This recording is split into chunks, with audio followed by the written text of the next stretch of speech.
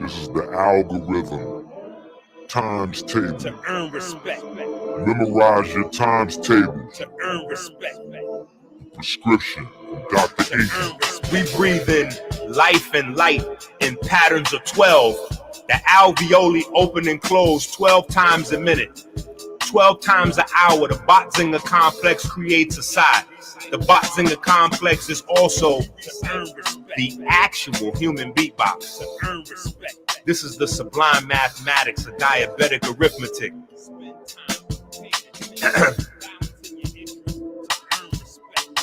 The total work week, or 5 days, equals 120 hours. Your 12 pints of red blood cells live 120 days. Impulses travel neurons at 120 meters a second. There is 120,000 miles of lymph vessels. Blood sugar levels top at 120, the rough equivalent of a 6A1C.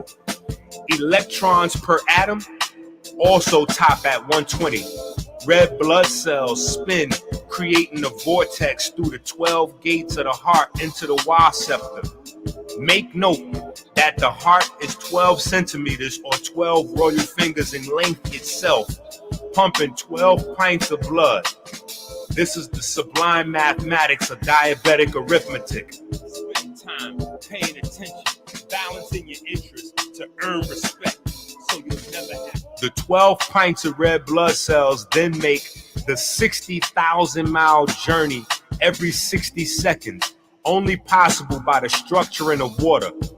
Eerily similar to the 60-mile-high electric field around Earth when charged. The 60 mitochondria DNA codons powering the little FO wall clocks. F equals 6, F0 is another 60, setting the frequency, the brain, max speed of awareness to information, processing speed is 60 bits per second. That 60 is divine mathematics from the almanac. This is the sublime mathematics of diabetic arithmetic. Spend time paying attention, balancing your interests to earn respect, so you'll never have to save face. Cells have their own carbon-12 cycle. Much like the algae of the planet recycle carbon into pigments, we recycle carbon-12 to make nucleotides. This is called the tricarboxylic acid cycle. A major portion of the tricarboxylic acid cycle is B12, the major purpose of which is to feed the mitochondria so they can recycle our ATP. This is the sublime mathematics of diabetic arithmetic. The mitochondria have an assembly line called the electron transport chain. These mitochondria cannot function without melanocytes, melanosomes, and of course melanin. This assembly line recycles phosphorus so our cells can produce light to earn respect. This is the sublime mathematics of diabetic arithmetic. The electron transport chain has 5 sections or 5 cytochromes: cyto, cell, chrome, color or pigment. Cytochrome is the cellular pigments. The 5th is the ATPase pump or turbine. The base of this unit or FO motor, the counterclockwise clepsydra, has 9 to 12 components that cycle protons to power the pump. Each ATP must be utilized with magnesium. Magnesium is atom number 12 on the periodic table. The 12-unit FO water clock creates the 12 kBT energy that must bind to the 12th atom on the periodic table. This is the sublime mathematics of diabetic arithmetic. 7.3 kcals per mole divided by 0.60 equals 12. The ATP has an average value of 12 kBT in available energy. A mole, based on the historical definition of the mole, as the amount of substance that corresponds to the number of atoms in 12 grams of carbon-12. This is the sublime mathematics of diabetic arithmetic. The EnQi cycle sits at the center of motion in the cytoplasm. Structure in water molecules creates pools of free electrons, coherent domains. Melanin harnesses these free electrons and feeds them to NAD. NAD in turn feeds the cell. That is the EnQi cycle. This is the sublime mathematics of diabetic arithmetic. Spend time paying attention, balancing your interests to earn respect, so you'll never have to save face. 5-8. Y'all with me? Spend time paying attention, balancing your interests. Spend time paying attention, balancing your interests to earn respect.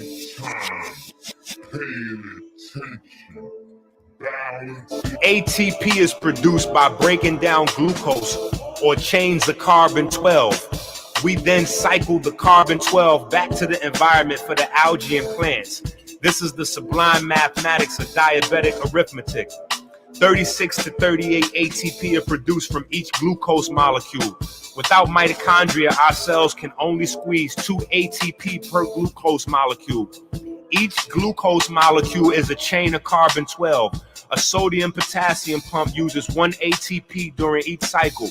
12 times per second, these pumps go through a cycle, exporting 3 sodium ions and importing 2 potassium ions. As above, so below. The cell membrane and the mitochondria membrane. This is the sublime mathematics of diabetic arithmetic. Creating that 12-part motif is the mysterious magic of the energy system. Even each unit of insulin metabolizes 12 grams of carbohydrates, reducing the blood sugar level by 45 milligrams per deciliter. 1 unit of insulin metabolizes 12 grams of carbs. 1 unit of insulin metabolizes 12 grams of carbs. Of carbs.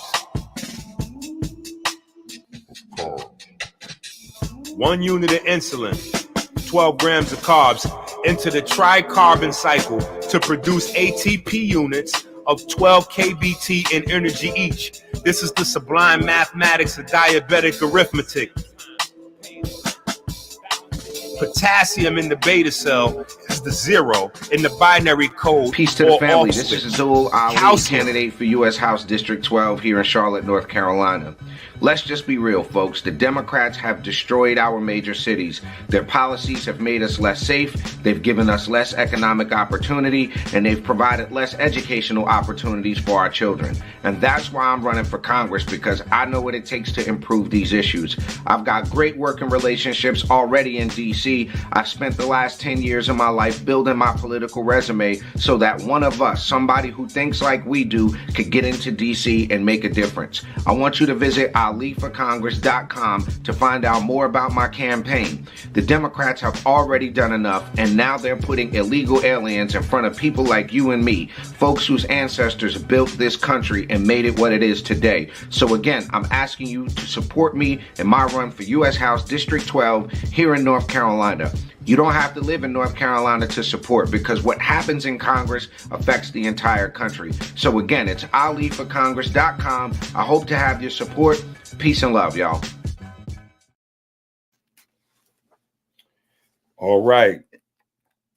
So today we are going to we're going to go into the goal book, right? Shout out to Caroline, who I'm supposed to be doing a tutoring session with, but she hasn't quite finished her homework yet.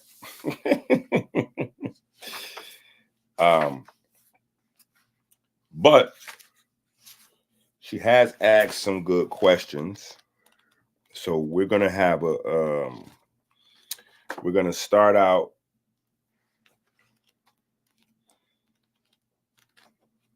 in the goal book, and then we're going to jump over. We're going to jump over to the Bible, right? And then we are going to jump into the new book.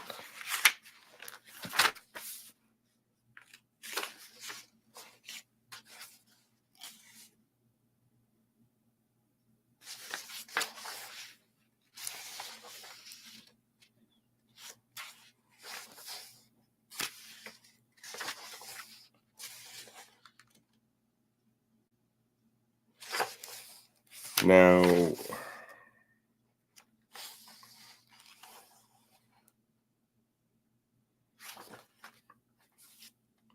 right, so where are we going to be at? Page 697 in this book. That's what I'm just telling you right now. We're not jumping in there just yet. Page 697.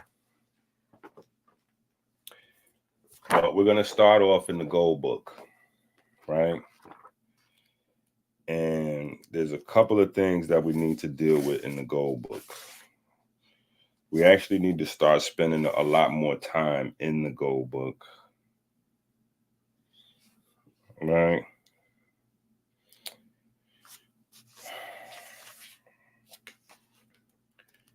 But before I get into Genesis and the Bible, just briefly, I want you guys to get the purpose of this conversation. So I know people are probably going to be tuning in later and they're not going to get the purpose. And maybe some people overall may not get the purpose. But because sometimes, especially the people that, hold on, before I even get into that story, I was about to say, but I have people that love me that ask me, EnQi, what the hell are you doing over there? Like, it seems like you're wasting your time teaching so many things to people that, but no, it's not. It's not a waste of time. Trust me. But before we get into that, I want y'all to see, you gotta go to the man, you gotta go get y'all some of these hoodies, man. You gotta go get y'all some of these hoodies, man. Yeah, this shit is crazy. These joints is crazy. Shout out to Ezra, man. So go to AmericanHealer.website. At the top where the menu is, click the link up there to hit the merch, the clothing line. Go over there and get y'all some of these hoodies. Shit is bananas. Ezra outdid himself again. Well, I ain't gonna say he outdid himself. I think these are my second favorite creation of his. I still think those was the best. I'm not sure like what y'all would think at home, but I still like the God is Music sweaters and the Respect the Healer, not the Shooter. Like them joints is. But anyway, so if you open up the gold book to page 56, right? Open up the gold book to page 56. We talk about Nutramiramics. Nutramiramics. Right? Nutramiramics. What is that? Nutramiramics studies the influence of the diet on the modification of gene expression due to epigenetic processes related to microRNAs. All right, this is important, right? Why is this important? Because the whole RNA conversation this is where I be trying to go to let y'all understand this shit. Like last night, and I probably should add this to my collection of Reggie slides. Like I'm developing a collection of Reggie slides. But last night I had a good time over there. Shout out to Sonetta TV. Shout out to the audience over there.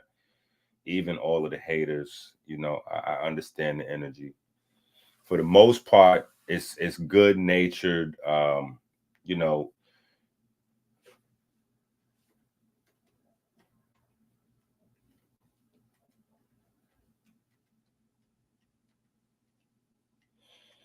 Hold on, I'm putting like a little note to myself to remind me.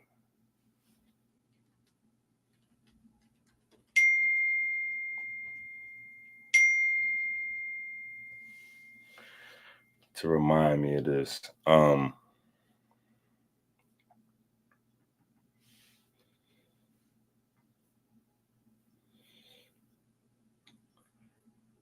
But it's crazy how that platform is so full of like it's so full of people that are different. I don't know how to say one name, I guess, but just different people that study the Bible, you know, different Bible groups and different, you know, Kemetic groups and different people that study the Quran. You know, different groups, whether it's the Nation of Islam folks or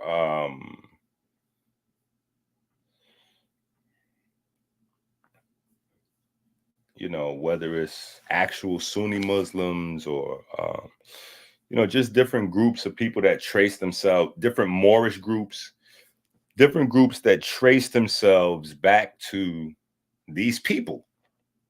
You know, whether it's the Kemetic people, whether it's the biblical groups, whether it's the Prophet Muhammad and his families or Moroccan people or whatever the case may be.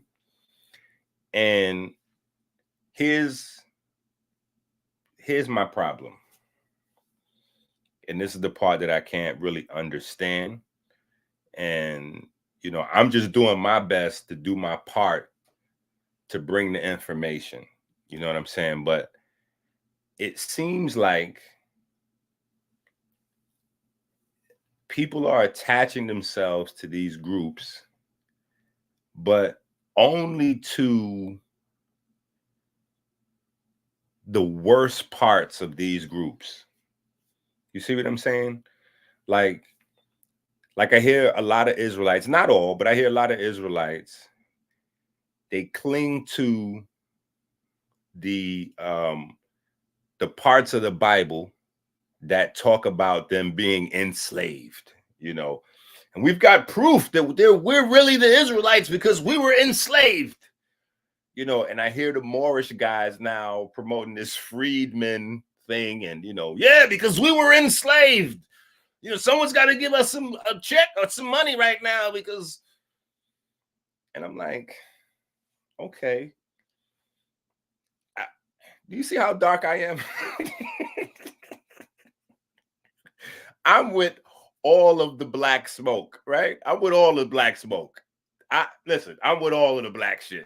I'm with it all. Damn it.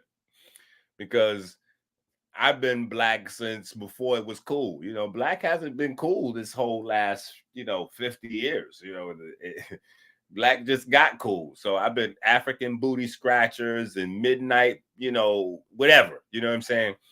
So now that black folks is feeling themselves and all that, even if I don't totally agree a lot of times, even if I don't agree at all sometimes, I will, you know, kind of celebrate the self-esteem part. The, you know, because you know, folks be feeling themselves, even if the reason why they feeling themselves is a little crazy. But my thing is, because that can grow into something else. That can grow into something else. That can morph into something else. You know, it can start off because it did for me. You know, as a kid, growing up listening to uncles and cousins and, you know, so much black militant, blah, blah, blah, blah, blah. Somehow I found my way to that and gravitated towards science, you know, and spirituality, you know, through the muck and the mire. So in my mind, everyone else can kind of do the same thing. So I don't, you know, but my thing is why do these people kind of gravitate to the lowest level of the, you know, whoever it is that they're You know what I'm saying? I don't see the Moors, for instance, gravitate to the math and the science that's attributed to the quote unquote Moorish scholars that bring the Renaissance into Europe, right? I don't see the Kemetic scholars as much as they got channels. Listen, they got channels going. The Kemetic guys, they got channels going damn near 24 hours a day, proving that Kemet means black and that Kemet, you know, Chem is the root of chemistry. And so I'm like, wait a minute. So how is it that we stop right there? Chem is the root of chemistry, and then you stopped right there. Like, why didn't you keep going? Chem is the root of chemistry. So we're getting ready to get on this chemistry. We're getting ready to get on this chemistry, and no, you know what I'm saying? And then, yo, listen to this. I got Reggie so fired up about this that he is on the record now saying that the Kemetic people, yo, this is crazy. Yo, I don't know if y'all watch DJ Academics. I know that might be like a super left turn for some of y'all, because some of y'all might not be able to follow where I'm going all over the place seemingly, right? But for me, it's not. Y'all know how my mind works by now. But DJ Academics right now is beefing with some rappers. And he said this is crash out season. Like, rappers are crashing out to prove a point. So because he's been saying Meek Mill and some other guys are not really gangsters, that they're out in the street trying to prove they're really gangsters. Why that's relevant for me is because Reggie crashed out. Reggie crashed out. Reggie is willing to say that the Kemetic scientists were not scientists. Like, literally, he's on video. I just don't have time to catch these clips. You know, like sit down of these videos and take out the small clips like I used to. You know what I'm saying? Because I'm doing the research and putting the books out and working on the orders and my babies, and I just don't have the time to go through these long videos and find these clips. But Reggie is now saying, like, he's literally going against the Kemetic science, basically saying they didn't have any science in order to debunk what I'm saying. That's when you know it's officially crash out season. You know what I'm saying? And I just don't understand what that energy is. Like, I get it. They passed the bill, the Rights of Indigenous Peoples Bill, or the Indigenous Rights of People Bill, something to that effect. Maybe roughly about 10 years ago or something like that. And you have the right as an American to claim any nationality you want and not be challenged on it, or something to that effect. Y'all can look up the Rights of Indigenous People Bill or whatever and see. So do your thing. You know what I'm saying? If you want to be Chinese, or, you know, you got these folks that's wearing feathers on their videos. They like dressing like Indians would in cowboy and Indian movies. Like, Indians don't actually dress like it's crazy. You know what I'm saying? But they got feathers and they're going crazy right now. You know what I'm saying? So, but I'm with it. You know what I'm saying? Anything that you need to do to feel like you have to come up from wherever you are or whatever's holding you down to get where you need to go, you know, go in. You know what I'm saying? Michael Jordan is like a sports god based on creating invisible, imaginary opposition in his mind to get him going. And then, you know, he go out there and score 50 points or whatever the case may be, bring it home, you know, 6-0 in the finals, whatever the storyline needs to be, and whatever you need to do to achieve that level of greatness, go crazy. You know what I'm saying? But I just don't understand how we always cling to the lowest level of people that achieve greatness. You know what I'm saying? Like, my thing is, whatever it is that you're trying to do, let's cling to the best of that. If it's Kemet, let's get with the science and the geometry. You know what I'm saying? If it's the Moors, let's get with the education and the scholastics. You know what I'm saying? If it's the Israelites, let's get with the nation building. Let's get with the genetics. Let's get with the biology. You know what I'm saying? Like, let's get with the highest level of contribution and try to mirror that or emulate that. We're probably going to fall short. You know what I'm saying? Because most of us are watching these videos with the blunt going and, but whatever it is, it's going to elevate us to a higher level. And then that'll make us better parents, and we'll be able to get our children to a higher level than we at. And in 2-3 generations, you know what I'm saying? We cooking out here. You know what I'm saying? But that's how plans got to be. You know what I'm saying? Like, we can't necessarily think for ourselves all the time. Anyway, I'm going to get off my soapbox and get to the information. All right. So I'm saying all that to say, I guess in reference to today's conversation, nutrimoramics, right? I'm going to read this again to you. Now, if you have the book, obviously you could go in more detail, or you could do some Googling and blah, blah, blah, blah, blah, right? But you won't actually get the context of, what we're talking about. Now, on page 56, we have this study here so that people can get an idea of nutrimoramics and how to put this all together. Because in this book is the 120-day plan, right? Remember, we had the 40-day fruit fast. Then we did the 120-day calisthenics, push-up challenge, which people should kind of still be doing. It seems like M4 is the only person that's consistently doing his work right now. Me and him. It's just the two of us. So M4 is the GOAT right now, right? He's super consistent. Now, I don't have even his level of consistency, but I have an excuse. Where I fell off with the push-ups, I picked up with the books. You know what I'm saying? I don't know if y'all have an excuse, right? But because this has the workout, the challenge, basically the whole blueprint for the culture, how we supposed to be eating, taking the supplements, exercising daily, blah, blah, blah.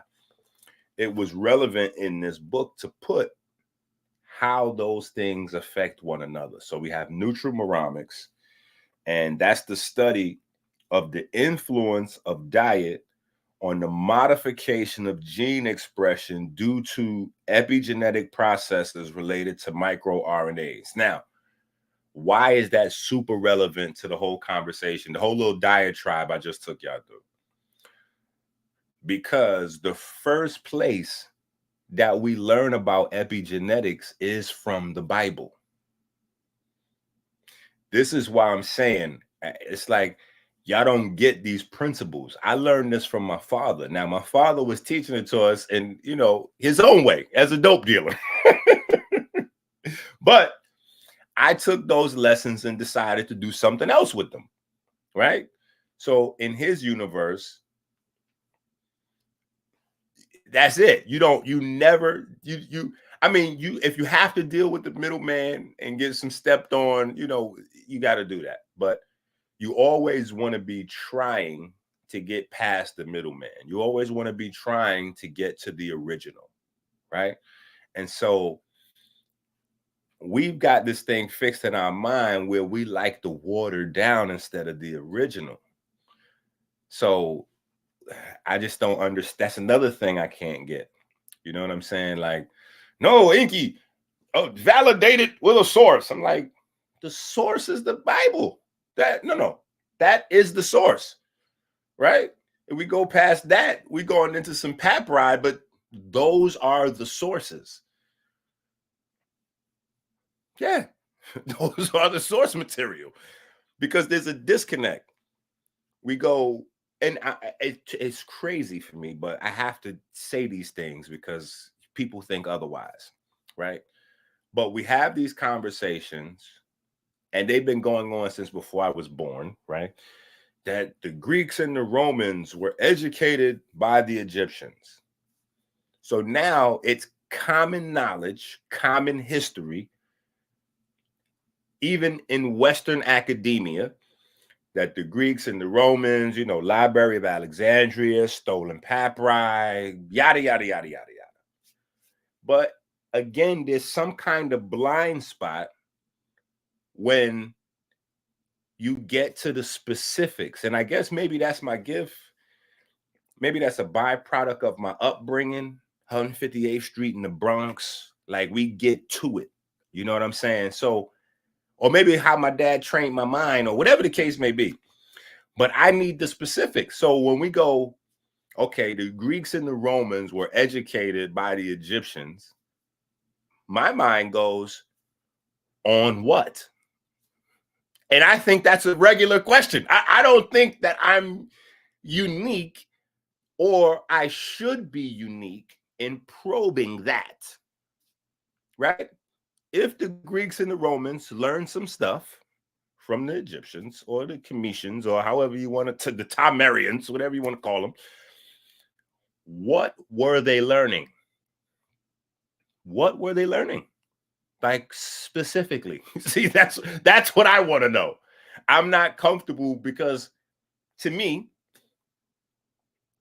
those conversations don't really have that much value in 2024. They don't have that much value. That's a part of the race hustle mindset, in my opinion,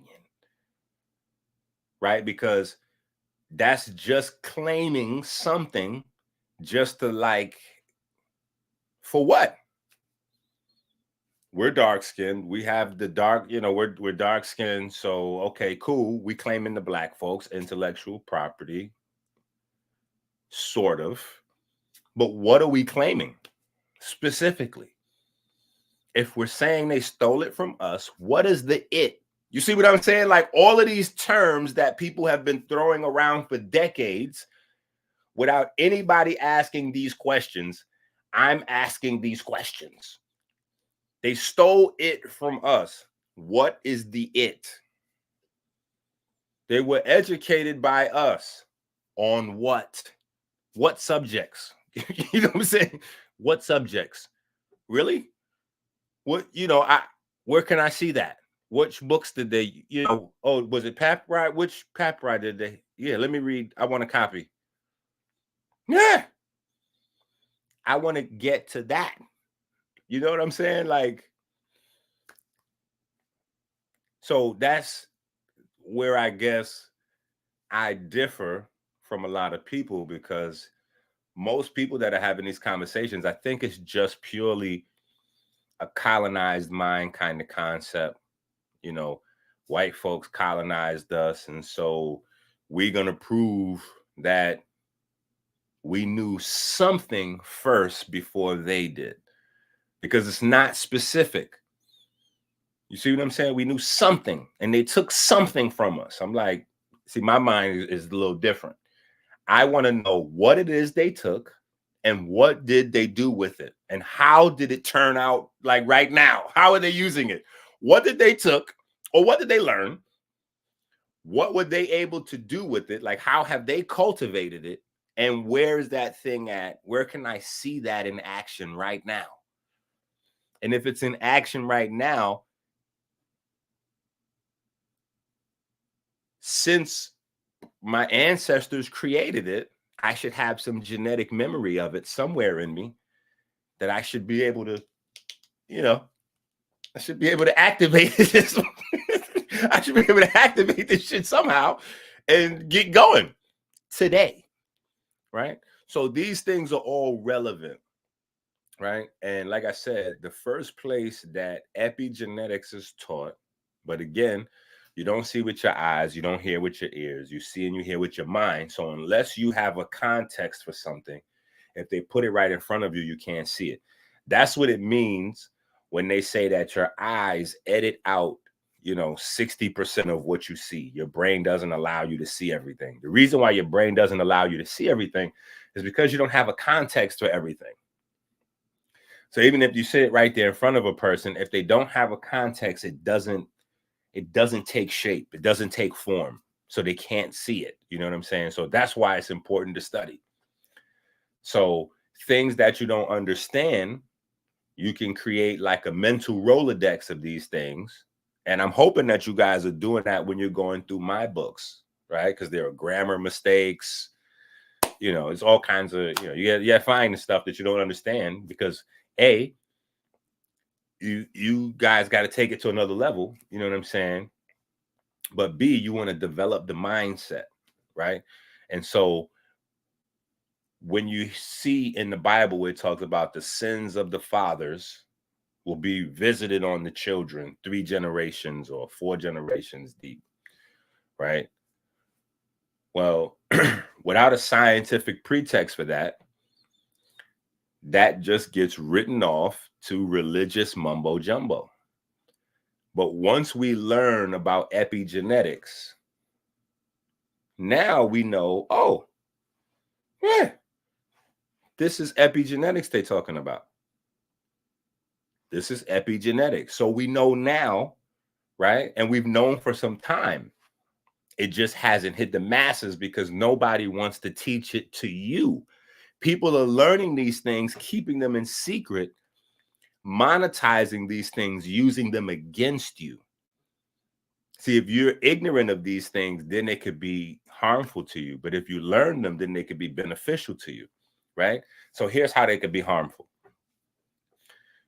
The sins of the father is revisited on the children 3 or 4 generations deep. Epigenetics is more impactful from the father than the mother. Why? Because the father is the one that carries the sperm. So the mom contributes to epigenetics, absolutely, but it's more impactful from the dad. So sins of the father, right? Father's carrying the seed. So that means that if the dad is a coke addict, there is a much higher chance that his kids are going to use cocaine. If the dad or the mom, is on crack, it's a much higher chance that those kids are going to use crack. If not crack, they will be addicted to something. You know what I'm saying? Because their reward pathways that we now know of as the dopaminergic neurons or the neuromelanated centers in the brain, however you want to use, but we know that's going to be overly, but here's the flip side to it, right?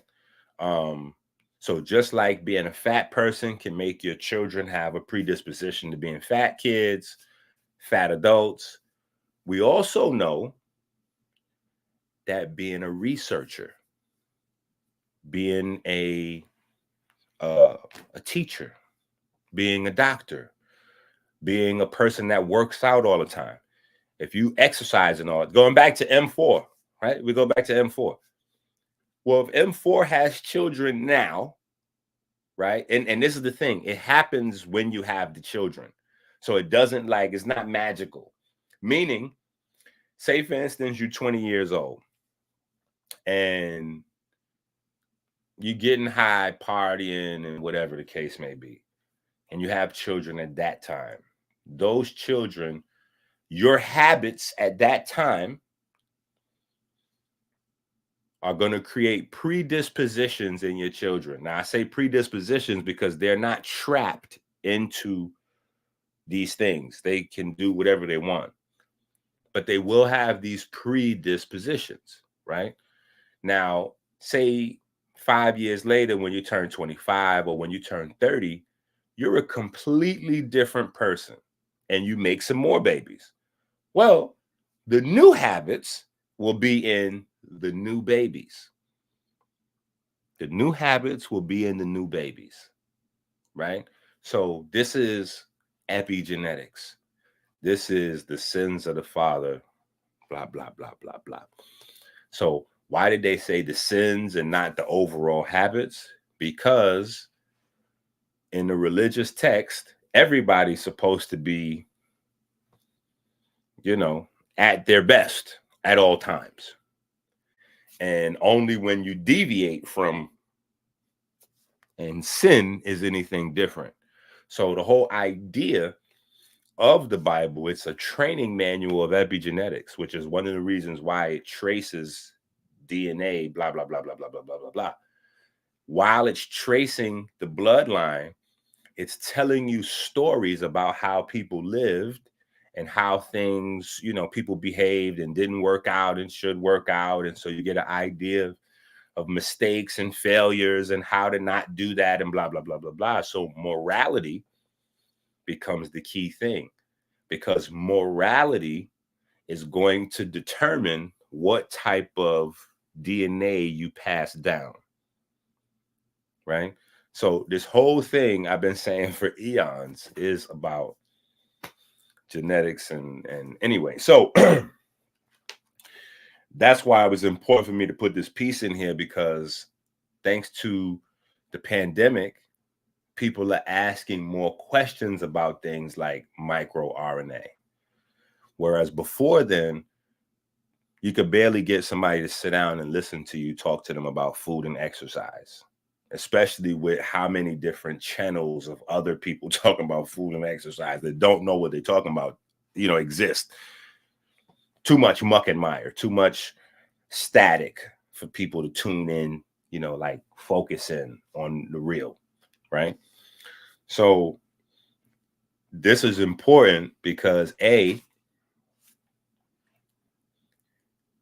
between the fear and the superstition that was coming in because of the ignorance, because people didn't know how their bodies work. You just listening to the news and whoever, and you panicking and you're going crazy. You buying, honey to drop in your eyes from KT. And now they're back to teaching people to drink urine again. So, like the superstition levels, like, bruh. So anyway, I thought it was important, and we're going to get to the Bible. Trust me, that's what we're doing today, right? Because all hell broke loose last night, and I couldn't get to anything that I planned on talking about. And so, I got a bunch of people texting me like 12:30, 1 o'clock in the morning, because that's when the live ended, with questions on what I was actually getting ready to go into. So I was like, don't worry about it. We'll do it, we'll do it at the locker room. We'll do it at the science dojo. Right. But I wanted people to know that it's not as spooky. It's not as spooky as you may have been led to believe. And you're not a victim and you're not trapped. You absolutely have the ability to control microRNA expression, right? And that's what Nutrimonomics is. And that's literally what the hell it is that we're doing here with all these books and all the products and the this and the that and the other.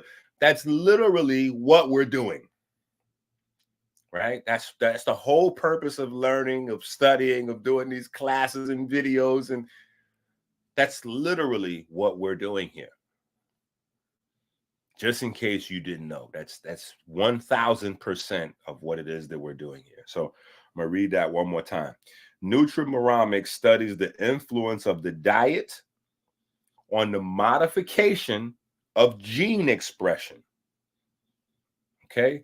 So it's how you eat, the nutrients that you eat, how the things you eat modify gene expression. Now, that's not for the better or for the worse. That depends on you. What are you eating? You know what I'm saying? Like, so this is and it's kind of biblical in nature, right? Because it's kind of like the way God can be viewed. Like, you know, it's not necessarily good or evil. It's you know, what are you doing? Right? It's not good or bad. It's not a conspiracy theory. It's what are you doing? Right? Because if it's a can malt liquor, a loose cigarette, and the Chinese restaurant, you know,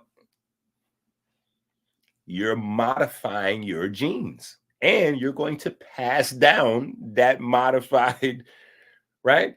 So you're genetically modifying yourself every day. This is why sometimes when I have discussions, and I couldn't help myself last night, I laughed a lot, you know what I'm saying? And people were asking me things that they thought was serious that I can't help but find the humor in, right? It's like people that are genetically modifying themselves worried about EnQi. So is the number, when the number 9 is on the vegetable, should I get the one that starts with the number 9 or the number 4? I'm like, bruh, did I just watch you order a number 7 from the chicken place?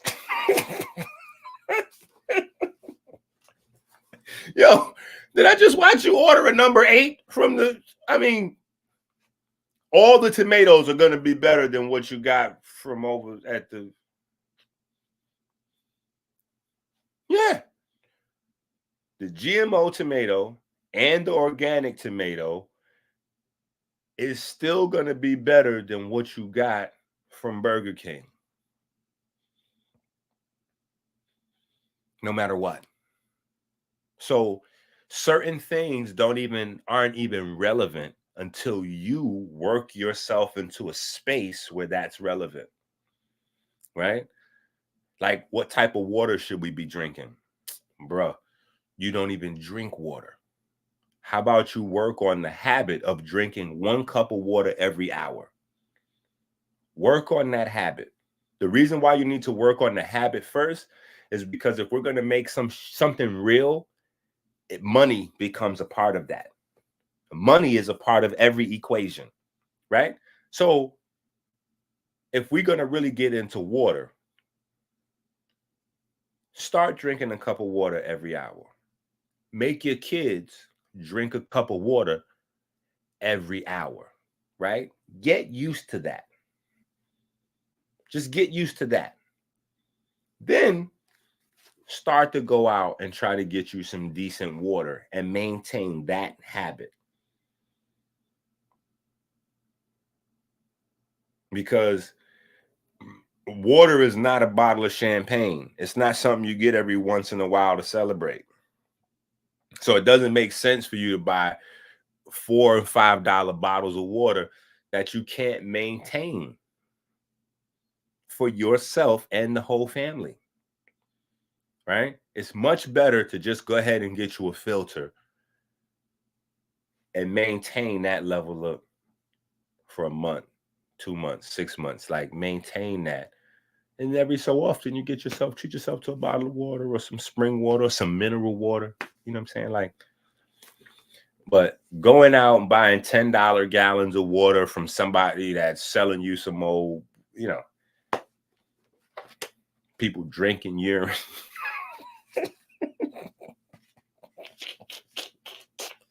Yo, this shit is crazy. So anyway, right? That's in the book, page 56. Now,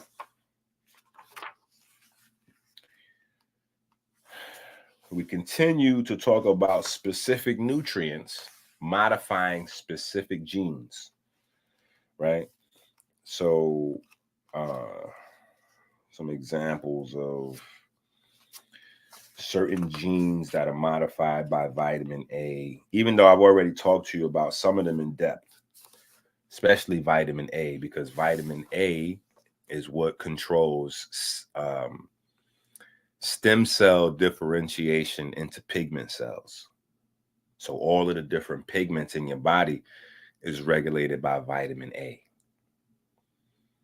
So if you want to constantly replenish them, you need constant high levels of vitamin A. Problem with that is the vitamin A level is constantly dropping down from blue light. So again, you see how blue light is specifically more harmful for the people with what? Deeper pigment. Right? So you're going to need more vitamin A than somebody else. So even looking at the daily recommended amount, that ain't going to work for you. That ain't going to work for you.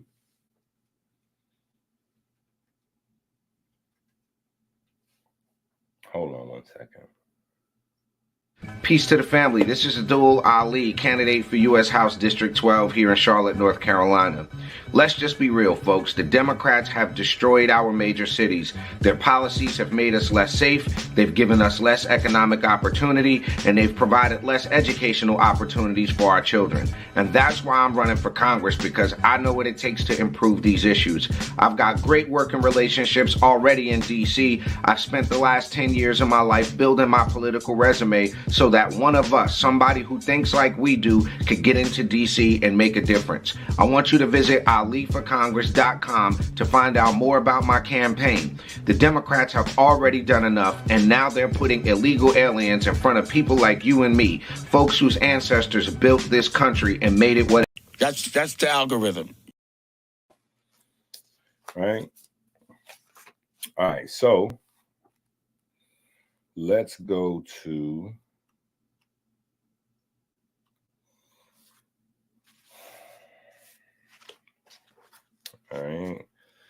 page 91. No.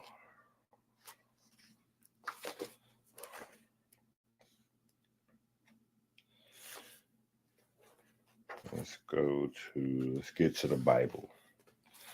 All right, so let's go to page 124. Actually, 123. Right, in the Gold Book. Right? And the page starts, I say, this began as a rant on a live stream. I then had transcribed because it became so popular, blah, blah, blah. Right? The pressure of charge separation pushes everything not water in water to stick together. Right? So what I'm talking about here, now we're officially at the creation epic. So my understanding and how I've been teaching out of the Bible is drastically different over the years than what, other folks are doing. So the first thing we're going to look at is the 6 days, right? For me, from my studies, humbly,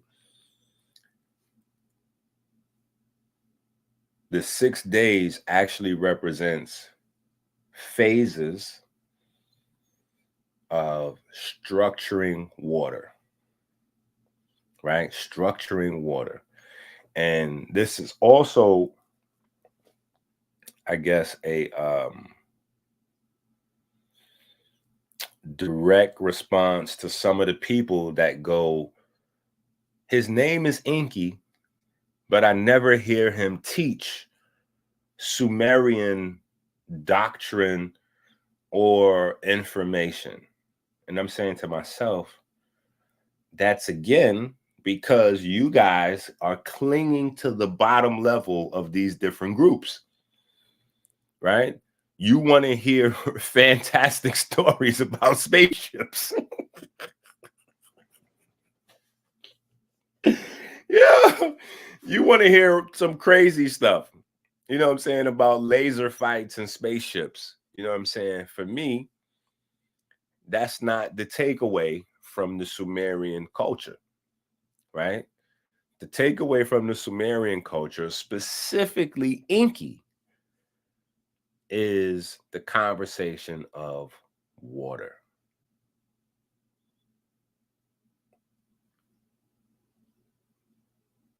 So as far as I'm concerned, every single one of my books has been Sumerian in nature, because everything that we do starts with and ends with water. Everything. that we teach, melanin versus diabetes, Dr. EnQi, Minister EnQi, Brother EnQi, starts and ends with water. Right? So, so anyway, on page 123 in the Gold Book, we start looking at the 6 days of creation, or the 7 days of creation, as a story about structuring the water of this planet, right? And all of this is in alignment, meaning, I guess we're going to jump around to a few different books today. All of this is in alignment, right? When we, see, I got the final, it's the final count. I love this book so much. We're going to spend a good amount of time in this book. If you look at all these pages, these are pages that I've set up for lessons for us to go through, right?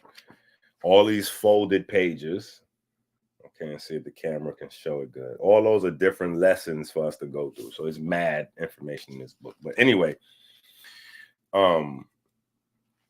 in this book, we deal with the chemistry in the way that it was taught in Kemet, right? Because the chemistry wasn't taught in Kemet based on the periodic table. Chemistry was taught in Kemet based on the quote-unquote gods. That is the periodic table. The gods of Kemet are the periodic table of today.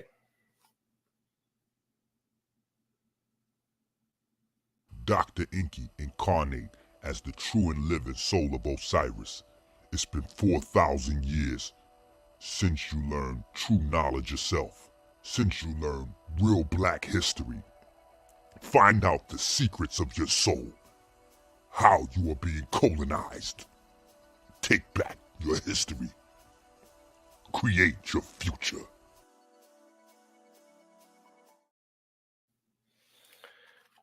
So you guys need to know that, and don't let people try to take over your narrative, right? Because there's a lady named Judy King. She put out a book, and the book is total gobbledygook. Total gobbledygook. You know what I'm saying? But she got funding from the Rothschilds. They put up some money, so she put out some stuff. Just like David Sinclair. David Sinclair now is running around, and he's famous for teaching about resveratrol. Oh, the grape can heal, blah, blah, blah, blah, blah. I'm like, wait, the grape can, you know, I heard that story somewhere about the grapes. Yeah, there's a story that there's a story I heard about these, no. I'm not going to learn about the grapes from David Sinclair. I'm not going to do that. I'm going to go to the source material that these guys that are your quote unquote scholars of today consider to be pseudoscience, but it's actually the source material that the guys they accept as source material used. So again, it's me getting rid of the stepped on, going to get that pure, right? Osiris is the guy that civilized the world with the grapes and blah, blah, blah, blah, blah, blah, blah. So, but anyway, this is that book, right? I want to say these kind of go together, right? Because we pick up in here where we left off here. And because here is more of the science, and here is how that science kind of weaves itself into the body that you have when you look in the mirror or when you go to try to feed yourself or whatever the case may be, your actual flesh and your tissue. So, but the point I'm making is the science from what you have in the Kemetic narratives as well as what you have in the Bible stuff is not, it doesn't do that. You know, it's hand in hand. It goes hand in hand. So when you look at the chemistry taught in Kemet, right, this is what, and this is going back to our conversation earlier, this is the stuff that the other people were coming there to learn. So I don't know what these people thought they were learning, but this is the stuff they were coming there to learn. They were coming there to learn the Kemet mystery, right? The Kemet mysteries, right? The Kemet mysteries. I need y'all to absorb that. Where's Zip with the drip? It ain't no fun when the rabbit got the gun, you heard?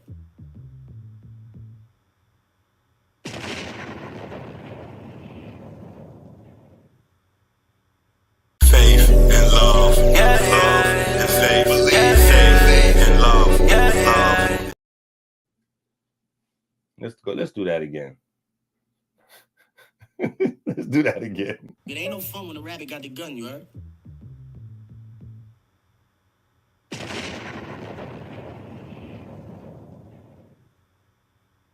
Faith and love, love and faith, faith and love, love.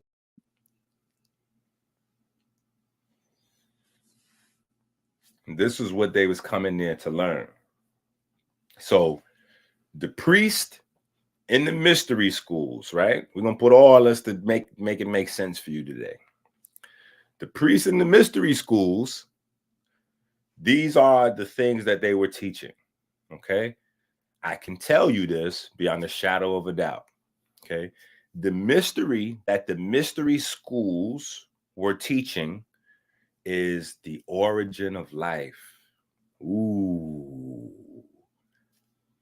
Right? So who were they teaching about? The gods.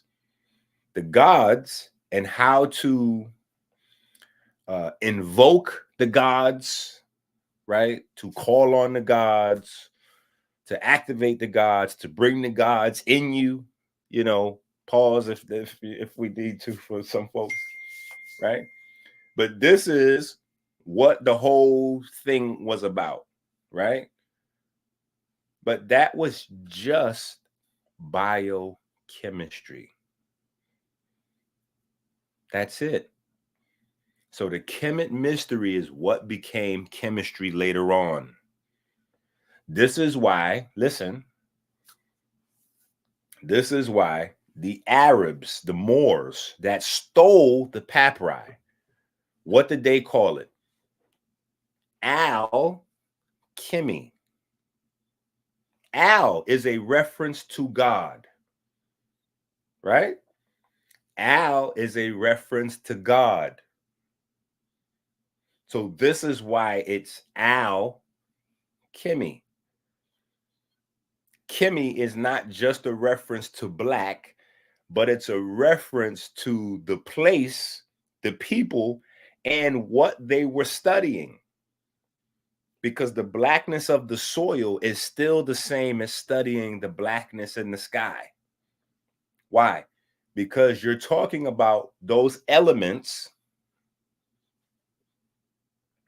that are invisible because you cannot see them with the naked eye. So you're talking about how these invisible things come from out of nowhere and they make the stuff that we can see, feel, and touch. So the God of blackness is the God of creation. It's not like blackness meaning like how you want it to be a black person per se. That's not what that was about. The communication was about science, right? You can't see you can't see the perfect black. It's green. Think about this. This is not, and it's not like anything I'm saying is not referenceable because we literally are using green screen right now. And green screen is how your eye cannot see a particular type of green. So you use green screen so that you drop out your background, you make your background invisible, and then you can put anything you want back there. See, people have taken this technology from your ancient religions, told you that they're gobbledygook spookiness, and they're making $1 billion. It ain't no fun when the rabbit got the gun, you heard?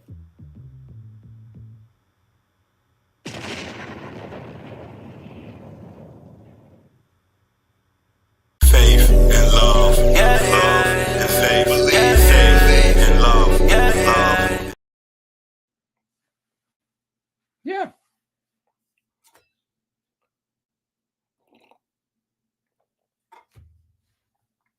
That's based on light, right?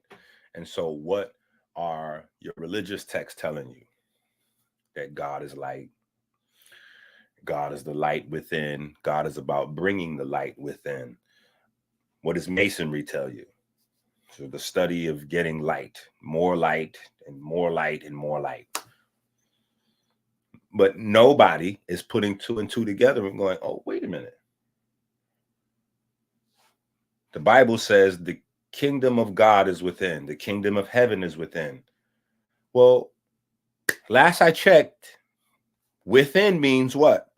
Cells, organs, tissues, glands. Why are we making it like it's a weird, crazy thing?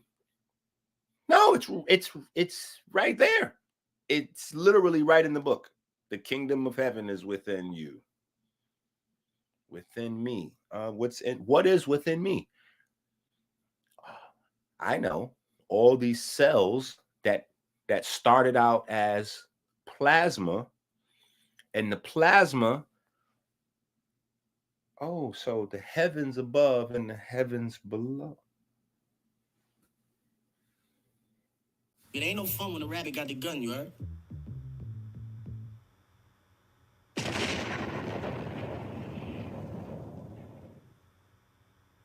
Faith and love, love and faith, faith and love, love. All right, so page 123 in the Gold Book. The pressure of charge separation pushes everything not water to stick together. Our land masses are pushed together particles due to the constant structuring of our waters being attacked by pollutants. All right. The reason how we have the continents in the first place, right? The continents is because the water structures itself, and it is an ongoing process. So the reason why we have continents in a particular place is because we have a consistent pattern of water movement on the planet. I need y'all to get this. So because we have the same type of movement on the planet, we have the same pattern of charge separation in the oceans, which is the reason why those goofy niggas went down in that submarine and died down there.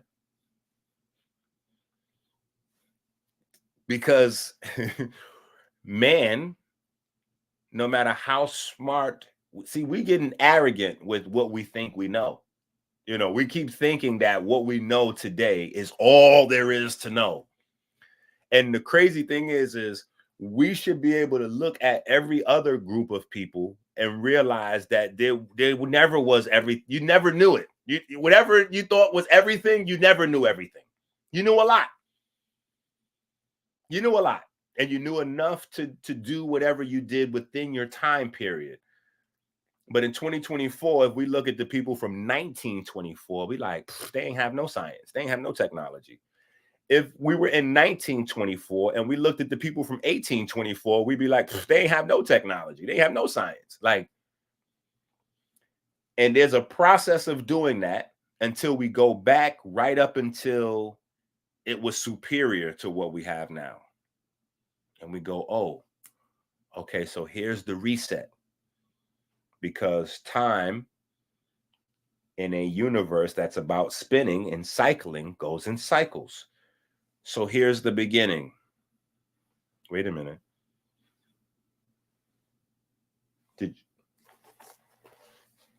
It ain't no fun when the rabbit got the gun, you heard?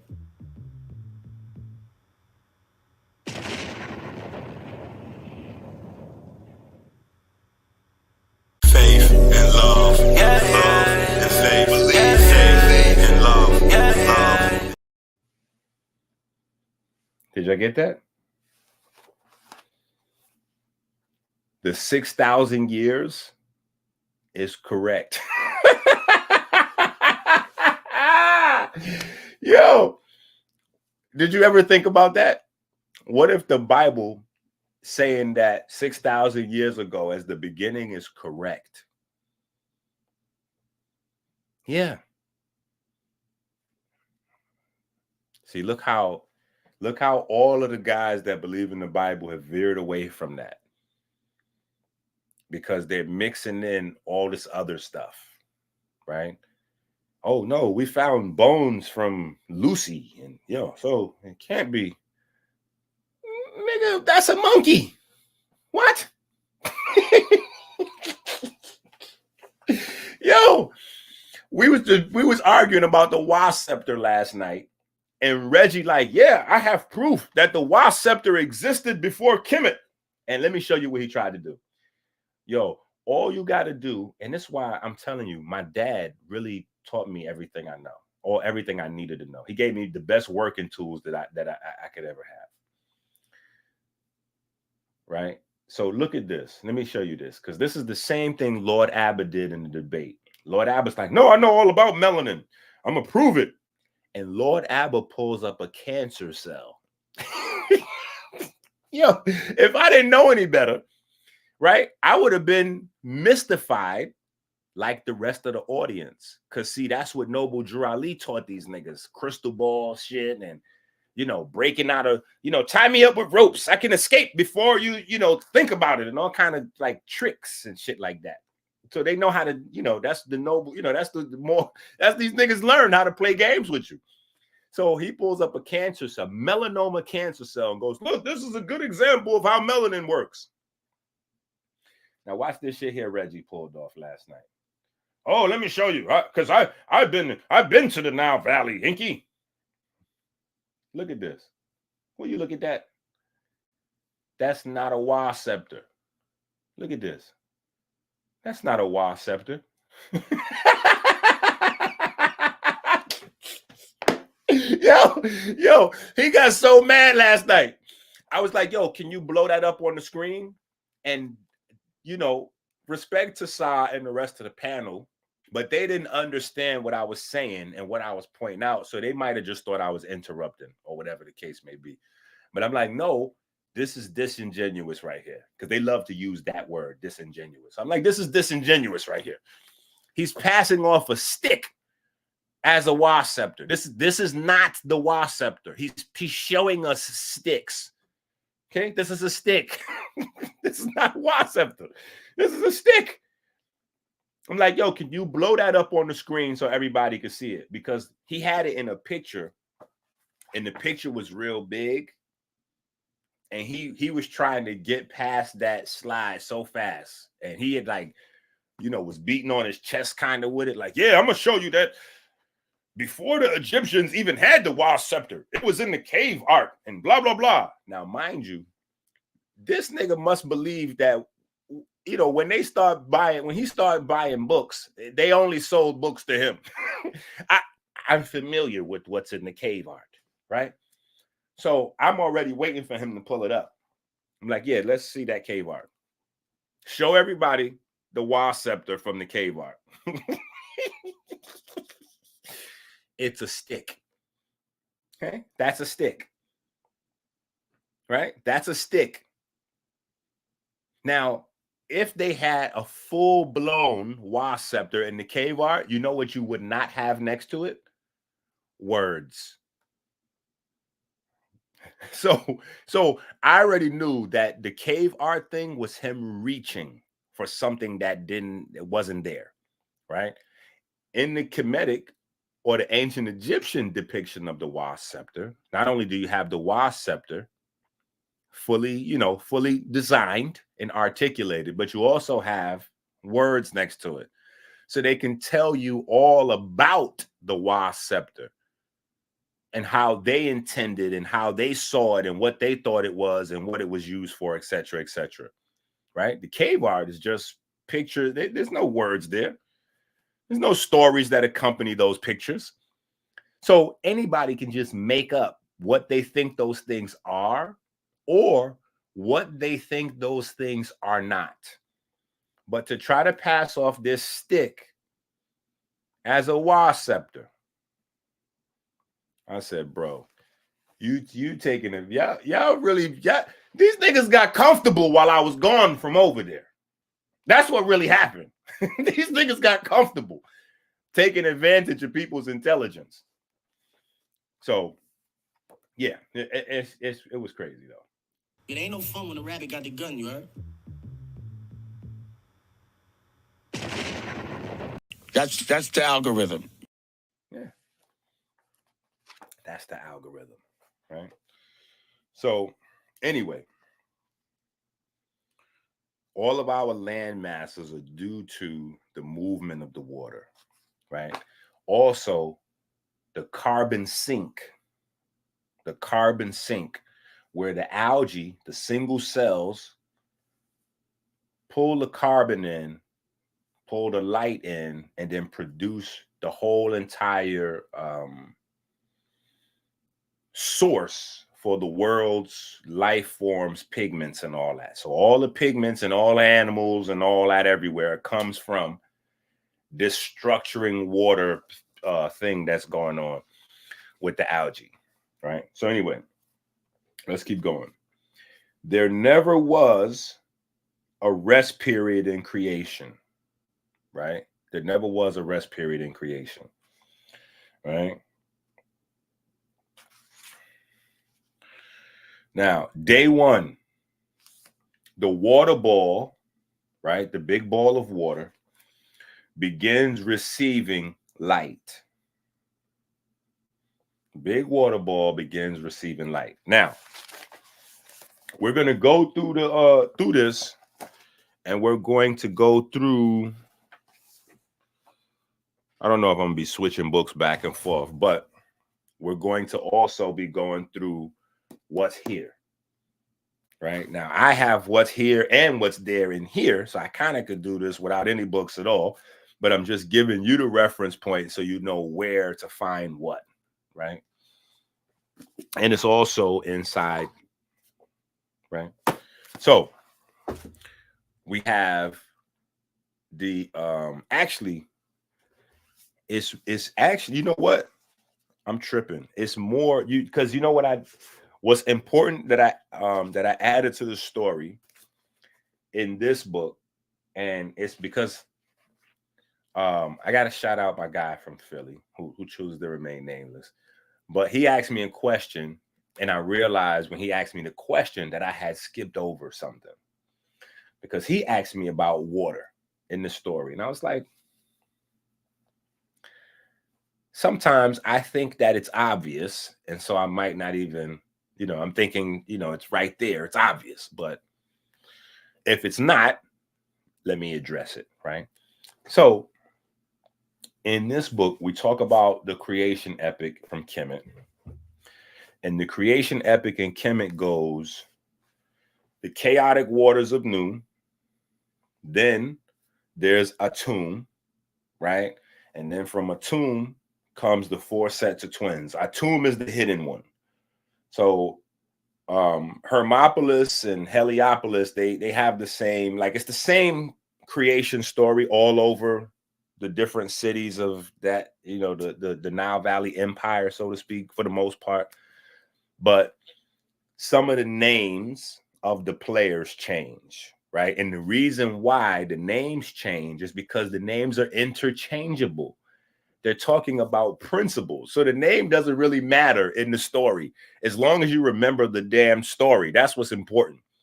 But these guys get off on the unimportant part and start arguing about that. Oh, is it Atum or is it the hidden one, or is it Amun or blah, blah, blah? Like, bruh, stop. What they're talking about is a story of creation. So anyway, you got the chaotic waters, then you got Atum. right? The reason why it's best to use Atum and Osiris in some of these names is because people know them more, right? So you have Atum. Then from Atum, you got Shu and Tefnut, right? Atum is the sun. Atum is the sun. So again, you don't need to Thunderbolts project your history. Your ancestors already did this. You don't need to go to Thunderbolts project to learn what you should already know. So you got the sun, then you got Shu, which is the electric nature of the sun, and you got Tefnut, which is like a actual plasma.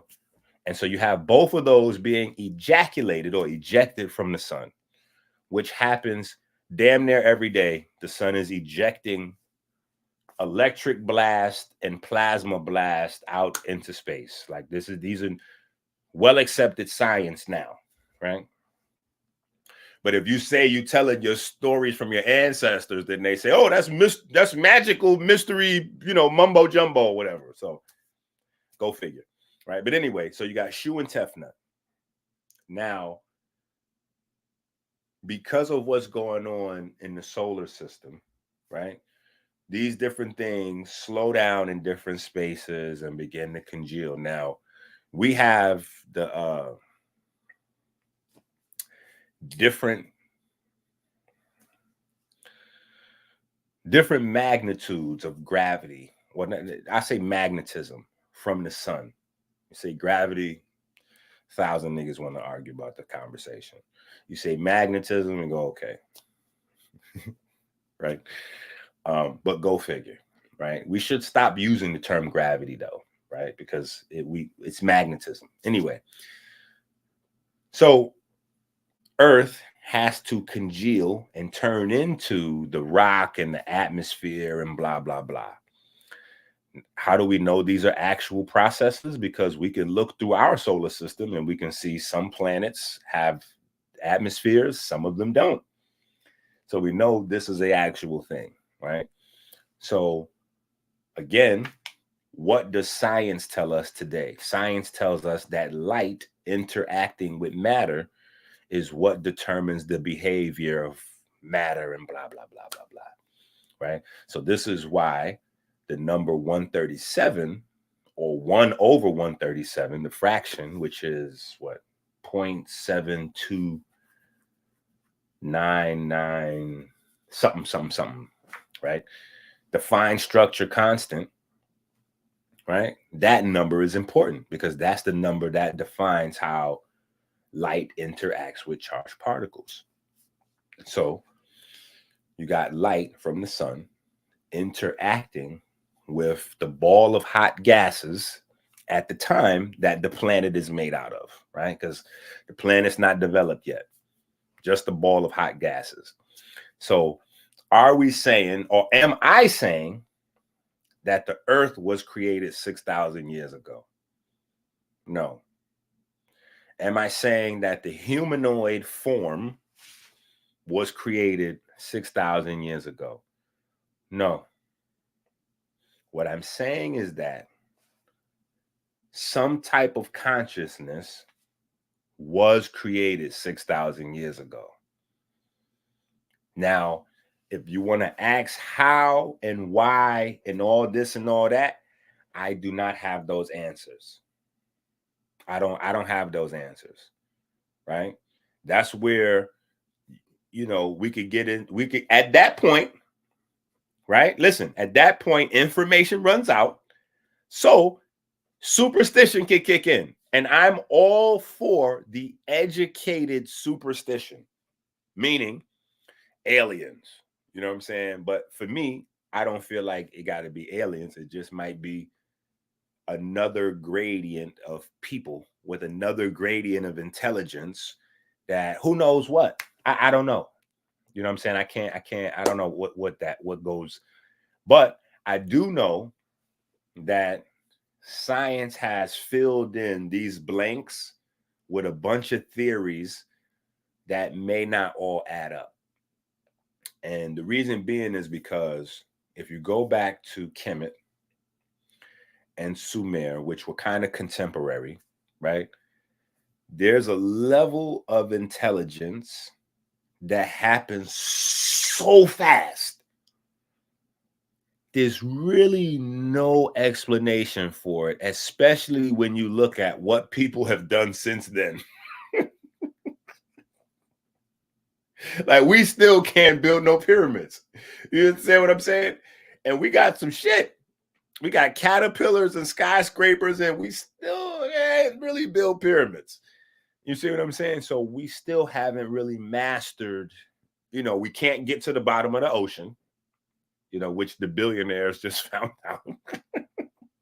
Like, so there's a space where the 6,000 year creation thing is not necessarily talking about anything outside of something that has to do with our level of consciousness, right? And so, like I said, if we start from today and we go back 100 years, every 100 years going back, for lack of a better term, you see people are kind of dumber. Let's just make it plain. All the way up until they're not, right? So you got the pyramids, which, and the Sphinx, right? Which some folks date to about 2,000-3,000 years. And then there's some stuff saying that those are not accurate. And, that culture goes back to 5,500 years, BC, or, whatever the case may be, 55, or some 6,200 years ago, or something to that effect. Right? So if we're talking about intelligence, the 6,000 year mark is, it's right about, it's pretty accurate. Just saying. It's pretty accurate if we're talking about intelligence, right? But, yeah, outside of that, then it gets crazy. But in the Bible, there's no stipulation or no detail that you can find of what they were talking about, which is the problem. Everybody's overlaying what they think it meant, right? But I'm saying, if we understand that this planet is based on single cells, then we will begin to see spirit, mind, and intelligence in a totally new way. And it might be a little spooky. It might, we might get into some divine, because it is. It's magical, literally, when you think about the fact that you got billions or trillions of cells that's together, that's thinking of one thinking. Get it? Think about how magic that is. Like taking a whole bunch of sand and making a sand castle, and then that sand castle just walk off. Or like you make not a sand castle, but a sand person. You know what I'm saying? And then that sand person just walk off and start thinking. That's literally what your body is. Like, it's not more complicated than that. That's literally what it is. You got a whole bunch of individual cells that have created systems of, and so now they all work together under one mind. Get it? The beehive? EnQi, tell us about that Masonic shit. I'm like, bro, I only teach that. I'm always teaching Masonry. It's never not Masonry, because this is what Masonry is. But until you join up, you don't know what's in there. So because people are not Masons, they getting spooky thinking it's some other shit. Everything that you've ever heard from Dr. EnQi is all Masonry. That's pretty much all it is. Right? So all of your cells are working with the hive mind, right? That's the best way to understand it. Right? But that's the magical part. How did all these single cells come together and just like attach themselves to each other and start deciding, like little gangs? Yeah, we getting ready to go eat together. Yeah, we're getting ready to work together to do this. We're getting ready to work together to do that. That's literally all the cells are doing. So anyway, first part of the Kemetic story, right? Chaotic waters, boom, boom, boom. And then the brother asked me a question. I realized, okay, so I left out the structured water part in the Kemetic story, right? But the structured water is in the Kemetic story too. Because when you go from the chaotic waters of Nu, right? A mound rises out of those chaotic waters. That is structured water. That's literally what your cells are. Mounds of gel arising from chaotic water. That's literally what structured water is. It is a mound of gel of water arising from chaotic water. And when you go into the Kemetic story, either Atum is, some of the stories, the stories be having variation, but some of the stories have Atum as the mound, and then some of the stories have Atum sitting on the mound. Doesn't matter, right? The communication is clear that the chaotic waters have mounds arising from them, and from that mound, life ensues, right? So from that process of the chaotic waters forming those mounds, life ensues, right? So this is what's in these books. You got, listen, y'all need to go get these books. Yeah, y'all playing around. Y'all need to go get these books. Anyway, so we're at day one, right? That's day one. The hot ball of gas is absorbing the light, blah, blah, blah.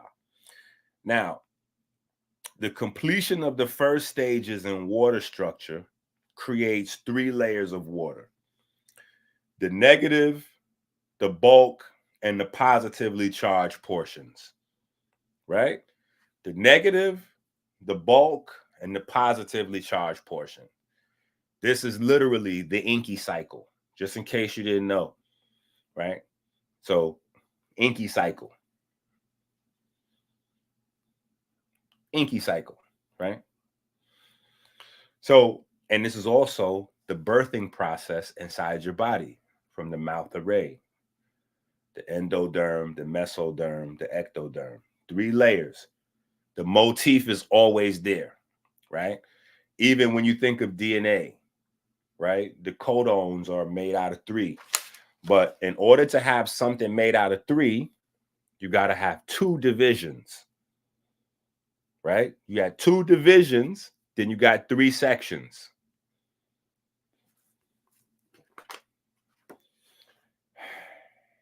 It ain't no fun when the rabbit got the gun, you heard?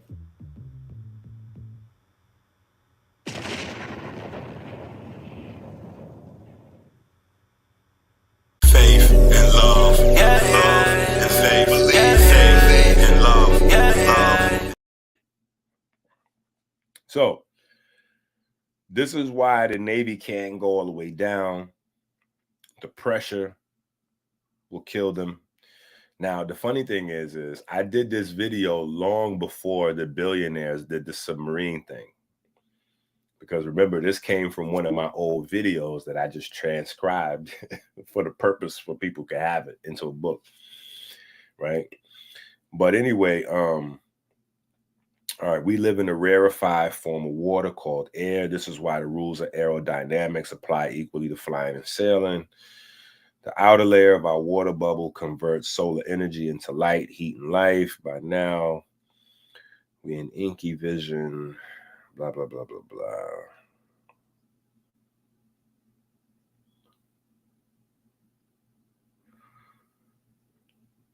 All right, so this is a first-hand story of the water structuring itself and becoming conscious or coming into existence in the first person, right?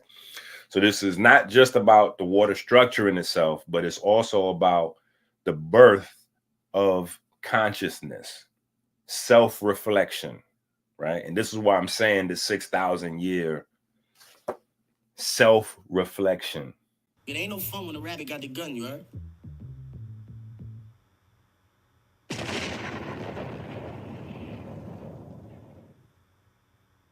Faith. the birth of consciousness. It ain't no fun when a rabbit got the gun, you heard?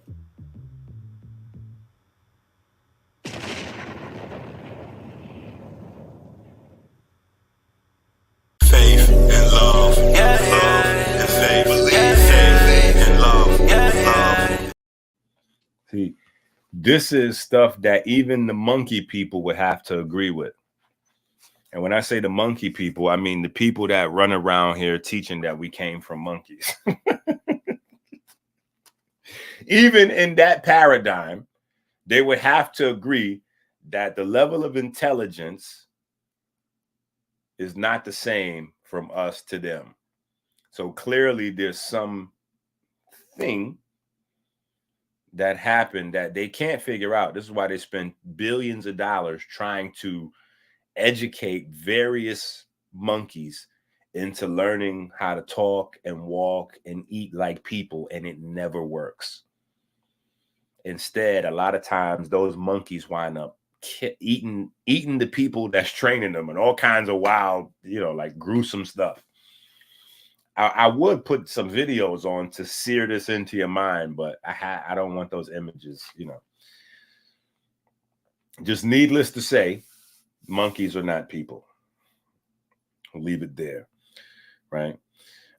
This is the story of a cell, right? A thick blob of hydrogen becoming a living circuit. A living circuit composed of a material that is infinitely dividing itself into smaller and smaller units of living circuits, starting the search for more light. Like a trillion different micromagnets dropped in a box, the different atoms are clinging to each other and repelling each other at super strength. Elements began arranging themselves in regular and periodic patterns.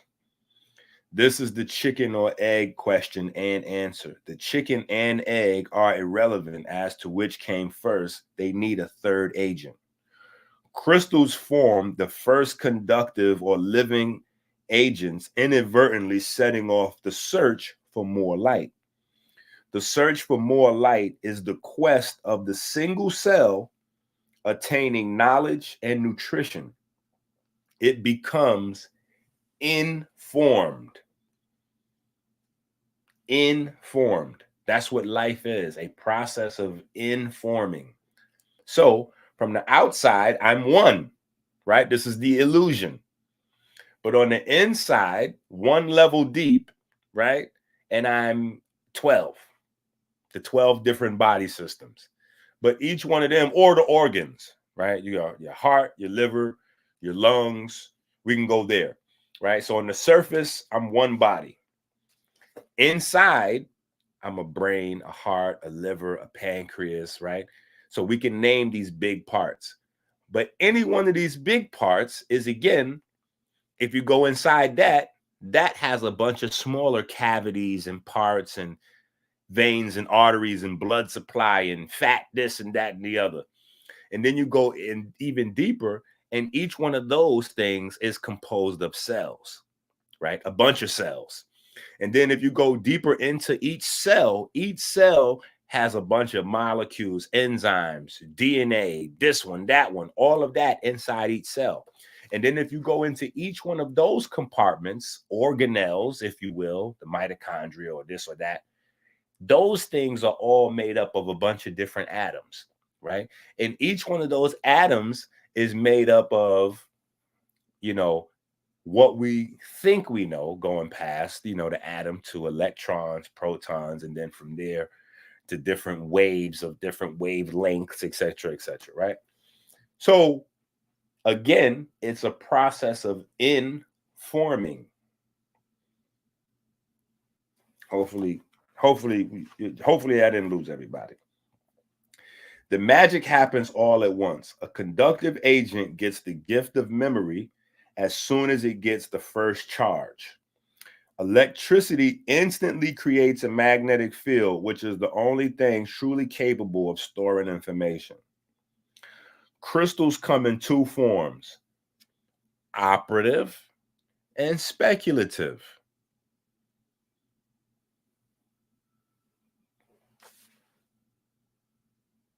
What? What? Crystals come in two forms, operative and speculative. Speculative crystals are electric and store information. However, they do not actively use that information to change their structure. Add to that, or add to their structure or subtract from their structure in response to compete with the environment. Operative crystals are constantly changing their structure, their building, right? They add to their structure and attract or repel other crystals for greater efficiency. The process of informing is a process of building more and more internal life forms, cells, enzymes, probiotics, ad infinitum. Okay. Sidebar. If you don't think you're a living circuit, think about what's going on. If you don't think you're a living circuit, think about what's the thing we enjoy most. The one thing that cuts across all genres of life. You enjoy it alone or in groups, similar, all species, every day of the day. Refueling, right? Eating. Anyway, life has one goal, which is more information, which increases biological diversity, right? Which is one of the crises that we are predicted, like we're in a downturn. We're not increasing that overall information pool, right? That biological diversity comes from. Anyway, by increasing its ability to store and use light, which also expands the intelligence capacity, allowing it to become all-knowing, information processing is about counting and rotating options. Information processing is about counting and rotating processes.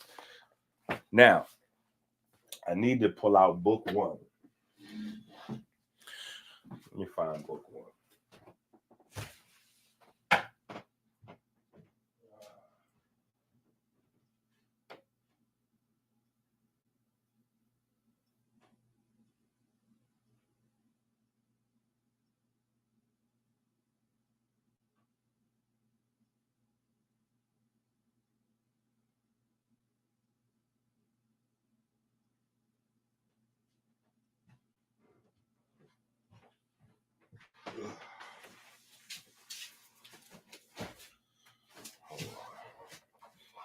Yeah. They're like, EnQi, what you been doing? When you wasn't doing your push-ups and exercises, I was doing this. And this ain't even all of the books. It's some of the books. All right.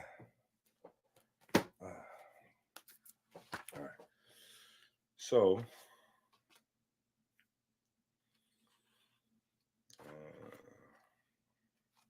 let me see if I can find it. What page is on? This is important.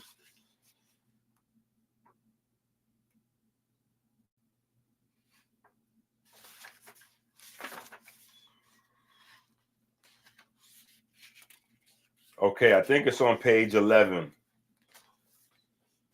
Right? If you go to page 11, actually page 10 is where it starts, I believe. In every cell, the coherent domain vortices in its waters convert sound into light and movement into free electrons, both of which are absorbed and then distributed through the body via melanin. Melanin is photovoltaic. That needs to be blah, blah, blah, blah, blah. All right, hold on. In the third ventricle of the brain, there is a larger, more electric vortex than any other place in the human body. This vortex is filled with very conductive cerebral fluid. All right, so we talk about this being the actual process how your mind processes information. Right, so I just wanted to find a place in the book that we discussed this.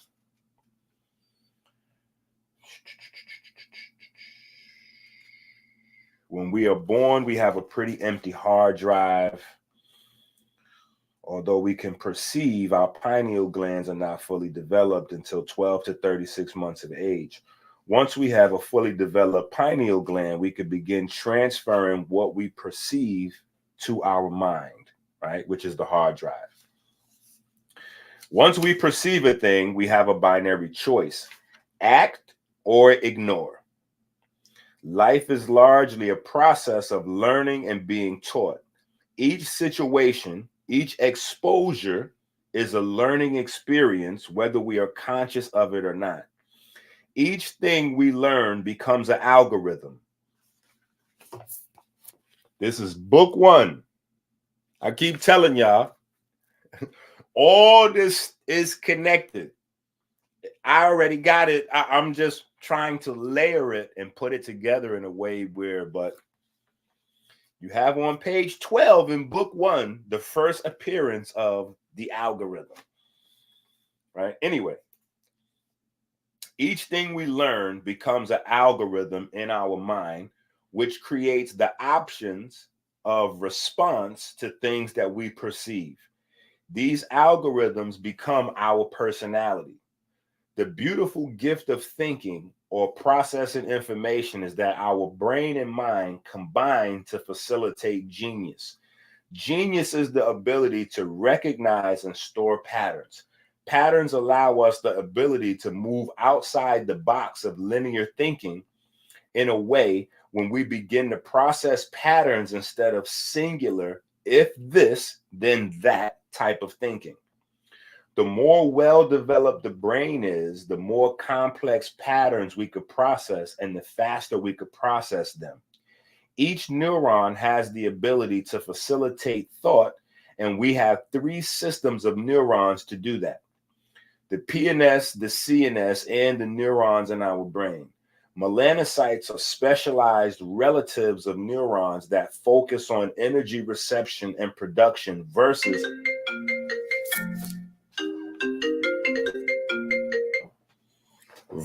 information processing. Threw me off. Where we at? Oh, yeah. The function of neurons and melanocytes can be understood within the confines of energy and matter. The world is made of condensed light or electromagnetic radiation. Light can only be perceived through the lens of pigment and understood as mathematics. So you see the algorithm is on page 12, and on page 13, I'm going to read that line to you again. Light can only be perceived through the lens of pigment and understood as mathematics.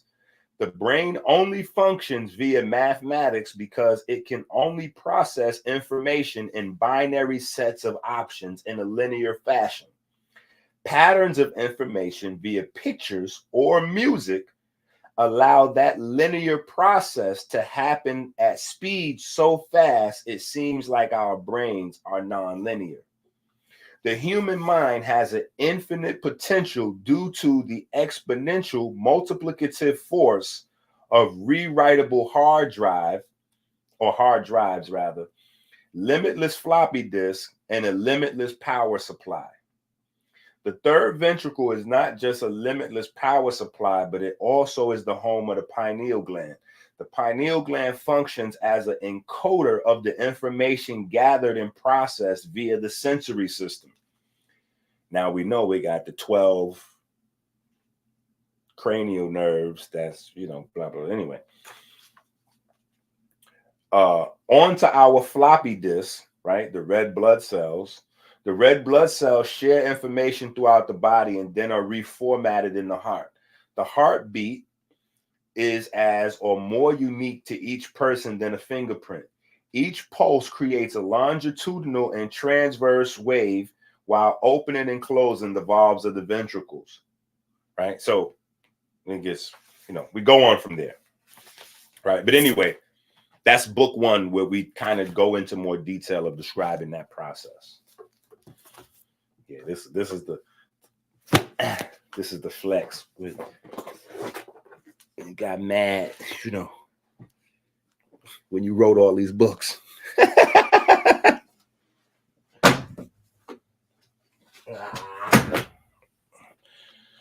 And I didn't even have some of these books. Some of these books are thick, right? Anyway, so we back into the gold book.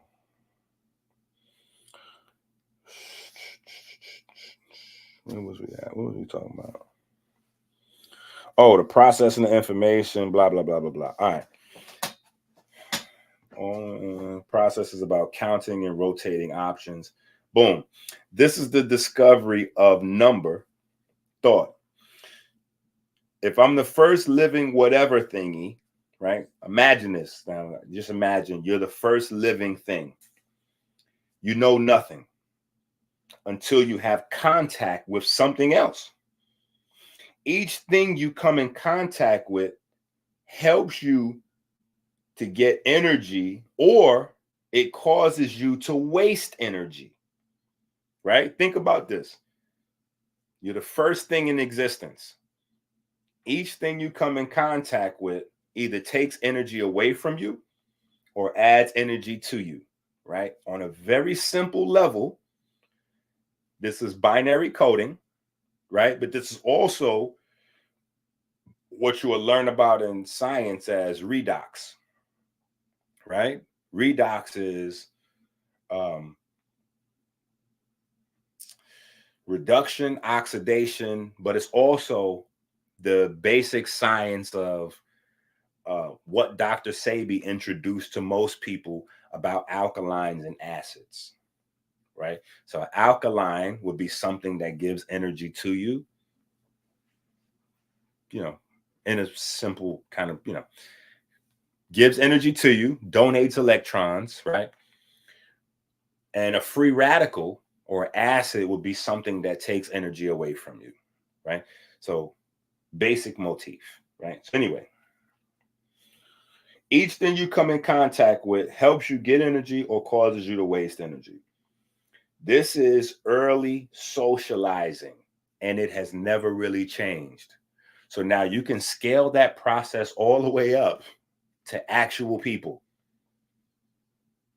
Each person you're around is either an energy vampire or is somebody that makes you feel good because they're constantly building you up, right? And yeah, sometimes we have more energy vampires around us than not, right? You have to be good at identifying those people and managing them, right? You have to manage the energy vampires, how much energy you're going to give to who and why. You don't really need to manage the people that give energy to you because you kind of want to get as much energy from them as possible. But in that space, you have to be careful that you are not an energy vampire you see what I'm saying? So it's not necessarily a derogatory thing or a negative thing. It's life. It's positive and negative. It's give and take, right? Some people are going to take from you and some people are going to give to you, right? And everybody is equally as important because, there are people that rely on me for various things, maybe for the knowledge, right? But I won't have the strength to share this information or write the books or do any of this stuff if I don't have people that I can just get purely good information from and resources and hit the Cash App. Shit like that. You know what I'm saying? Go to the website, order some stuff, be patient for it to come. Like, so if I can't get energy, I can't give out energy, right? So, there's a give and take. Sometimes you're the vampire, sometimes you're the neck. Sometimes you're the vampire's mouth, sometimes you're the neck. You know what I'm saying? And that's kind of the process that's the interplay between Horus and Osiris, the sun and the dark, the day and the night, right? Anyway.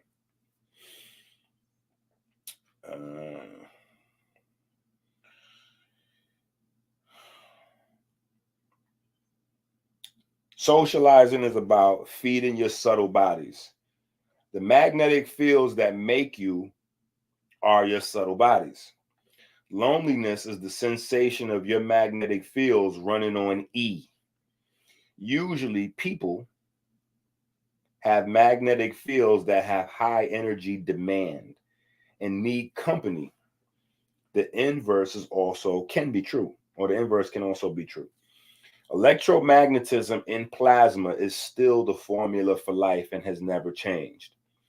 There are some very complex crystals that have the ability to be both speculative and or operative. We are composed of those types of crystals. Take, for example,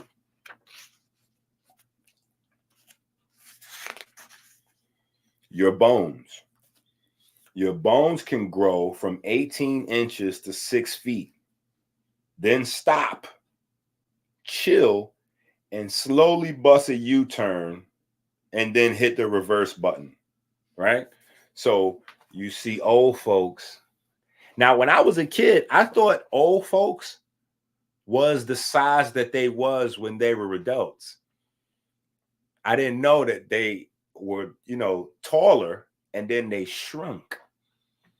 I didn't know that till I got older and started learning. Like, oh, so these little tiny folks, they were tall. Oh, so you can, yeah, because as your body shrinks, as your body dehydrates,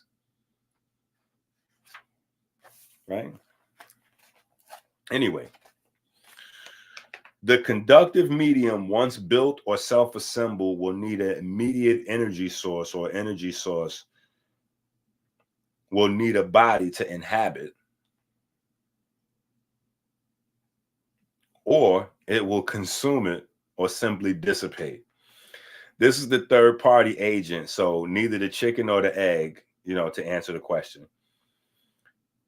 So it's neither the chicken or the egg, it's the ancestor.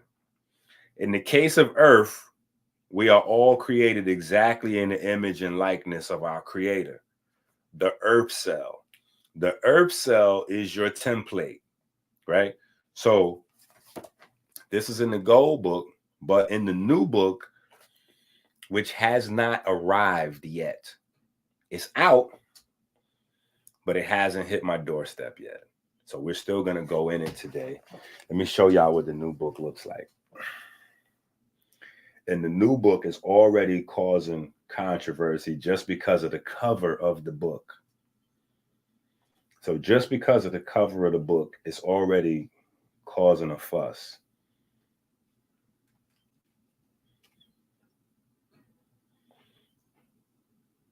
Let me see what Amazon is doing with my search engine.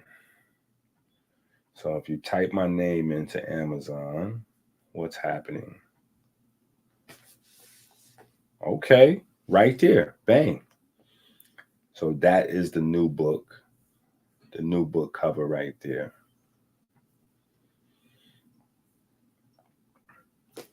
That's the new book cover right there. So that's on the way. I don't quite have it in my hands yet. Right? So you can see how that book cover is already. You can see how that book cover might cause a little stir for some folks, right? Yeah. Hold on. Right. So, but in that book, we go into more detail of that single cell process and going on from there. Right. So here we're talking about the 6 days, right? Or the 7 days rather. The 7 days of creation being a process of water structure in itself. And we're going into detail, hopefully not too much detail that you're getting lost, because we're still in day 2, right? Firstly, all right, so where we at? In the case of Earth, we are all created exactly in the image and likeness of our great creator, the Earth cell. The Earth cell is your template. Many fault in scripture is simply user error, and in this situation, mass delusion. We have a mass delusion that we are the thing that we see in the mirror. It's a multifaceted illusion. Firstly, you, the conscious thinking, talking part of you, is not what you see in the mirror. Evidence via mortality. In the casket lies what you saw in the mirror daily.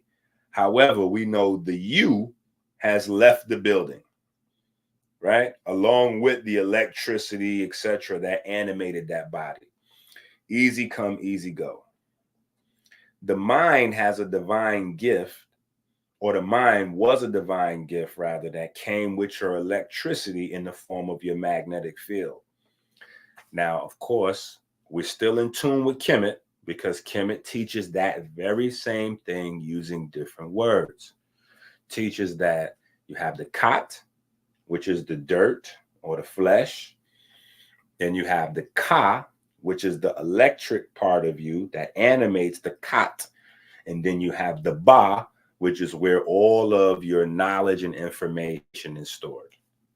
Easy peasy, 1, 2, 3, easy. All you got to do is find out one of them, and then you can find out all three. So once you learn that information is only stored in magnetic fields, you go, oh, so the Ba is magnetic. Wait a minute. If the Ba is a magnetic field, oh, this all makes sense. Because we know the body's electric. We know the electricity creates a magnetic field outside of it. So boop, boop, that's 2 + 2. That equals 4. Oh, yeah. This is not religious mumbo jumbo. This is middle school science, right? So anyway, secondly, even when you know you are a cell that has self-assembled by creating many other cells specializing, right? These are officers, hint, hint, wink, wink, specialized cells and regular cells. By constantly seeing your complex form, you forgot that you are only here to gather information, experience, and wisdom in a particular format. You are supposed to be gathering energy, storing energy, and spending energy with little to no residue or collateral damage.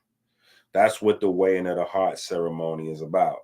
A measure of the magnetic field via your post-body form stylized in Kemet with the Shut. The Shut, misnomered by a zillion Egyptian scholars that are supposed to know much more than me regarding Kemet, still call this feather the feather of Ma'at. It is not. It belongs to Shu and represents charge or electricity. At death, your mind is transferred in a microscopic flux transfer event from your body into a quantum-sized information molecule bound to RNA. Okay, we're getting a little too deep. All right.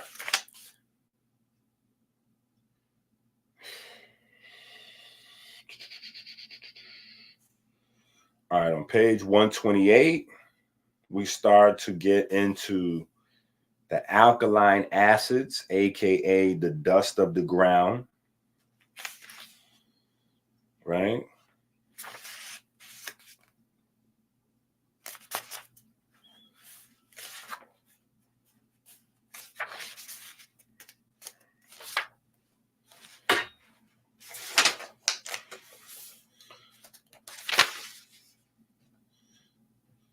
Right? So page 128 and 129, we kind of get into colors as catalysts for enzyme reactions. Basically, giving you the information as opposed to the number, right? Because we could say 137, the fine structure constant is how light interacts with matter. But in biology, it's light acting on enzymes, right? Outside of pigment, but enzymes, and changing the enzyme reaction speed to do the chemical, the chemistry that we know of in the cells that we call life, right? And then we talk about on page 129, the alkaline acids, aka dust of the ground, right? So these are the carboxylic acids, right? And then on page 130, we go into day 3, which is all of the particles, aka crystals of all types, in the big space-sized drop of water have now been pushed together. So let me recap real quick so we're not lost. Day 1, the big ball of gases starts to receive light. Day 2, those big ball of gases now starts to structure itself based on the light that it's getting. Day 3, all of the particles, right, aka the crystals of all types, the dirt, right, has been pushed together. So now we have land masses, right, as a byproduct of water structuring itself. Remember, when water structures itself, you get the negative charge, the positive charge, and then you get all of the solutes or all of the stuff that was in the water. It gets pushed together. So that's how the land masses are formed, right? So this is day 3. All of the particles, aka crystals of all types, in the big space-sized drop of water have now been pushed together in the middle, and land is created. The microorganism world is created at the same time, being nothing more than the operative self-assembling crystals living among the dormant speculative crystals. There were also a zillion chemical reactions now taking place via the universal solvent, producing many molecules and compounds, right? So, big ball of gas starts absorbing light. That light starts the structuring process of these gases, right? As that's happening, you have the solids being pushed together. Not only do you have the land forming, but because you have the solids being pushed together, you also have things forming, right? You have things because you have chemistry going on, right? All this chemistry is happening at the same time. So this is why when you have a carbon-based and nitrogen-based environment, the cells, the single cell organisms and the bacteriophages, which are the precursors to viruses and all that kind of stuff, all of those things are based on the gases around them, right? All of those single cell and smaller organisms are based on the gases that are available, right?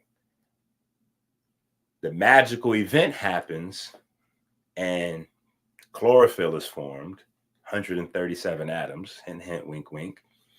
And then oxygen gets produced, and then different types of organisms can now, right? But everything is based on gas. How do we know that? Because your life is still based on gas right now. Hydrogen, oxygen, carbon, right? Nitrogen, right? Wait, carbon's not a gas. Carbon dioxide is definitely a gas. Day 4, the herb cell notices the internal spark that allowed it to become. It is not outside of him, and that he is not alone. There are others his equal, his senior, plain different and smaller. He also met his creator plasma cell, the point from within the circle he emerged from. This clarity of thought is due to the stabilizing of Earth's liquids and solids, right? At this point in day 4, we're starting to have an atmosphere, and a steady pace that life is at, right? So what do we have in the Kemetic science? We have Shu and Tefnut now becoming Geb and Nut. We have Shu and Tefnut now becoming Geb and Nut, right? Transferring the creation epic to being centered around Geb and Nut, right? So instead of just a ball of gases, which would be Shu and Tefnut, now we actually have the formation of a solid planet and liquid water. And we're starting now at the process of life, complex life anyway, forming. Right? Blah, blah, blah, blah, blah. The geometry and angle of the hydrogen crystal is its parent, to its parent plasma, plus the new ability to metabolize violet, indigo, blue, green, yellow, orange, red light allow for us to see. In the same way, fish don't know they're wet because they aren't. Wet is a human idea to describe a climate we are non-native to, or at least severely estranged from. Nitrogen weaving itself into the earth cell's environment and thus its enzymes or life forms creates pigment. Pigment was and still is cellular super tech. Okay, so this is day 4, the formation of pigment, right?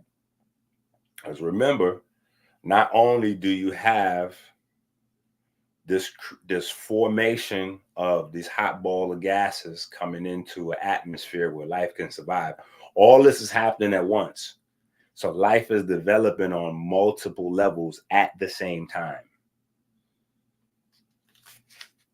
Pigment was and still is cellular super tech. Literally, your brain is the light that shineth in the darkness. Light, information, right? All electromagnetic particles carry the information of the lines of force they are connected to or newly separated from, as well as the lines they cross. Is God literally the force, right? That's a question. Scientifically, all force is generated via a disturbance or vibration of the field. The vibration causes energy to manifest and even become matter. Now, the ancestors understood this, and this is why they had concepts like the ether and noon and certain things like that, because they knew that there had to be some form of medium that force was generated from. And we have that in the story. When we have the mound arising from the chaotic waters, and then Atum, the first creator god, coming from the mound, right? Disturbance in the medium. The medium is the chaotic waters, right? Then you have the mound, Atum, blah, blah, blah. All right. In the beginning was the word was with God, blah, blah, blah, blah, blah. All right, so we talk about, y'all got to get the book, bro. This book is fire. You got to get the book. I be missing my book sometimes. I be having relationships with books. I be having like relationships with books. I be in love with them, right? All right, so page 133 and 134, we talk about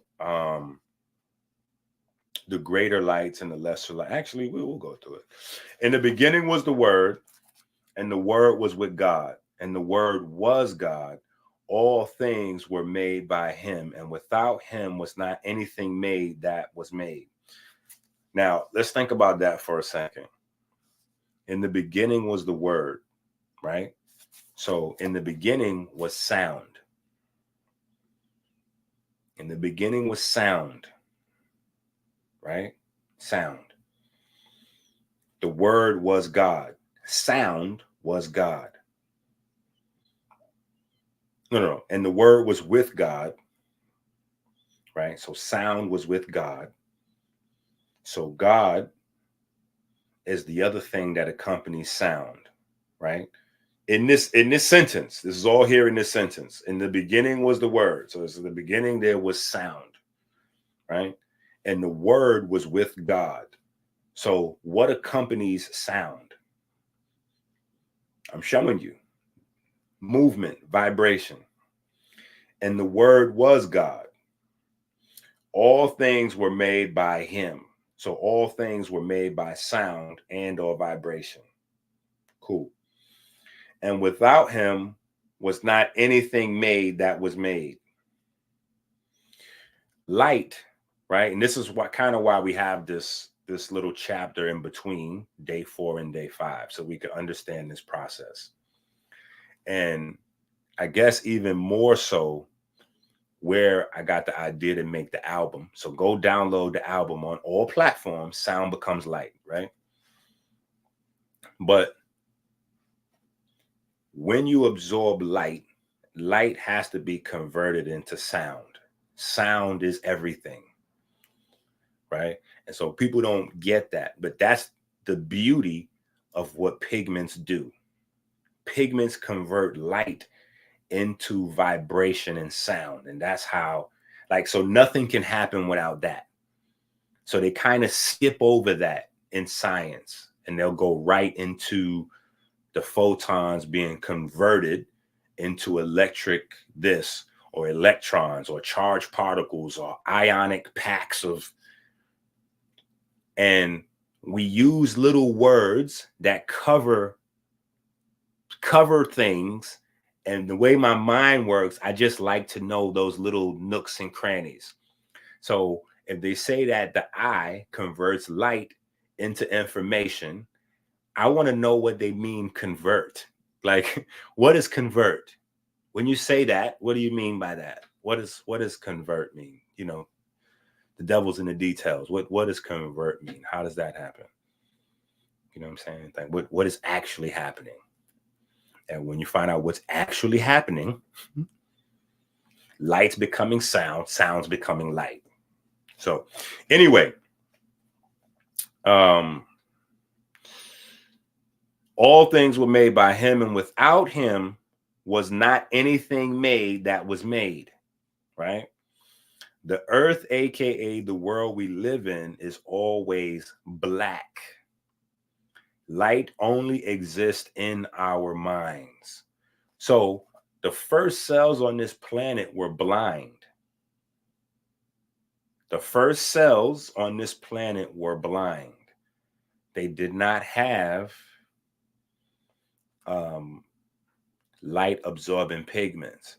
And so when you look at the creation of complex life, when cells start to coming together to make bigger stuff, some of those early animals, they don't see. So one of the things that separates us from a lot of the other species of life on this planet is how we see things and our ability to like master what it is that we can see. And if we look at the light spectrum, visible light is so tiny that you will realize that we're doing the most, like literally and figuratively. We've been out here doing the most, right? But the world is it's always black. It's the light, the pigments that convert these little different wavelengths of light into the stuff we see, right? So light, listen to this, only exists in your mind. Because a blind person, they're alive, they in the world, but guess what? They don't got no light up in there. They're not formulating no pictures. They can't see. They can't see. So their mind doesn't have it. And the reason their mind doesn't have it is because the pigments are not, you know, pigmenting, right? The pigments are not doing that magic, right? Fish don't know they're wet, neither do we. Humans behave like fish out of water when they are out of air. Great light and lesser light. Genesis 1:14.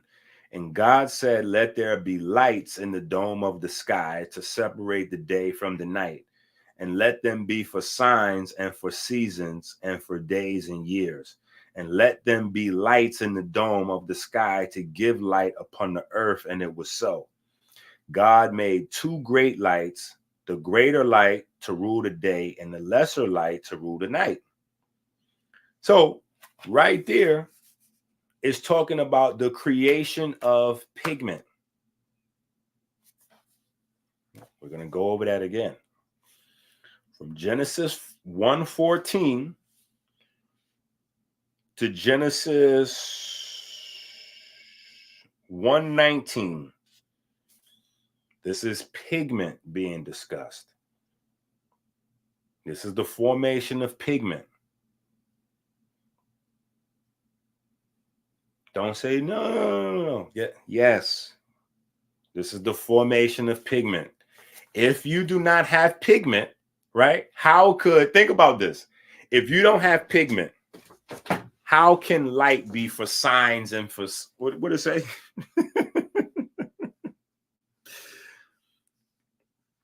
Let the lights and let them be for signs and for seasons.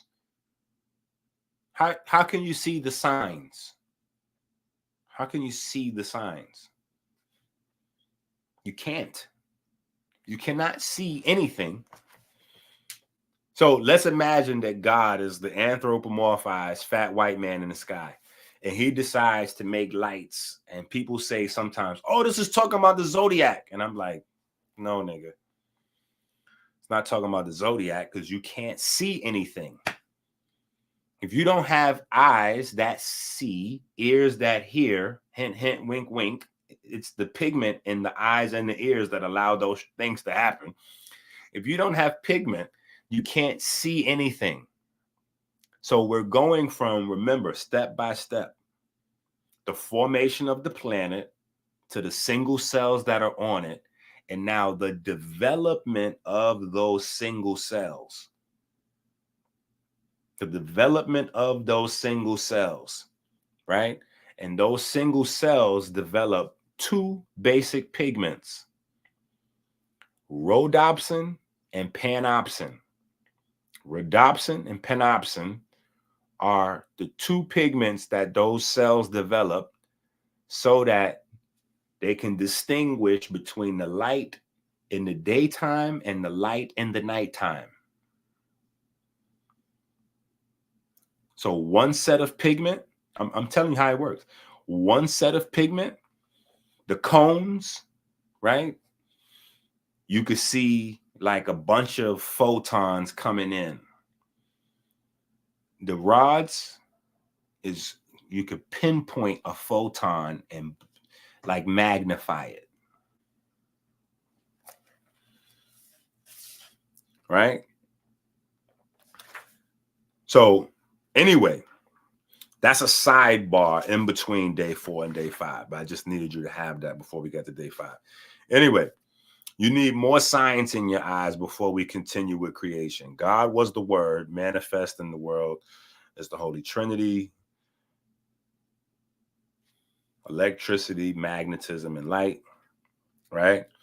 Electrostatic pressure in a dielectric field has the charge. However, the Trinity is incomplete without a vessel. Electricity is not real either, because dielectricity is the natural form, right? But static electricity is the natural or triboelectricity, right? So without getting too crazy, what we call electricity is actually 8 forces moving in unison to power our devices, right? So if you study, let me show you. As I got a lot of these things that might help y'all if y'all were to get something.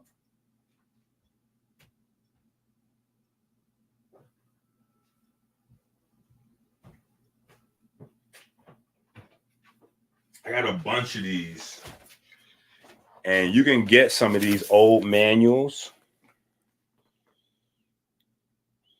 right? Some of these old manuals, I'm talking about, these joints is ill. These old books is ill. The stuff that they put in these old books about electricity and magnetism, you cannot find today in today's books, because the big companies have edited out the things that are what you need to know as an employee, and all the rest of that shit is pulled out of the books.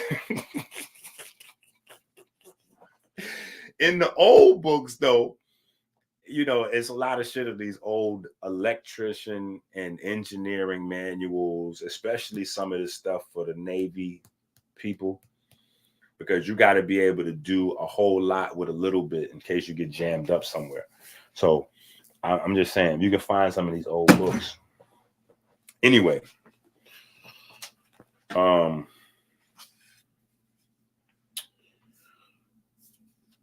right, so 8 forces moving in unison, blah, blah, blah. The dielectric field is the power, the magnetic field is the mover, and the vessel provides the space for the action to happen. Only by the 3 can the word of God be manifest. The Planck constant is a physical constant that is the quantum of electromagnetic action, which relates the energy carried by a photon to its frequency.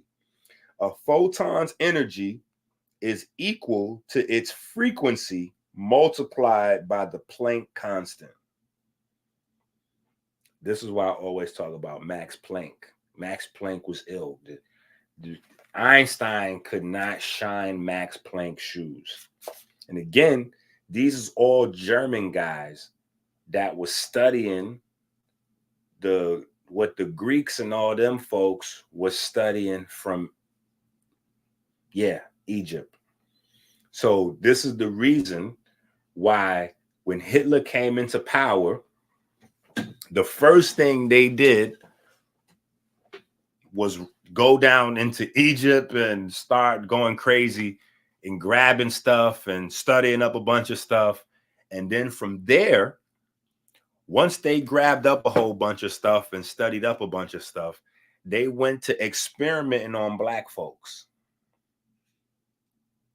They was trying to figure out, listen, I want y'all to understand this shit.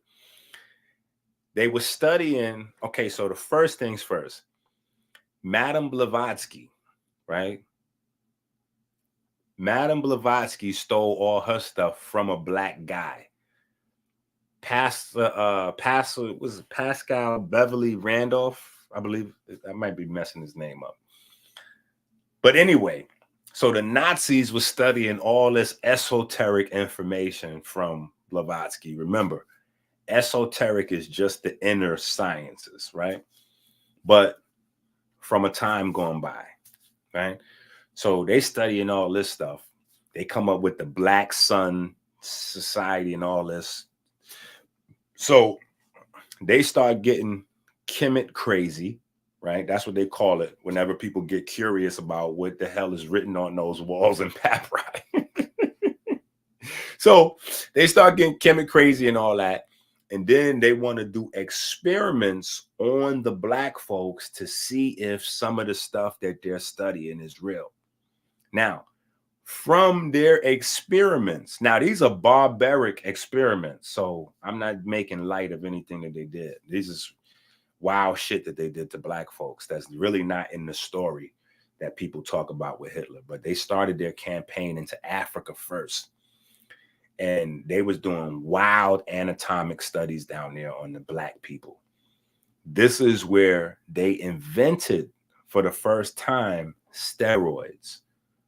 So from the stuff they were studying from the Theosophical Society and those ancient Egyptian papyri, and then they went to start applying that stuff on black folks, cutting and slicing and going crazy with their focus primarily on the skin.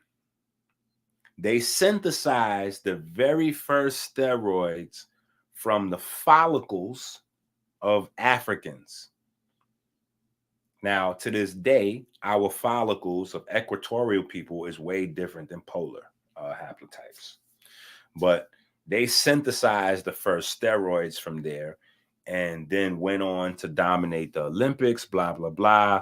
And then Ben Johnson, bitch ass Colin, right? Okay. Keep telling you. Folks is getting that information, getting busy with it. We still playing with, I think this is, does this make a T sound?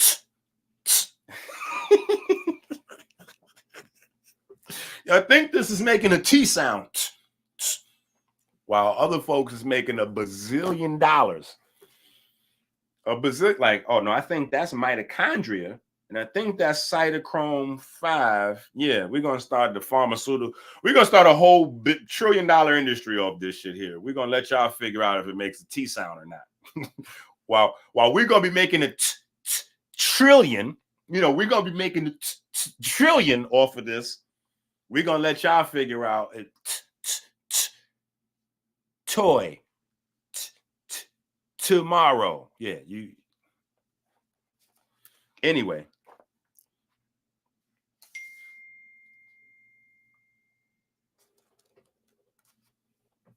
What is happening?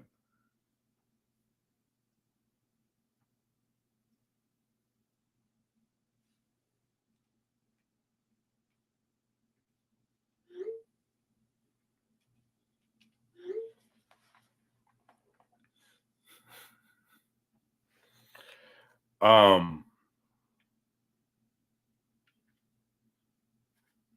right, where was we at? Oh, so the Planck constant is a physical constant that is the quantum. Oh, let me just say this while we at this constant thing, right? So constants, right? A constant is a power in the universe that's unchanging. If you look up the actual definition of netter, that's what they call the netters, the unchangeable powers in the universe of that, that went into creation. Anyway, the Planck constant is a physical constant that is the quantum of electromagnetic action. It relates the energy carried by a photon to its frequency. A photon's energy is equal to its frequency multiplied by the Planck constant. A black body or black body is an idealized physical body that absorbs all incident electromagnetic radiation, regardless of frequency or angle of incidence. A white body is one with a rough surface that reflects all incident rays completely and uniformly in all directions. A black body is an idealized physical body that absorbs all incident electromagnetic radiation, regardless of frequency. Okay. All right, so we kind of get repetitive. And we go through the photoelectric effect, electrostatics, because some of this stuff you kind of got to know before you get to the actual day 5. Anyway, day 5, the water and the air were polluted with life at the same time because they are on the same plane, different poles though, right? So now that we got the planet structuring itself, right? Now we kind of have a sky, land, oceans, not the same way as we think of them, but in a rough kind of way, right?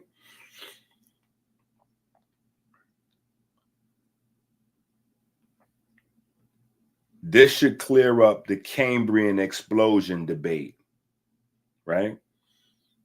This should clear up the Cambrian explosion, right? The Cambrian explosion does not go against the biblical narrative, even though debaters, they kind of stay away from the Cambrian explosion. Even pro-Bible people and atheists alike they avoid the Cambrian explosion because they don't have a context for how it fits into the overall story. They don't have a context for it. It's hard to deal with when you're thinking of God as a fat white man that lives in the sky.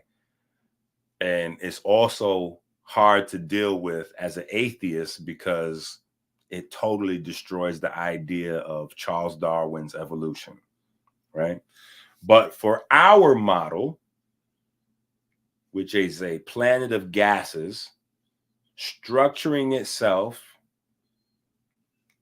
right, into separate charges, which becomes, right, the process of structuring itself into separate charges becomes your landmass, becomes your waters above from the waters below. Yeah, the waters above from the waters below. Right? It's common sense. We know we have waters above, waters below, right? But also in that process, molecules are formed, which is important because the periodic table is a dead science, right? It's a dead science, meaning that life doesn't come from like hydrogen, like, or, oxygen or carbon, or like, as much as we love Dr. Sebi with the carbon story, that's not how, like, carbon doesn't, that's not it, right? Life comes from groups of atoms together, right? So hydrogen and oxygen give us water, right? Nitrogen and hydrogen give us amines, right? Carbon and oxygen give us CO2, right? So the things coming together, right?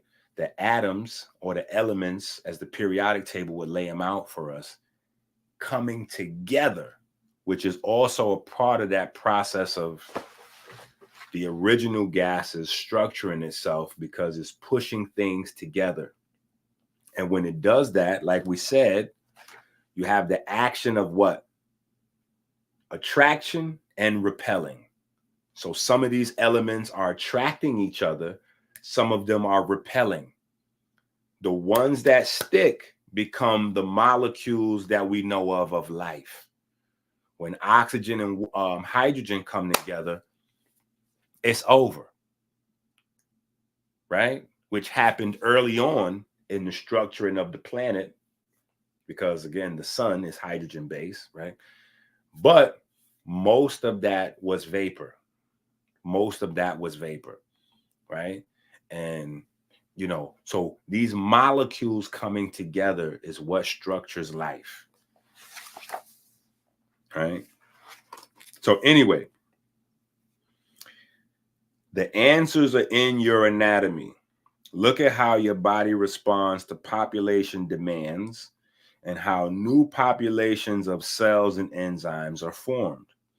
We are already multi-dimensional beings. The problem is we are looking for the dimensions externally, right? The Bible speaks to that as well when it says 1 day of yours is like 1,000 days. That's talking about scale, right? And size. So 1 day of ours, right? If we take ourselves to be gods, like the Bible also says, ye are gods, right? And we try to use the same time scale, right, as applied to our cells. Our cells don't experience time as we do because our cells are 1,000 times smaller than we are, right? And the things that are inside the cell are 1,000 times smaller than the cell. So time scale is based on size. Size is what gives you the perspective.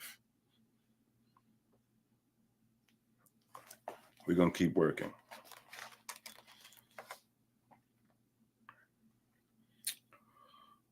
yada, yada, yada. Okay, multidimensional beings probably looking externally. The other key here to note, which is problematic for some, is where are the new creatures if creation did not rest or stop? Here again, we bring your attention back to the surprising perspective of a plot twist in your biblical narrative. This is going on outside in.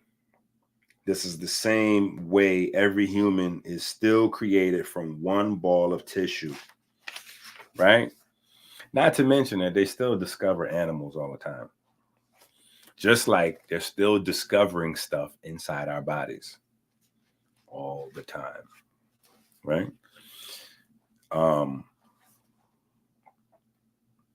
So life is developing from the outside in. Remember, informing, like the Russian doll thing, right? Most life we see does this from the membrane, the skin, inward. The skin inward. First the fluid, then the tissues, glands, organs, bones, etc. Right? Life is work driven, right? And this is the key to coupling your exercise with your diet and blah, blah, blah.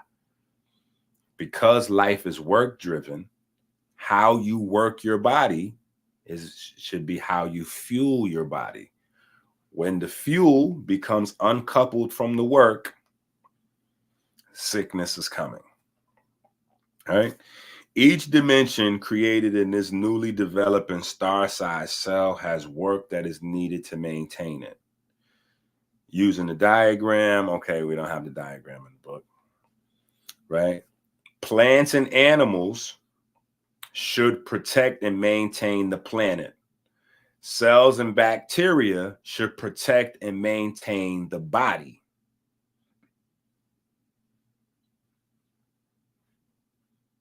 Get it? So the earth is a cell, and we are the enzymes of the earth cell.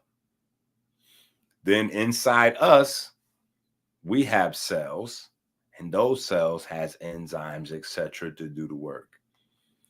And then so on and so forth, right? So again, each dimension created is a newly developed blah, blah, blah, blah, blah, has work that's needed to maintain it.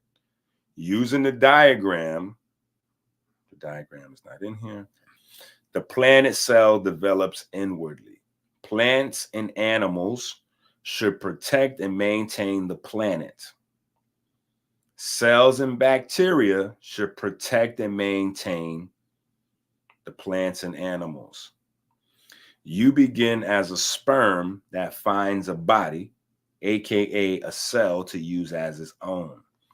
That cell multiplies until it becomes 3 layers of flesh. Those 3 layers of skin then make a heart, brain, bones, etc. That's the point. Each area created in this newly forming human require all kinds of life to maintain its health, i.e. enzymes.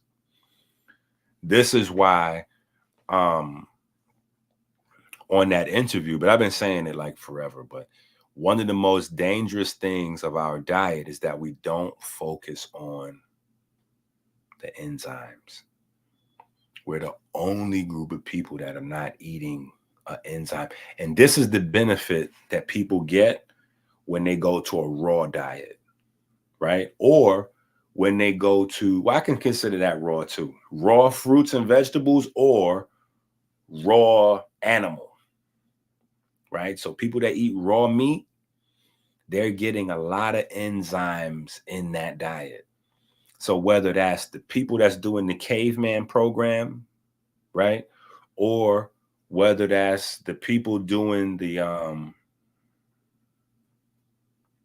what's the Japanese, the Oriental people, they do the raw fish, the sushi, right? So whether they're doing the sushi or they doing the caveman thing, or they're doing the raw fruits and vegetables, or they're doing what the equatorial people came up with, we're just going to have some of these bitters. Yeah. Yeah, I'm not going to eat any raw animals or any.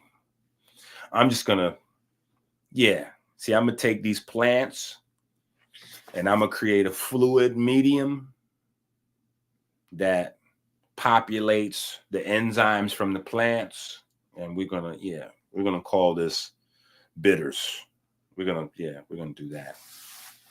So that's what they were talking about in ancient Egypt when they got the, like they talk about beer. They was doing bitters. That's what that was. Right? It was a herbal. You look at the ingredients. If you go through the papyri and you see how they were making beer, it was bitters, right? Because any bitters you get has some small quantity of alcohol production, right? And that's from the little active guys in there. So that was the solution that folks came up with to, instead of eating,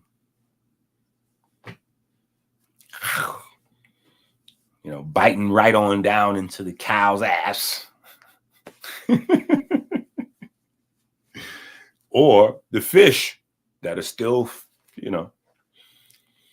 instead of eating the raw animals, we can take these plants and we can take the essences of these plants and the enzymes and some other goodies, and we can make these bitters. Hint, hint, wink, wink. AmericanHealer.website to go get the bitters right now, right?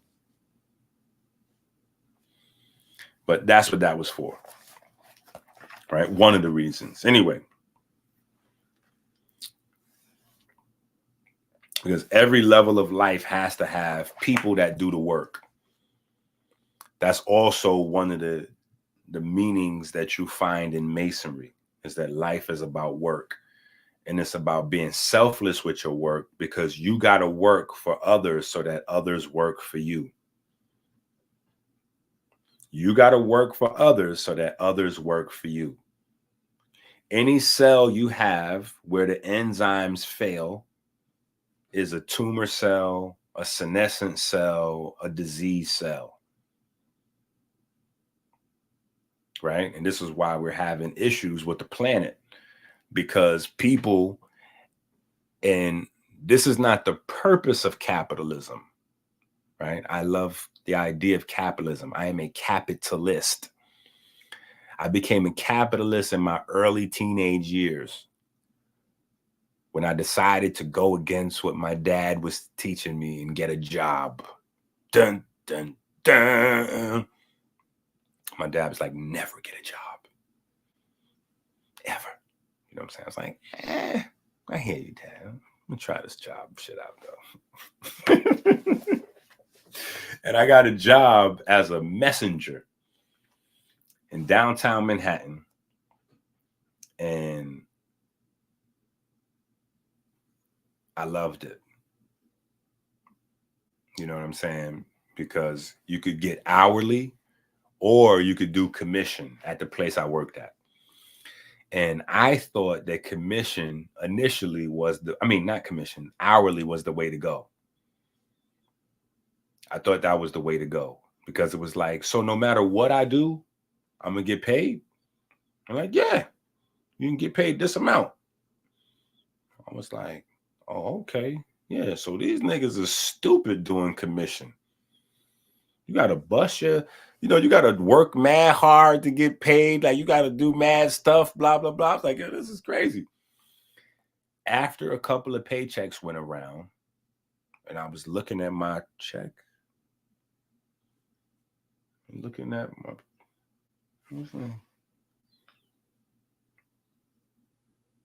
so how come? I was like, oh yeah, they don't get hourly.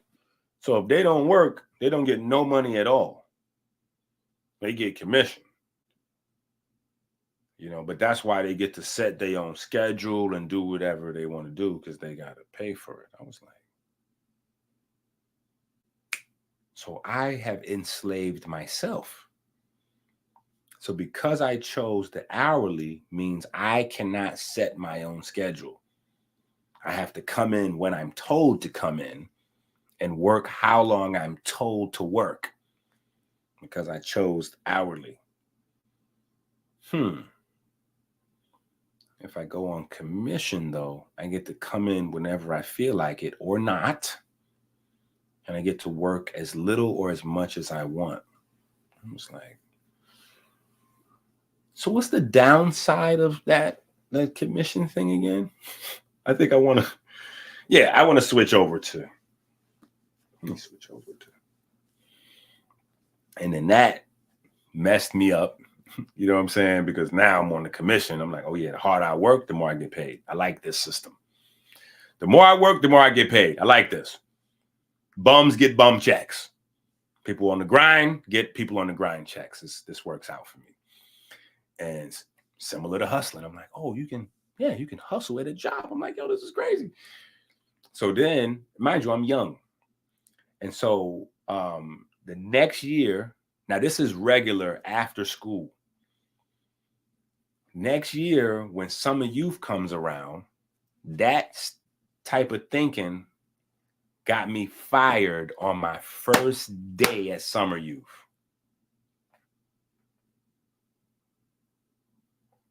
First day at summer youth, I got fired. Because at summer youth, everybody getting a certain check, no matter what. So the managers and the staff is used to doing nothing. They just be smoking weed, drinking, playing music, relaxing, collecting them checks. I'm getting in there with this hustle mentality and I'm working, going crazy. I'm trying to do as much as I got rolled up and fired the very first day. And I'm like, yo, what did I do? Luckily, the person that came to get me, like the site manager came to get me, pulled me to the side and was like, bro, ain't nobody tell you how this supposed to go. You got to relax. No matter how much work you do, you're going to get the same check. You got to calm down. If you're doing too much work, you notice nobody else is working. They're going to think you a threat to their job and they're going to get you out of there before you get them out of there. Or somebody that's a higher up sees what you're doing and starts telling everybody else they got to start doing what you're doing. Either way, they're going to get you up out of there. So when in Rome, do as the Romans do. And I was like, okay, so got it. This is that poverty shit. I can't fuck with this. But I'm learning lessons. Anyway.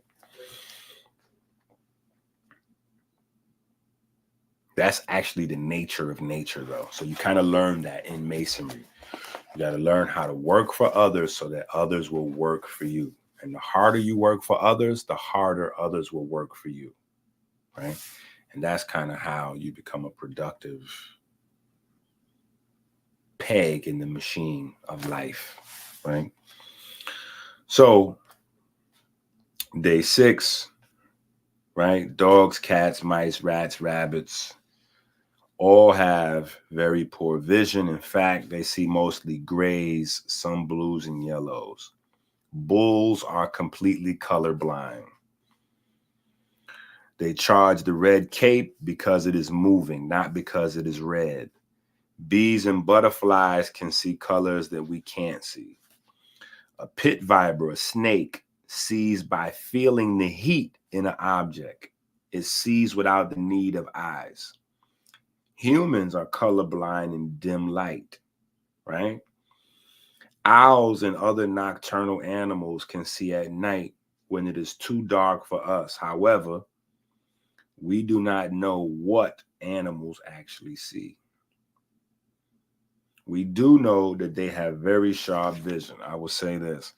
The size of our planet is determined by mechanical stress. The planet will grow to the size it needs to be to function efficiently, blah, blah, blah, blah, blah.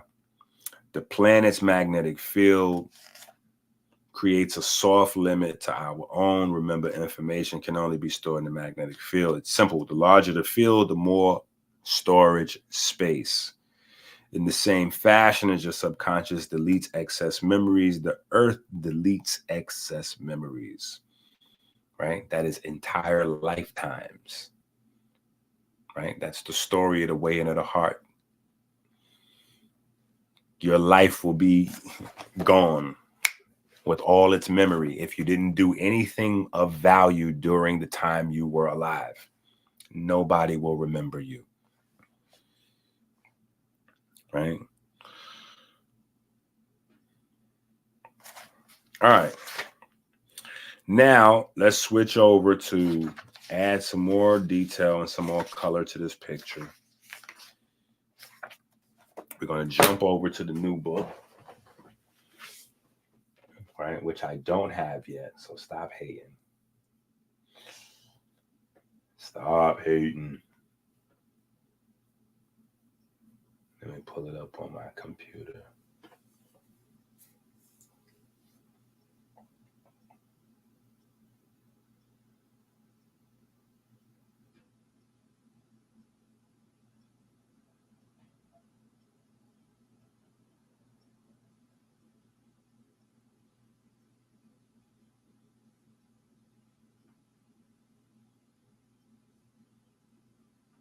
Hi, my name is Wusia.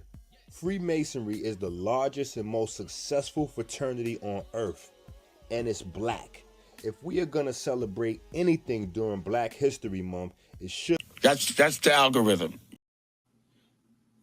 All right, hold on.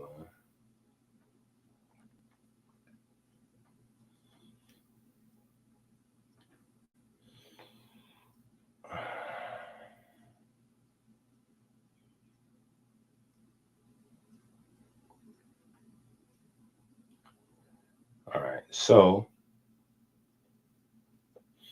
we're going to tackle the image and likeness thing. We're going to tackle the image and likeness thing.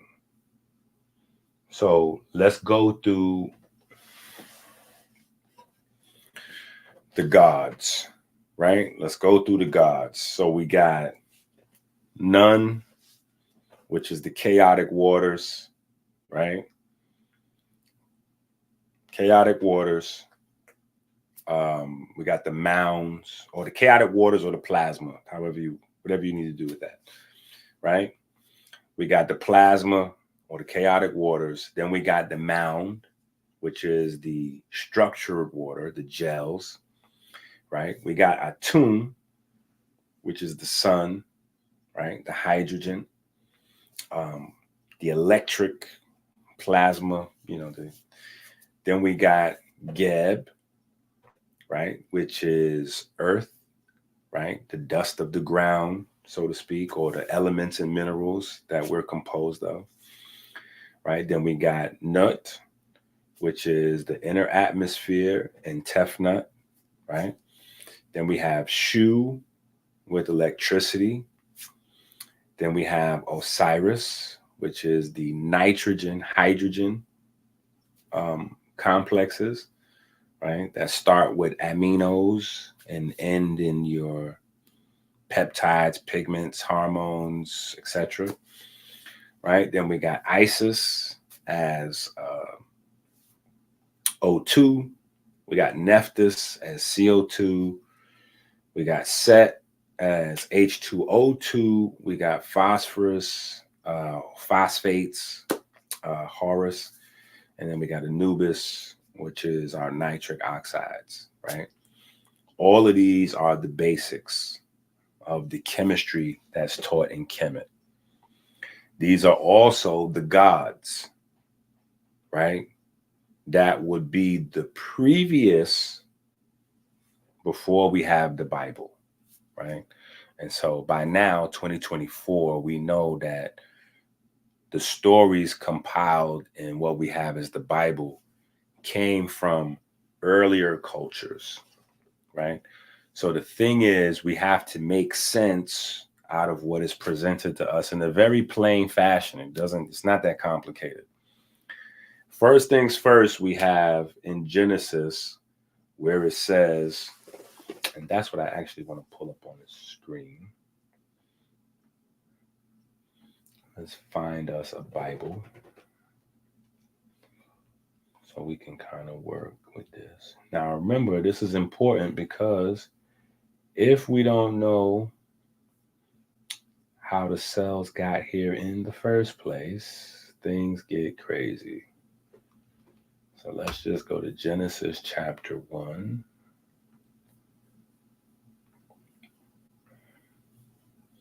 We should have did that in the first place.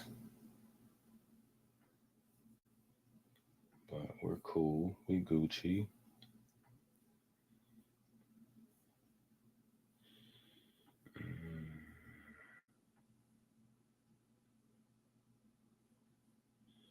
Is that blowed up for the screen? Perfect.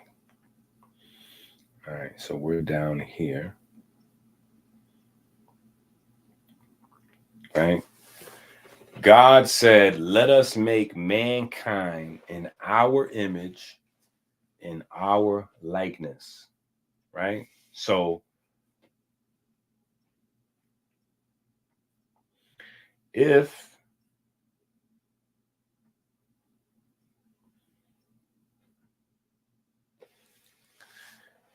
we do the fat white man in the sky thing, we have a problem already.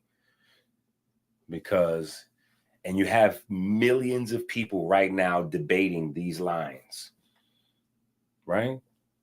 God said, so you got people putting out whole books on which God is that God? Is it Yahweh? Is it Elion El? Is it Yahweh? Is it this one? Is it that one? All these different. When, if you understand that these are parts and parcel of the creation, right? The us in our likeness is all of these gods come together to make this magical thing called the human cell, right? So here's what you got to understand. The planet went through a lot of processes of upgrading the single cells that originally populated the planet. Lots of upgrades happened to these cells, and the most magical was the pigment. That was the most magical upgrade of all the cells, because the pigment upgrade allowed for oxygen and light. There's no complex life without those upgrades. Remember, pigment gave you light and oxygen, which is the reason why in the gold book, I mentioned the fact that a lot of other animals, you probably didn't pay attention to this because it's just not everyday conversation, but animals cannot see like we can.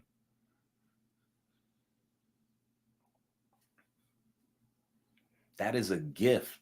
God is light. You got the gift to commune with God. Like, you don't get it, right? So if you understand that these God ideas, right, are about the chemistry and the creation of the human cell, you will be able to see the human cell as all of those things that I just named to you, right? All in one, right? The waters of noon, right? The nitrogen and hydrogen complexes, the hydrogen and oxygen complexes, right? All of these things together. So when you see Shu as electricity, right? Electricity is in the cell. Yeah. When you see Geb as literally magnetic elements, right, that the earth is made of, that's in your cell. The carbon dioxide, the H2O, all of that is in this one magical cell. So when you're talking about creating man in our image and likeness, it is this. Let me see if it's over here.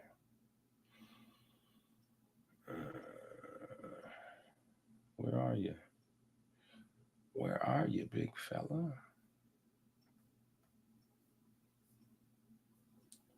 Okay.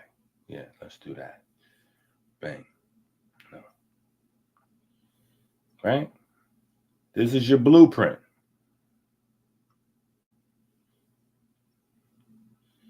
All those things is in the image and likeness. The moment you try to make it into yourself, you went crazy. Because there's no match. There's no man floating in the sky. So the whole story falls apart. The moment you go, wait a minute, boil of gas, boil of gas, boil of gas. Oh, this lines up. Yeah, this lines up. Yeah, this is easy right here. This totally makes sense. Image and likeness. Because the people that gave us the Bible got this story from these people. And these people had a heliocentric point of view and God's to support the difference from the creation that starts with the sun that leads to us here. And science tells us that's a fact. So we've had thousands of years of atheists going against the religious concepts only to come around and tell us the exact same thing. Oh, well, all life was created by the sun because the sun ejaculates the electric plasma and then the electric plasma slowly cools off and those gases matriculate and coagulate into this and then life is able to form, blah, blah, blah, blah, blah. Like, well, that's the same thing. That's the same thing that. And so if we look at all of those things in the cell, we're Gucci. We don't have any conflict. We don't have any conflict. It's all right there. Right? So I know that people are spooky and the religious mysticism and all this crazy stuff.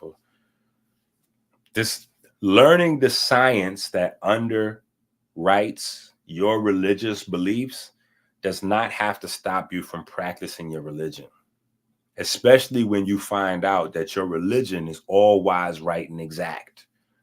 Whatever that is, whether you're doing the Quran thing, the Bible thing, the New Testament thing, the Kemetic thing. The problem is being stuck there.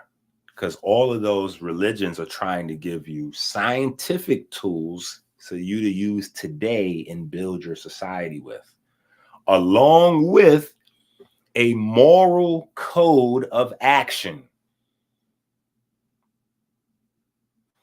Do this, don't do this. Do this, don't do this. That never works. So it's better to give full stories so you can see how people made different decisions and how those decisions may have played out. It's easy to learn from full stories than it is to just give you a list of things and say, don't do this, don't do that. Or in reverse, what you got with the negative confessions, I have not done this. I have not done that. Right? Yeah, that's not, people want to hear the story. When you did this, like, how did you get from A to B? And what mistakes did you make in the process? And how were you able to recover from those mistakes? Literally. That's what your Bible is, your Quran is, da, da, da, da, da. But the math and the science of creation is encoded in there. So the problem is people get lost in the surface stories and never extrapolate the math and the science to do anything with that. Right? So let's go back to we're making good time too. I thought this would take us a lot longer. Let's go back to Genesis. All right, so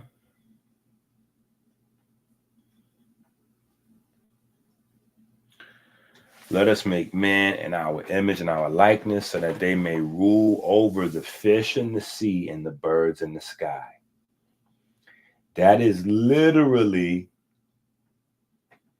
the Cambrian explosion. That's the Cambrian explosion. And I'm going to take it to another level for you. Not only is that the Cambrian explosion, but I'm going to show you that that happens on a regular basis. So you can see what that's really talking about. Because that text is not talking about what people think. They think, and this is barbarian caveman shit. They think that when it says that we have dominion over the fish and the birds and all that, that means we have the ability to hunt them and kill them and, you know, dominate them, you know, because you dominate things with muscle. You know, you wrestle shit down, bite it, eat it, you know, fuck it up, you know. That's not what that verse is talking about, right? But anyway, hold on, let me show you what that verse is talking about.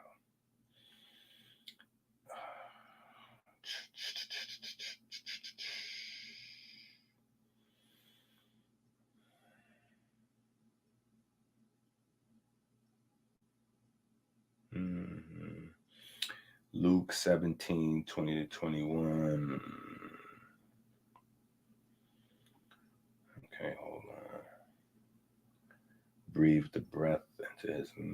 Oh, hold on. That's too much shit in this new book. This new book is tough.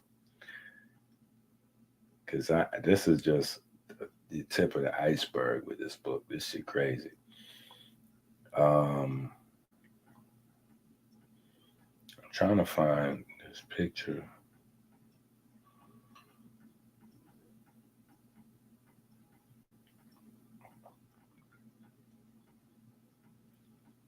Let's see how much we want to do. Because we could get to Adam and Eve. Because Adam and Eve is also a part of this same story.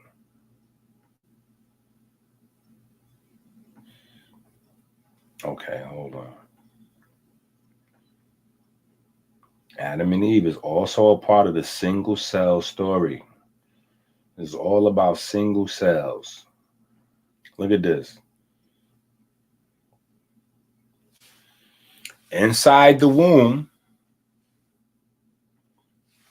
because we all develop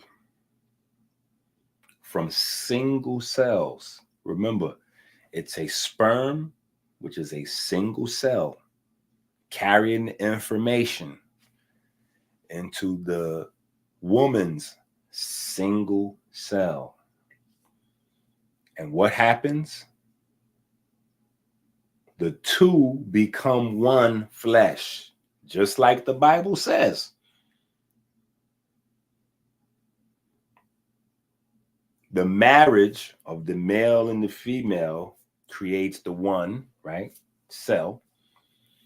That one cell then comes on down, lands in the wall of the uterus, and then from there makes clones of itself, right? And as it multiplies into your marula, or the little grapes thingy, right? Then you start to get separation after 64 or so, right? It's 3 layers, endoderm, mesoderm, ectoderm, and then you have a whole person, whatever the case may be. But in that process, the information, remember, we went through the information process, right? The creation of how cells got more complex and more intelligent, how more information got into the cell. More information got into the cell because of the pigments. The pigments allow more light.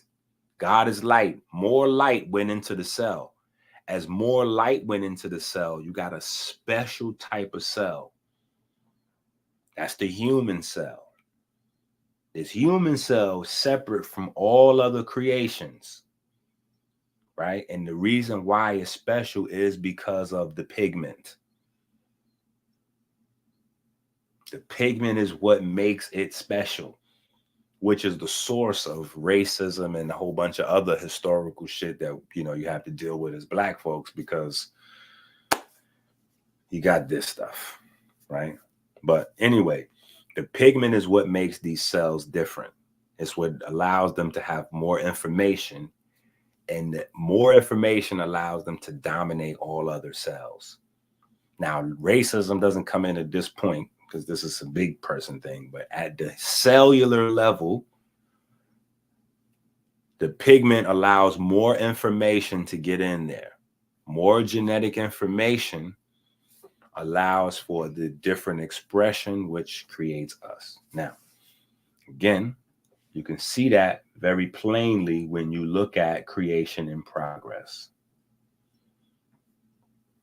When you see creation in progress, you see that the early stages of a human development is almost totally indistinguishable from that of birds, amphibians, fish, and reptiles. Totally indistinguishable by the naked eye, anyway. But what happens? That information that's in there allows the human cell to dominate. But you get to see all of creation in every human embryo.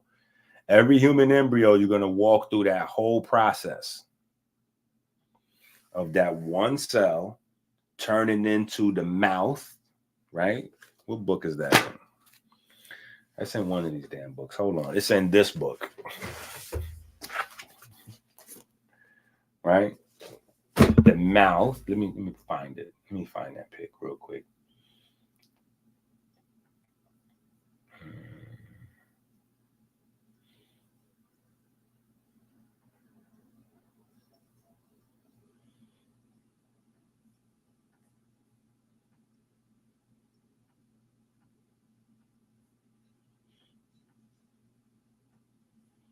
Right?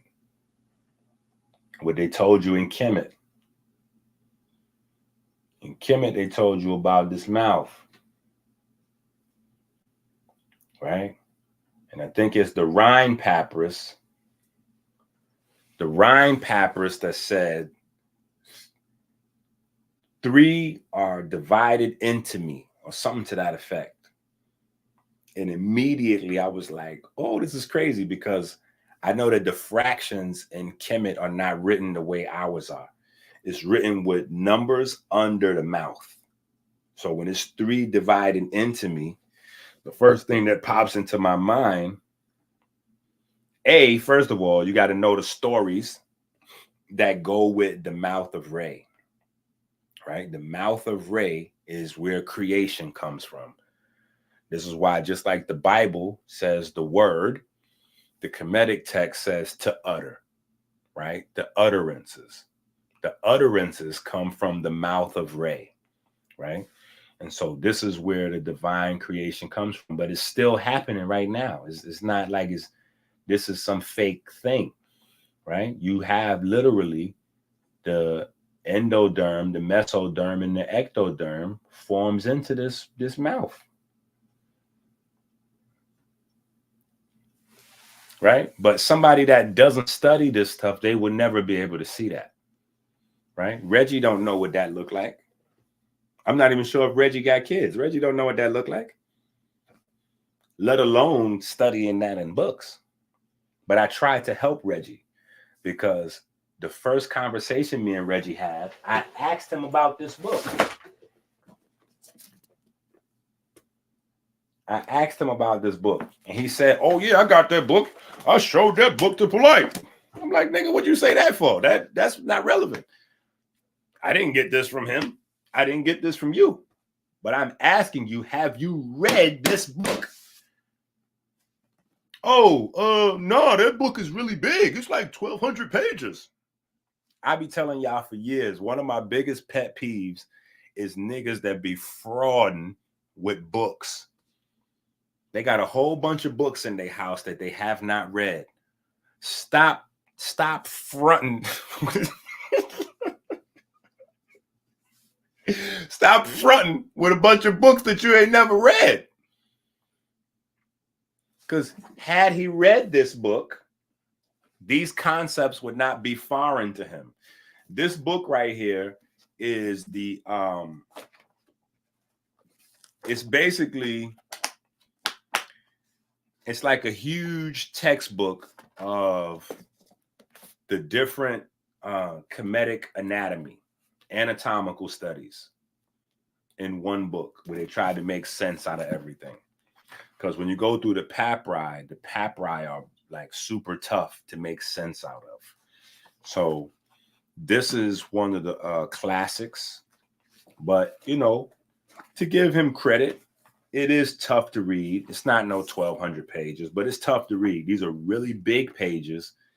And when you go through a book like this, you kind of got to corroborate it with a bunch of other stuff. But it's beautiful because the book has, and this is why I asked him for firsthand studies about the Wasceptor. Like, yo, yeah, pull up the Wasceptor. No. Pull up what they said in Kemet about it.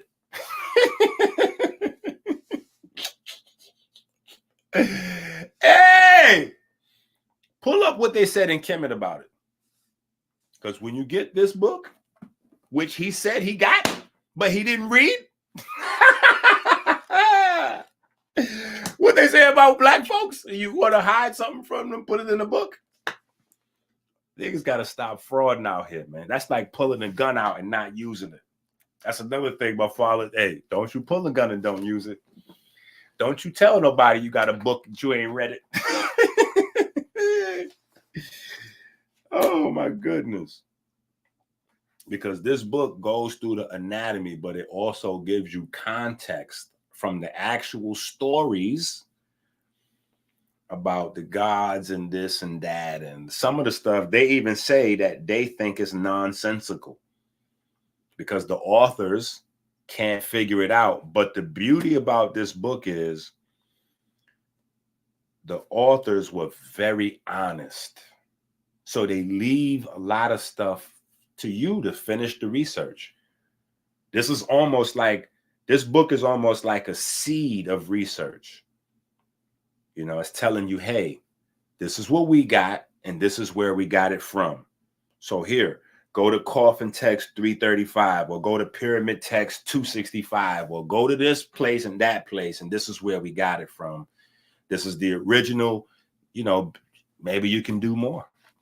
You know what I'm saying? But this is what I'll be slapping these guys across the back of the head with as they try to come up and say, oh yeah, EnQi, I don't know what, nigga. Fuck is you talking about? This is clear. Listen, this is the I Wish a Nigga Would book right here. This is the I Wish a Nigga Would. Any one of these comedic niggas. I wish a nigga would. That's why I'm going to be on Reggie bumper until Reggie tap out. Reggie going to have to tap. Reggie going to have to tap and say, I do not know. I don't know. That's all he got to do, you know, is just humble up a little bit and say, I don't know. I ain't spend no time studying that. The same way I don't have no problem doing that with all the metal nature and the words and transliteration and determinative and this thing go over here and like, come on, that shit complicated. You got to spend years studying that. So I don't have no problem saying I don't know, as I don't know. I've been studying this, so I know this. So anyway, Mouth of Re, right? Mouth of Re. And let me see where we at in the narrative over here. So image and likeness and dominate the earth. All right. So I think we did good with that. Right. These single cells of ours, the human cells, have dominated. And they are in the image and likeness of the gods. The problem is we think the gods are actual people and they're not. It's chemistry. It's a story about biochemistry. The gods represent different molecules and aspects of creation that all come together to make this one advanced form of technology called the human cell. The most advanced technology in the universe. And then we get to Adam and Eve, which I think we probably need to save for another day. Because I done said enough crazy stuff today to make you hit the Cash App or say that EnQi is crazy.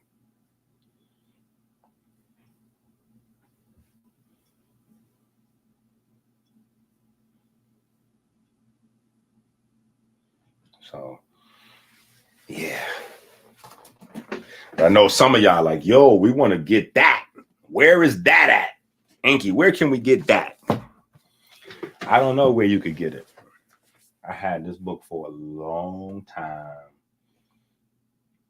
Let me see if they got it anywhere. Let's look. Let's first look on Amazon.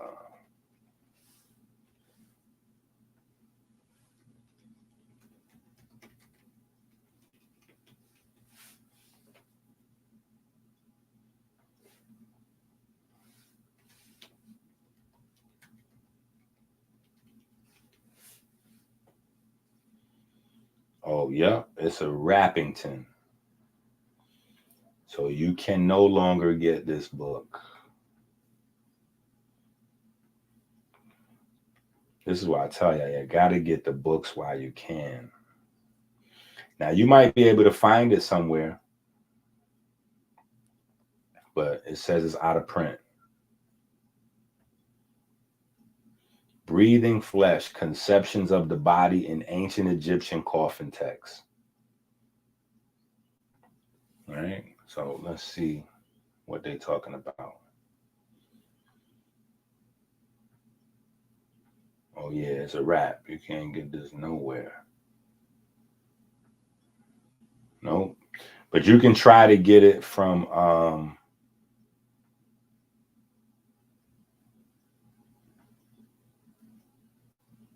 Oh, yeah, it's a wrap. Yeah, you can't get it. But you can try to get it from like a private dealer. See, these are the type of books that I used to read back in the days. Like this, they'll have in the upstairs as strands in the rare book section. So you would have to find a rare book dealer and somebody that's willing to part with this book for you.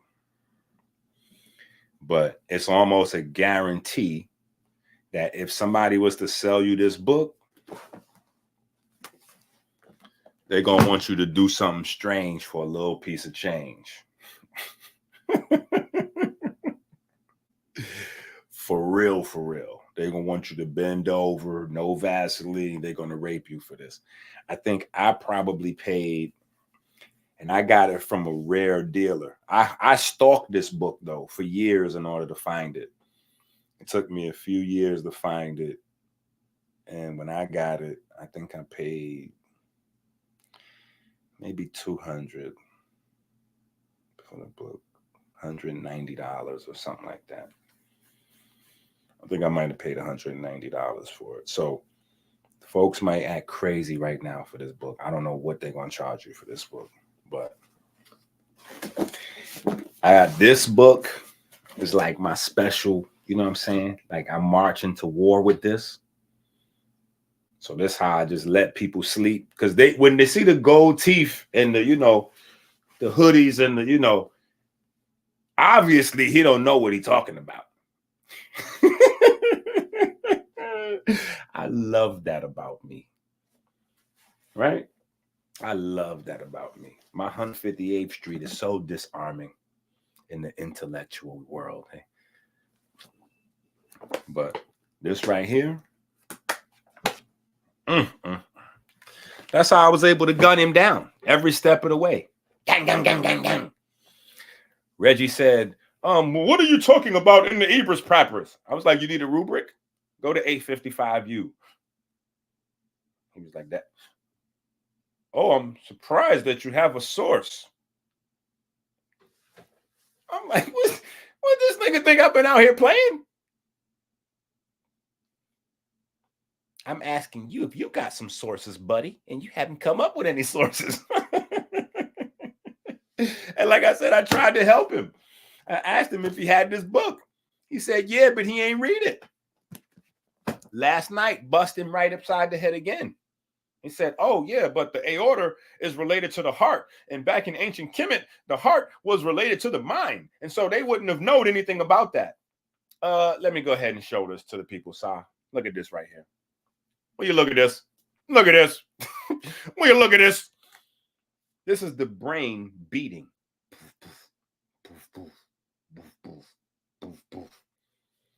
This is the brain beating from the heartbeat. Man, let me show that again right now. Reggie was on silent. That nigga stopped talking last night. Hey, look at this. Because I was waiting for, like I said, that's my Wish a Nigga Would book. So I was waiting for him to pull that out of his back pocket. Oh, that the ib is related to the...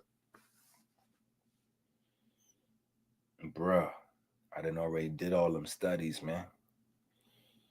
While you was over there translating hieroglyphics, I was trying to figure out all the crazy stuff that's in this book. And others.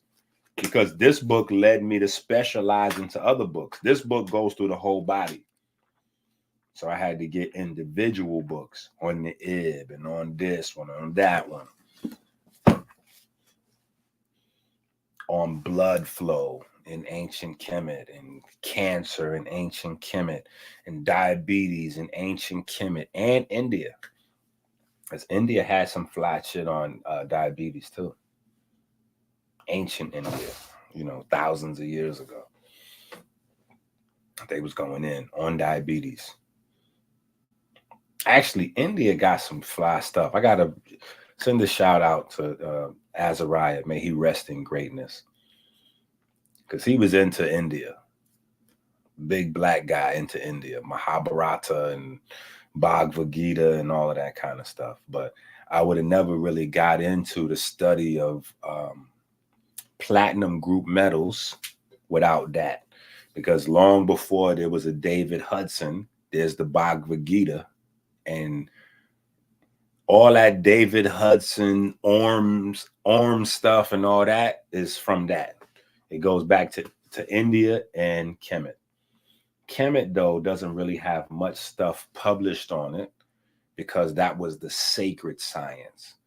Whereas India, they got stuff published and they tell you they got it from Kemet. So I can go to India to get the Kemetic science because they got the science from there and said they got it from there. The same way you go in the Bible and they say, oh, yeah, well, such and such was educated in the ways of Egypt. Oh, okay, cool. So some of the stuff that I can't find in Egypt, I could just study right here or, but yeah. So they still into that hardcore out there. But hold on, let me show you this thing right here. Because I pulled this up, man, and I'm sure y'all seen it. I done showed y'all 1,000 times, but it was just amazing to show for the audience last night.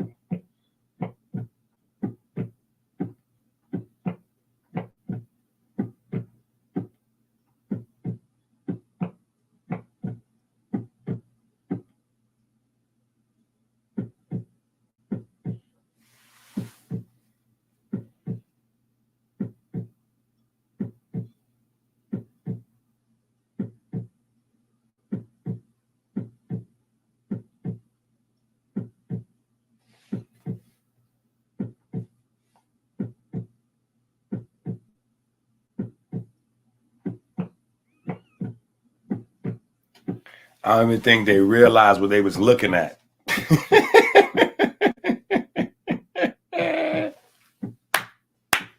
ain't no fun when the rabbit got the gun, you heard?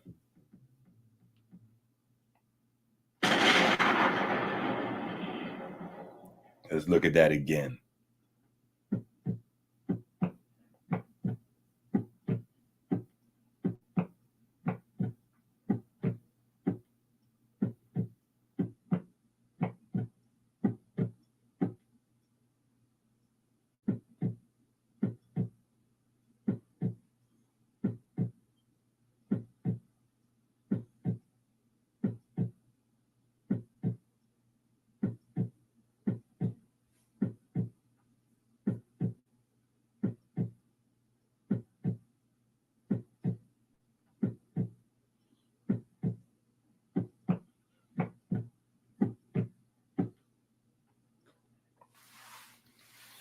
I was waiting for him to say something about the heart connected to the mind. I was like, oh, no.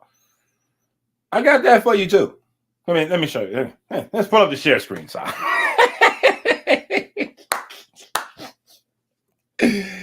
Oh, shit.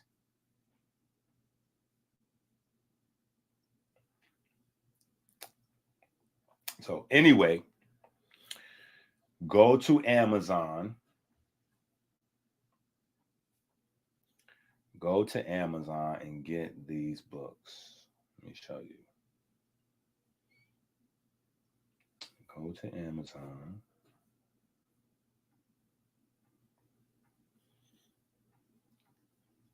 Yeah, while y'all watching that.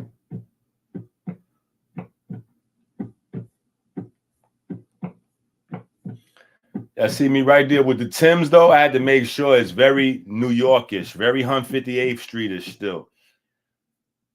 So y'all know where the science is coming from. So y'all don't get it twisted. I'm trying to get this shit twisted out shit in these streets. You heard me? You heard me?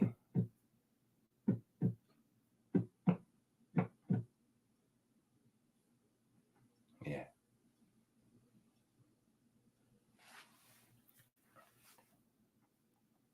Go get them books right there. And you Gucci.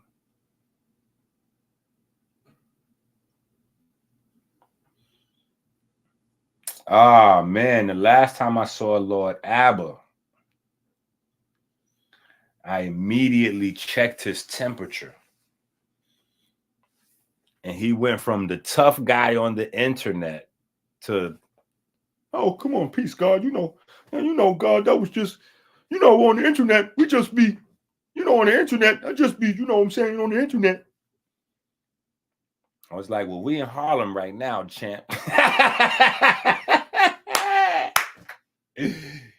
We in Harlem right now, champ. We're not on the internet. And he turned into a very peaceful, loving, all that energy was. So try to remind him, like, yo, let's not get back into the cosplay. It'd be a lot of cosplay. It'd be a lot of cosplay going on. Like, relax. Let's not do the cosplay. Nah. We wrapping it up, Oz. We're gonna come back and do the rest on another day. We're gonna do the Adam and Eve, because the Adam and Eve thing, and we kind of already went through it, but I just want to go back to it again now that we have this context, because the Adam and Eve story is about. Actually, maybe we'll do that shit today. Y'all want to try to do this shit today? Y'all want to keep going? I don't even know why I asked y'all. Do y'all want to keep going? Because y'all never say no. Let me put some hot water on the stove. Let me put some hot water on the stove, and we're going to keep going. We're going to go back into the work.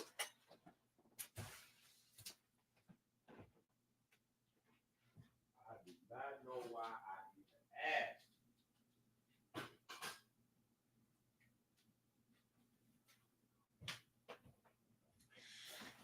Y'all never say no. All right. So let's go back in. Fuck it. We got some more time before the children get home anyway. I guess I'll kind of need this to stay up. And then we go over here. Did I get rid of the Bible page? Let me see if I got rid of the Bible page, because we need that up. Nope, I got it up still. Pause. All right. So if we understand this single cell story, the single cell narrative, like the Bible is walking us through the different steps of creation, from the planet being a ball of gas to the creation of all of the life on it, right? We go from here to God. So God created man in his own image. In the image of God, he created them. Male and female, he created them. Okay, so now male and female, listen, he created them. Male and female, he created them. So I think it was when we was doing the weigh-in for the Lord Abba debate. So I never put Captain Tazariak on the line. And he tried to pretend like he knew a little something, but he danced around and then got out of there quick, right? But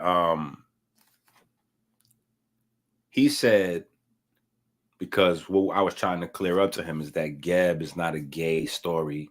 Geb is the earth, spinning, and the earth's magnetism, seeding itself, the earth seeding itself, basically. So life could spring from earth, right? But he was like, oh no, there's no ancient stories where, the earth is male. Only in the Kemetic story does you have the earth as male. And there's nowhere where men have the seed and blah. He was saying crazy stuff, even though he teaches out of the Bible that the man is what determines the race or whatever of the baby, right?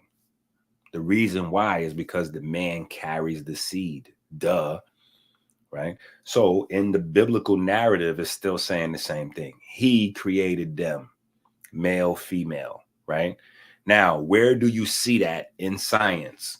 In science, you see that same thing because only men carry the X and the Y chromosome. Only men carry, only the male cells have X and Y. So from the male cell, you can take the X and make a female, or the Y and create males, but you can't do that with the female cell because it's two X's, right? So he created them, male, female, right? So you still have an alignment. God created mankind in his own image. In the image of God, he created them, right? So you still have Geb as earth as a template for the cells. He created them, male and female, he created them, where it repeats itself. God blessed them and said, be fruitful and increase in number and fill the earth and subdue it. Only one thing has ever fit that narrative.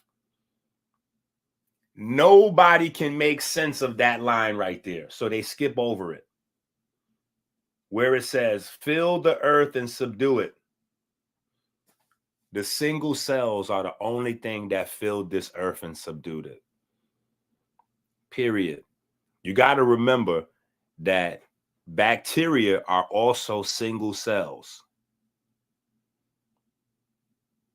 So it's not just animal cells, it's bacteria. All of these are single cells.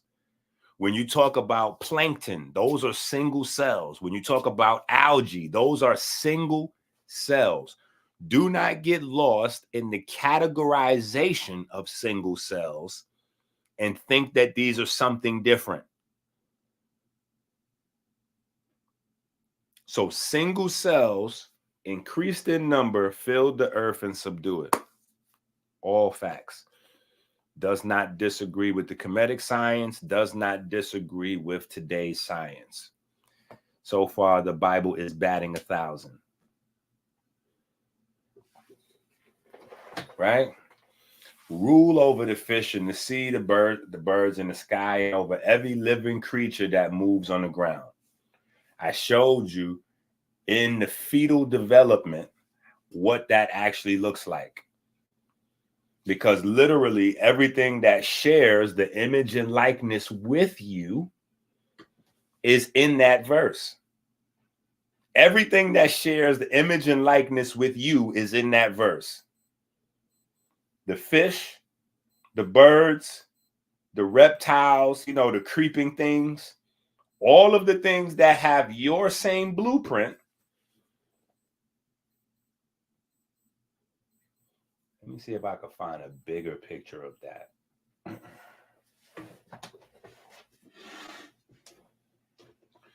Oh, you know what I could do? I know exactly what I could do. I'm going to take a picture of this and blow it up real big from the book.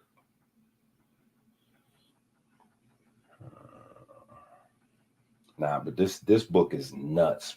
I'm telling you, this shit is crazy. Y'all are gonna love this book. The PhD book. Woo! We ain't play no games. We ain't play no games in this book. In fact, I think I want to make this a slide up in here. Yeah.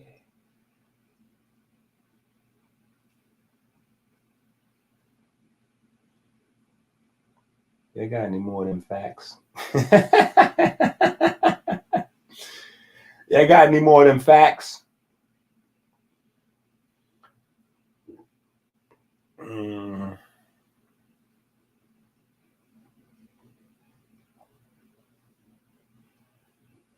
Oh, you know what? Let's get rid of this. Bang. Now, I can add this on here.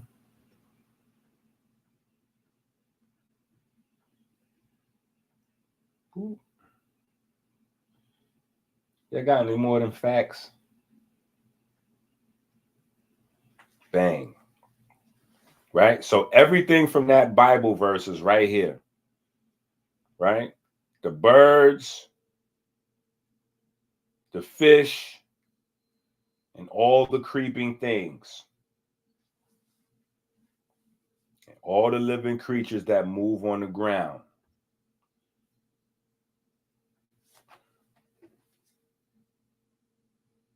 I also got the Reggie slide up in here, just, you know what I mean?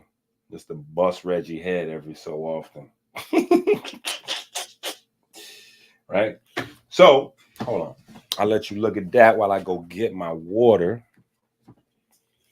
And I'm going to drop a little blue magic up in this thing here. And then we'll be ready to go.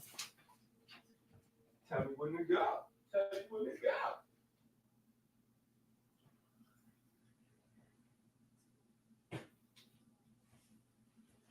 Tell me when to go.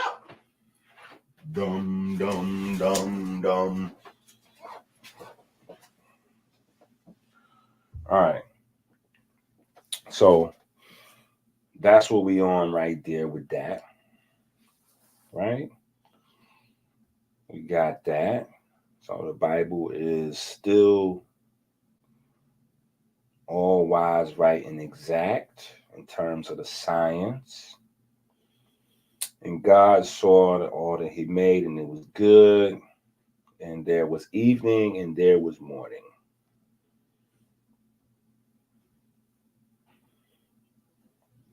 Right? So God saw all he made, and it was good. And then there was evening, and then there was morning.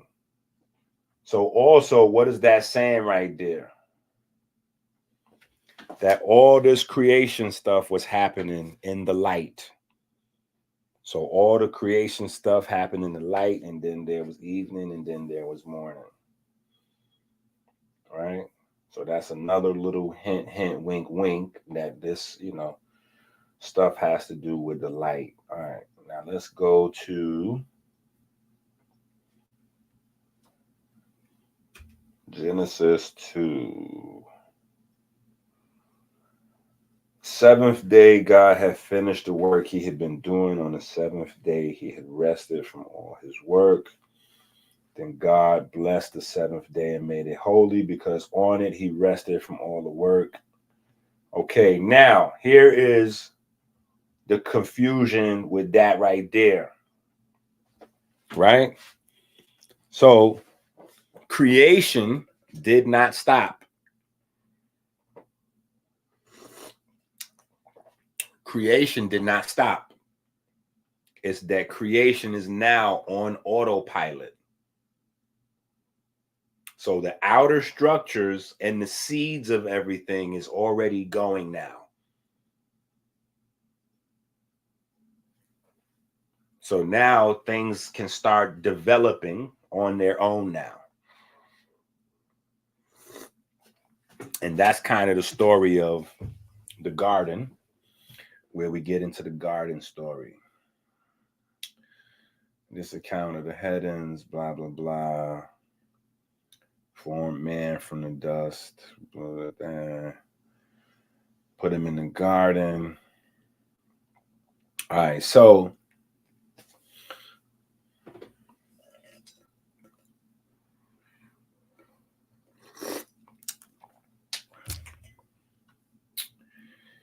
all right.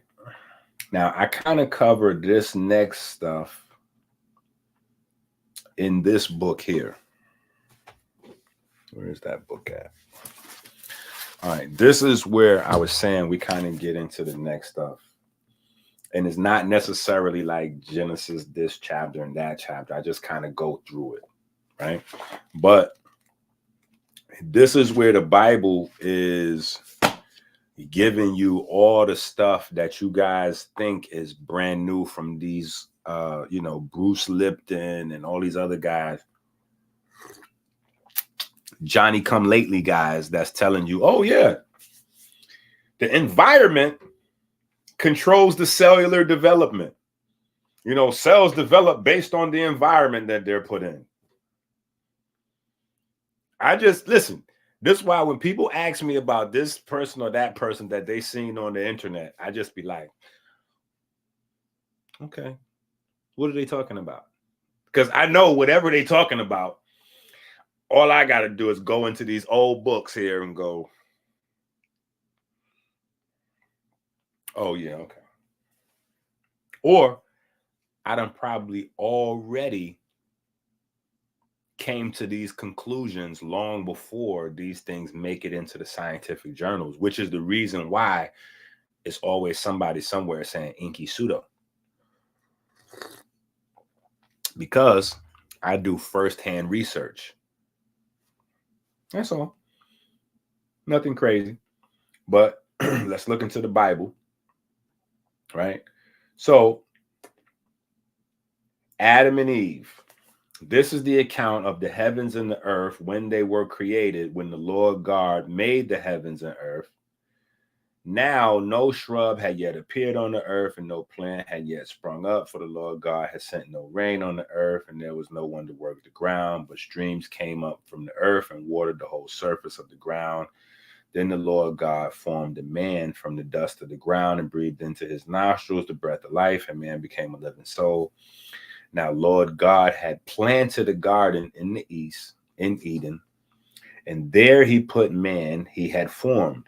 The Lord God made all kinds of trees to grow out of the ground, trees that were pleasing to the eye and good for food. In the middle of the garden were the tree of life and the tree of knowledge and blah, blah, blah, blah, blah. Okay. So, well, actually, you know what? Look at here. We go into this. A river watering the garden. And then we go into the name of Pishon, blah, blah, blah, where there is gold. The gold of that land is good. Aromatic resin and onyx are also there. What? What? What? Y'all see this shit?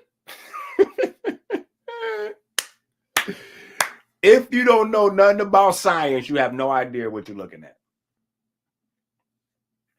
But this is crazy how plain and simple the Bible is trying to make it. Anyway, aromatic resin. Come on, bro. That's nuts. So this is letting you know how the pigment was created. This is telling you what, for the people that don't know, the aromatic resin would be something required for the early single cells to formulate pigments from. right? Because the early single cells would have to have these aromatic amino acids in order to form the first pigments, right? So there's no chlorophylls, hemes, anthocyanins, or just any of the pigments that you know of, whether from algae, people, animals, plants. None of those pigments would be able to exist without first aromatic amino acids. So this is why we talk about the chemistry of nephthys, or the carboxylic acids coming together with the nitrogen hydrogen groups of Osiris, and how in Kemet they talked about Osiris being married to Isis and them coming together creating Horus, right? But then there's these stories about Nephthys cheating on Set with Osiris, and they made Anubis, right? So when Nephthys gets with Osiris, that's them creating the amines for, you know, the amino acids and all this and all that. That's how they taught the chemistry back then, right? But anyway, that's just crazy that the Bible got that sitting right there, right? Anyway, so the name of the second river, blah, blah, blah, Cush. And the Lord God took man and put him in the garden of Eden to work it and take care of it, right? So man is an enzyme for the planet, right? Not its slave, right? See, people got this idea of work, forced work, going to slavery. So that poisons us. The whole idea of transatlantic slavery poisons us to the idea of work today. We think that work is, you know, slave, you know. So now freedom to us means the idea of not working, which is the problem that we're having, which is the problem that I have with reparations. Because if you give a people that are allergic to work a whole bunch of money, they're just going to give that money back to the people who are working people, the producers of society. And since we haven't made a mass migration to that side of the ocean, to that side of the river, we're in a self-induced form of slavery, because we always are going to be subject to the people that produce. It doesn't matter how much money we have in our bank account. That money is going to slowly go from our account into the accounts of the people that are making the things that we need for day-to-day life. Sandwiches, sweaters, socks, toilet tissue, you name it, right? So anyway, God told him, you are free to eat of any tree in the garden, but you must not eat from the tree of knowledge, blah, blah, blah. Okay. So from here, this is where school happens. So we will break that down over here. All right. This is the school of mankind, right? Because mankind is the first type of cell that's going to make this complex organism that's hyper intelligent, that has the same sort of level of intelligence as what we would consider the creator to be.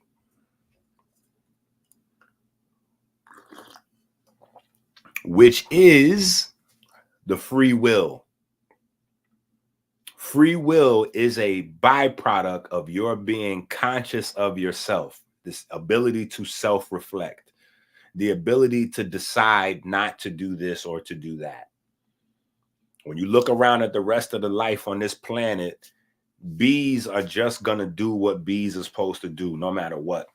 They're going to keep buzzing to the flower to get the thing and do like a bee doesn't have the ability to even conceptualize that it can decide to like have a rap career. I'm not getting honey. All this honey shit is dead, bro. Yeah, I'm about to just, I'm about to start baking. Animals don't, like lions, or they just do what lions do because they don't have the ability to metabolize light, information the way we do. So pigment is the blessing of God. If God is light, pigment is the blessing of God, because the better your pigment, the more you can get that information in. The more you get that information in, the more advanced you can, live potentially. Which is loaded. Which sounds super loaded, right? Which is why, racism and all kinds of other stuff.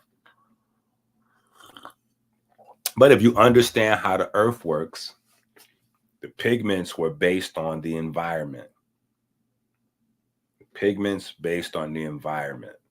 So this particular bloodline is the bloodline from the equator.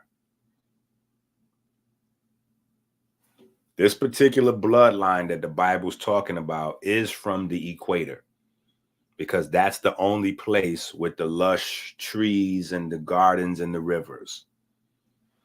That didn't exist in the desert places. That did not exist in the cold climates. It only existed at the top, and it's not Africa. So unfortunately, I know we want to make it all of Africa. It is not. Most of Africa is too hot. So this was not all of Africa and all of Africans. This is that stretch around the equator that goes kind of through the southern tip of America, which is why Florida is so wild. It's like not really, anyway, it's that space, right? But let's get into the educational part, right? So remember,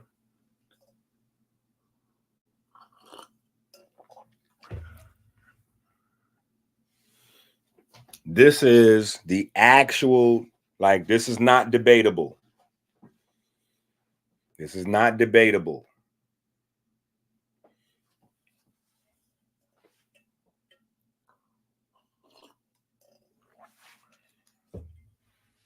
Right? Unless you're saying that the authors of the Bible created something completely unique, which no scholars, like it's accepted around the globe that large portions of the Bible come from the Kemetic text.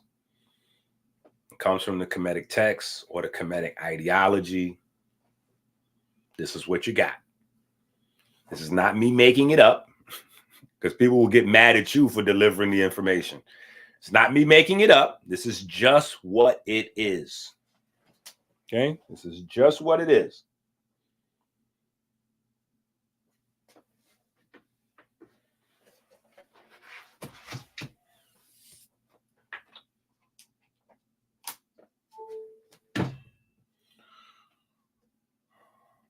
All right. So now we go here. Right? And the two were naked, both Adam and his wife, and were not. Okay, so I guess before we get here, I think I mentioned it earlier, but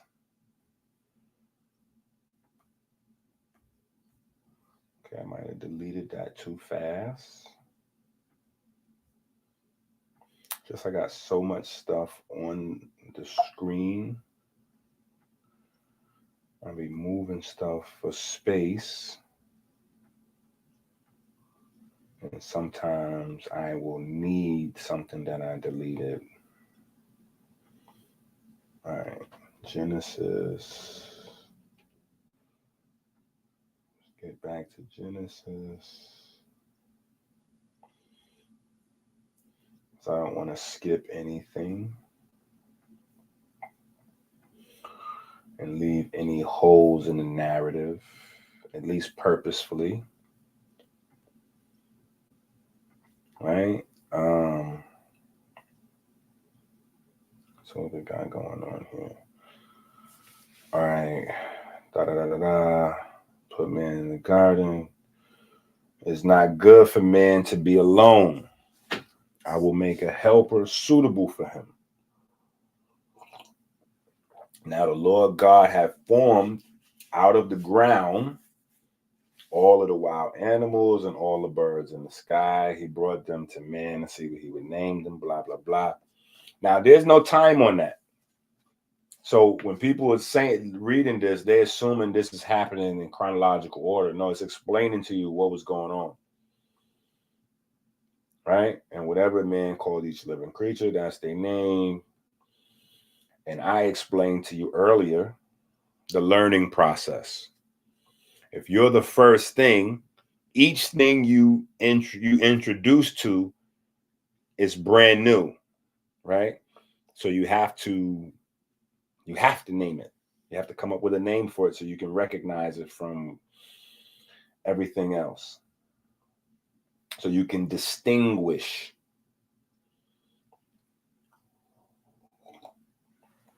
Now here's the but for Adam, no suitable helper was found amongst the animals, right? Why? Because the intelligence levels couldn't match. So the Lord God caused man to fall into a deep sleep. And while he was sleeping, he took one of man's ribs and then closed up the place with the flesh. Then Lord God made a woman from the rib, and he had taken out a man and blah, blah, blah. Okay. So now here's where the confusion comes in.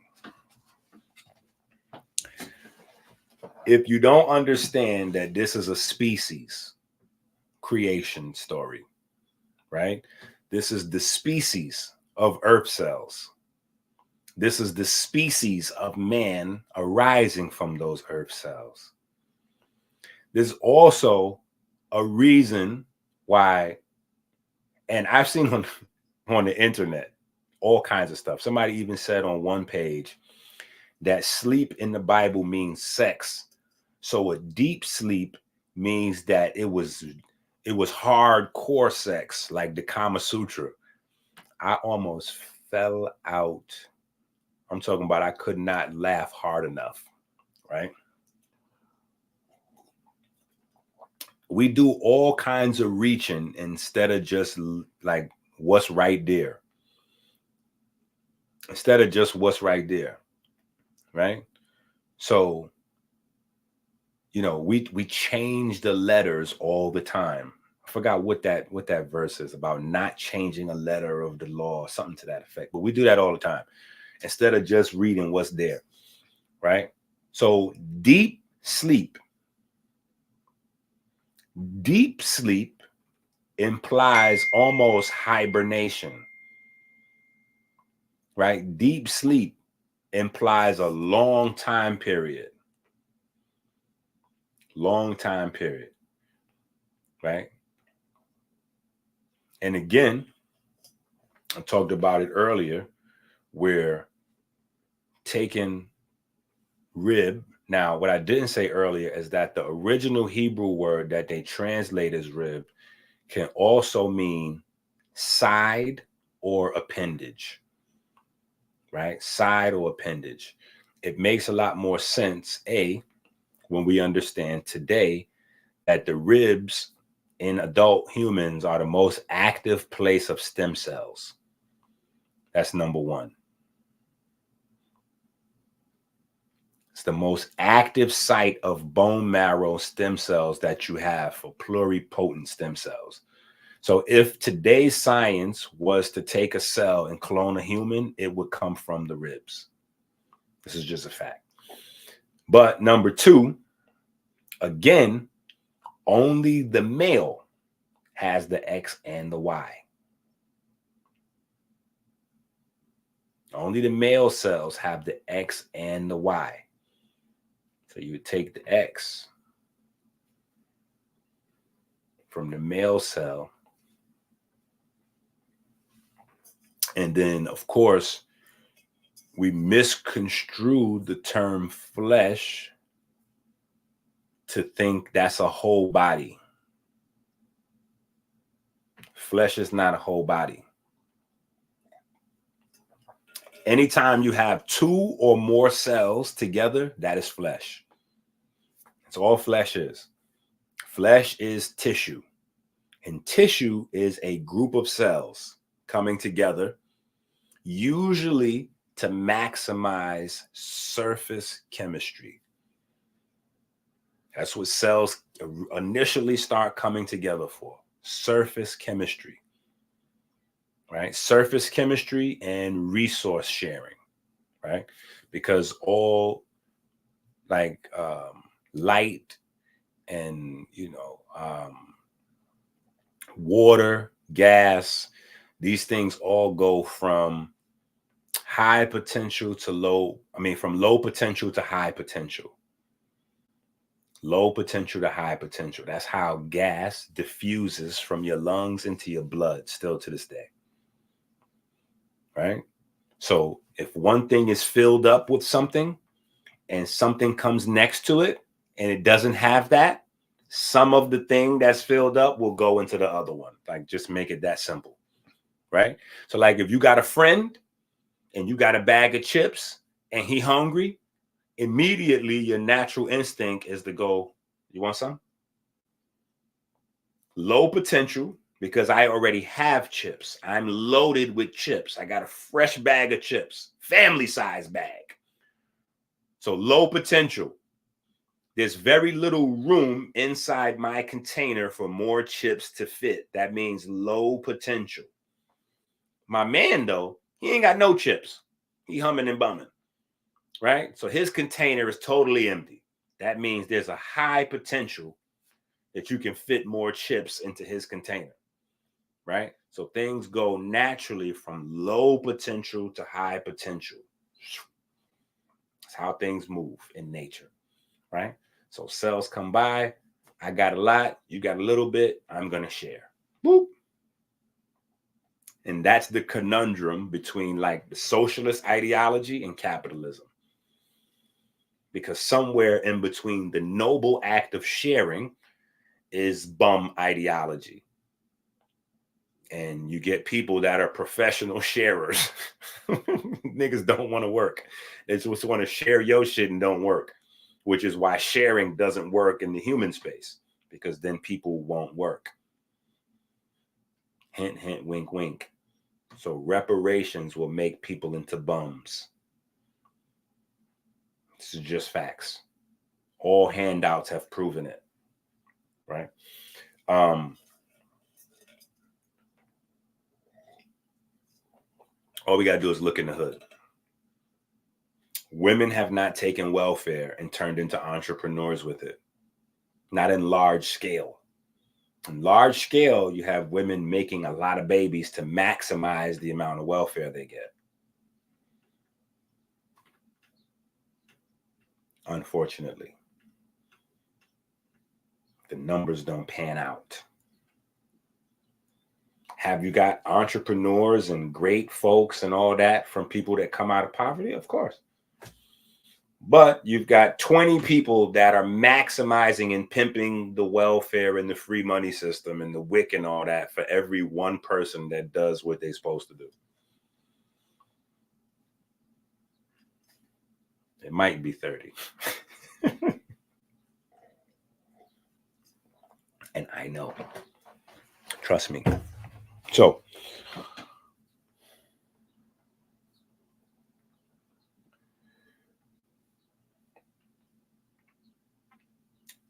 the man said, "This is now bone of my bones and flesh of my flesh. She shall be called woman, for she is taken out of man.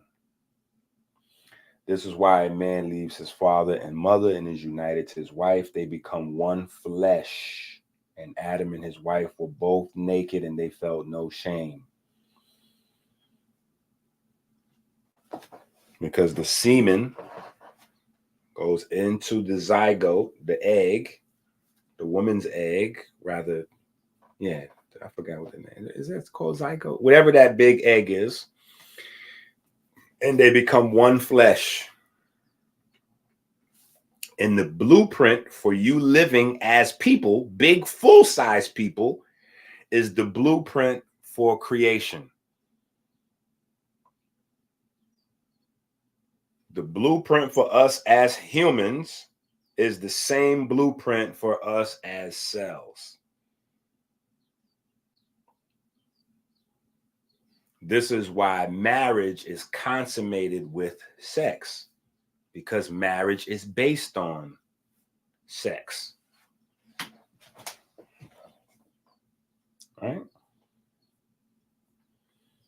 Adam and his wife were both naked and they felt no shame.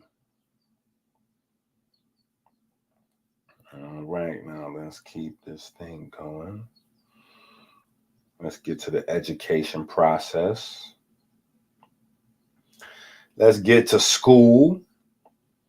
Adam and Eve were becoming the first doctors or teachers, the first graduates.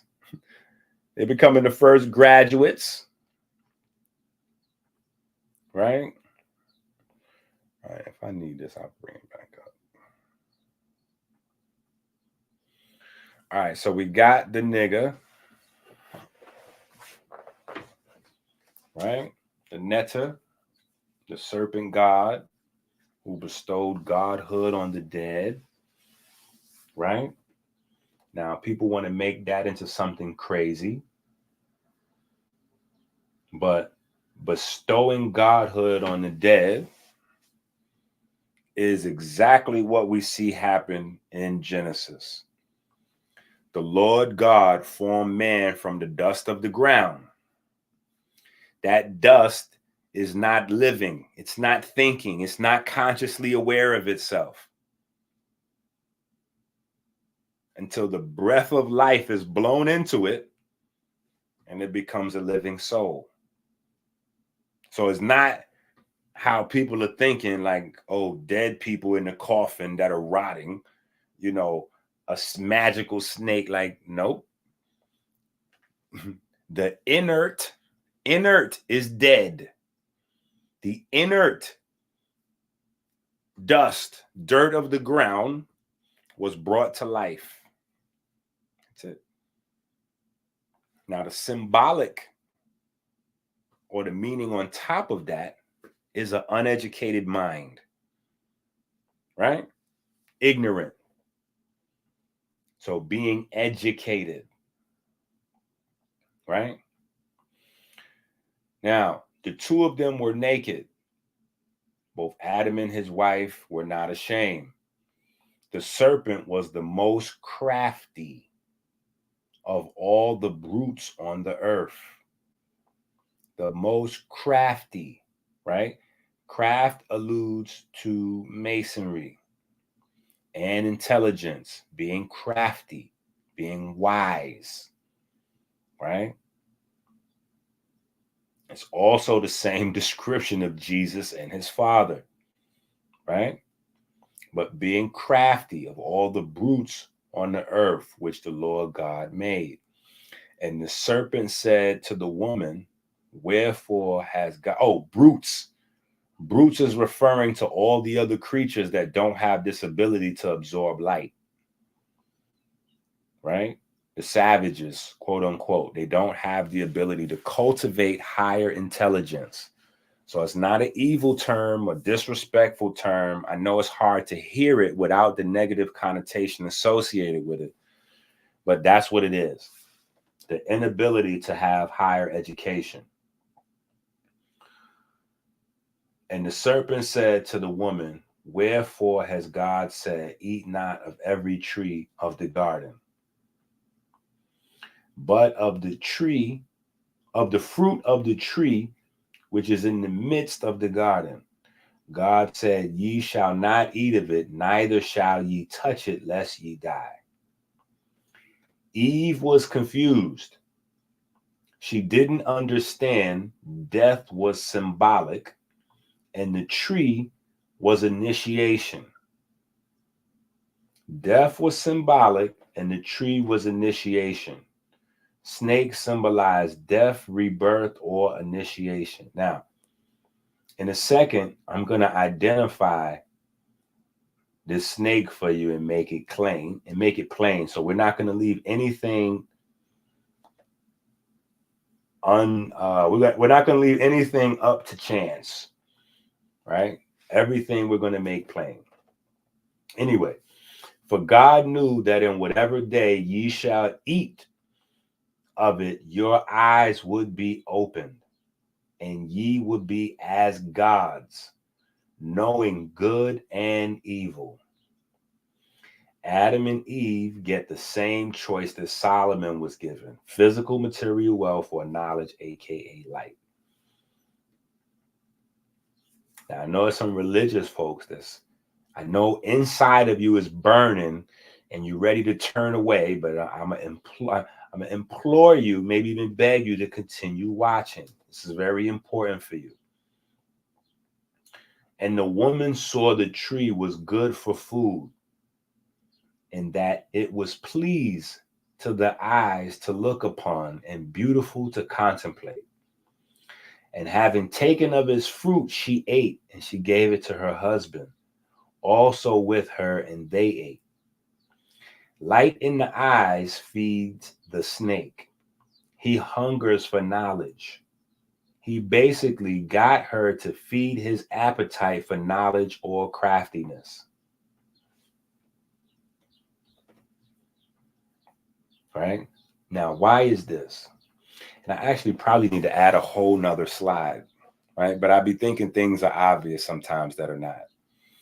But the reason why the woman would be the one to crave this knowledge first is because this woman now has double X chromosome, right? I gotta write some of this down. Right? I gotta write some of this down because this is important. I'm gonna explain this to you in a second. Charles to get more than that interview. Oh Lord, that's crazy. I done got 40,000 for an interview. Damn. I went to California last year. Right after the BET Awards, man. I was right, man, 40,000. Nigga, I did a 8-hour interview. Faith and love, love and faith, faith and love, love.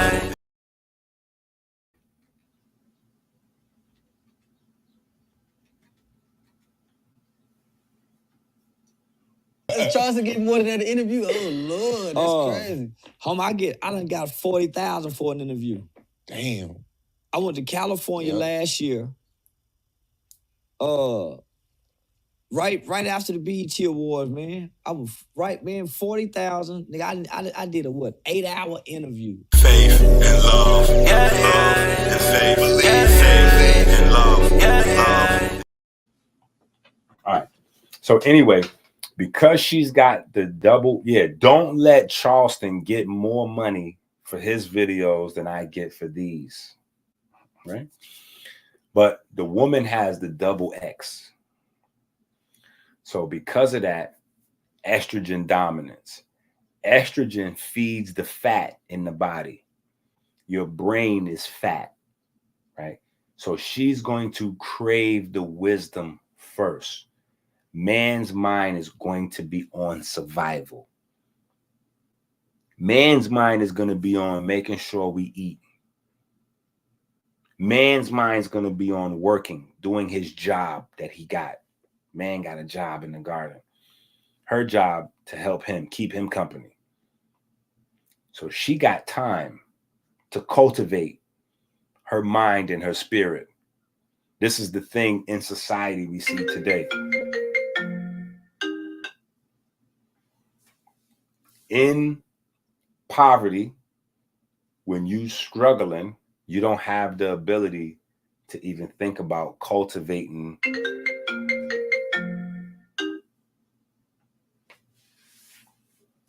Yo, why do people call me with no call ID and just expect me to answer the phone? So you don't have that ability, right? Let me check my phone for a second. Hi, my name is Wusir. Freemasonry is the largest and most successful fraternity on earth, and it's black. If we are going to celebrate anything during Black History Month, it should be Freemasonry. Celebrate by learning true Black history and transforming your body with Dr. EnQi's 120-day challenge. Dr. EnQi's groundbreaking research has been backed by Harvard and now the National Library of Medicine.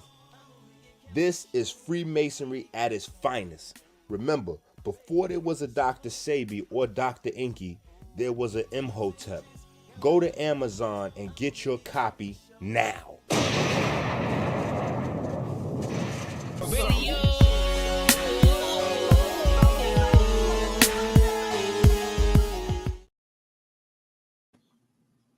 right, give me 1 second. Bang. All right. Now we don't have that problem.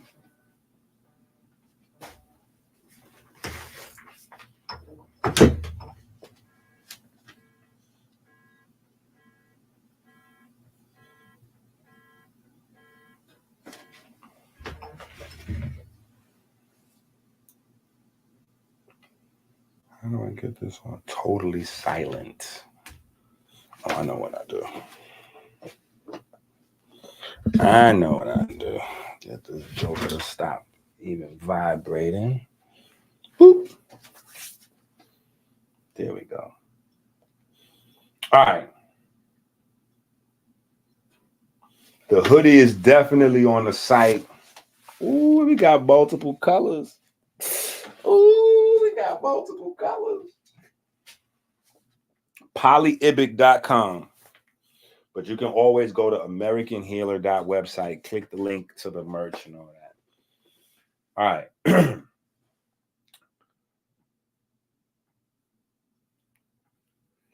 All right, let's get back to work. And the eyes of both were open. Okay, so hold on, let's go.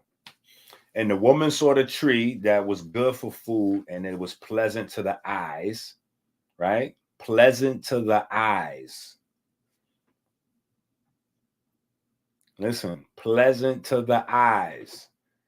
That's a mental note to let you know that we're talking about light, right? Pleasant to the eyes.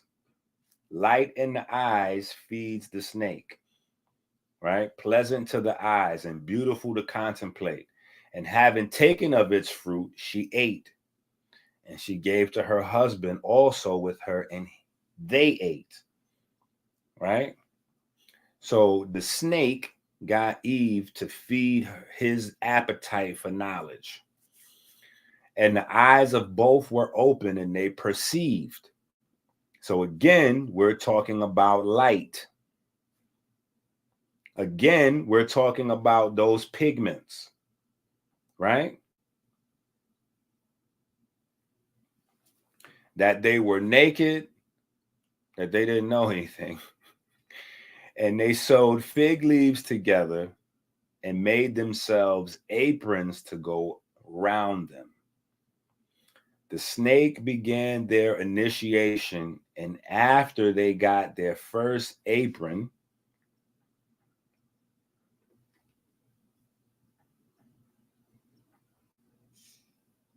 right? They got their first aprons. Now, those of us that have been studying for a while, we know that we still have that very same apron, right? We still have that very same apron.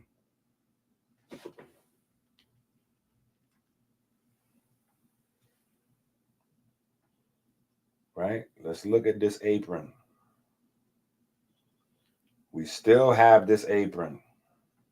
It's called the greater omentum.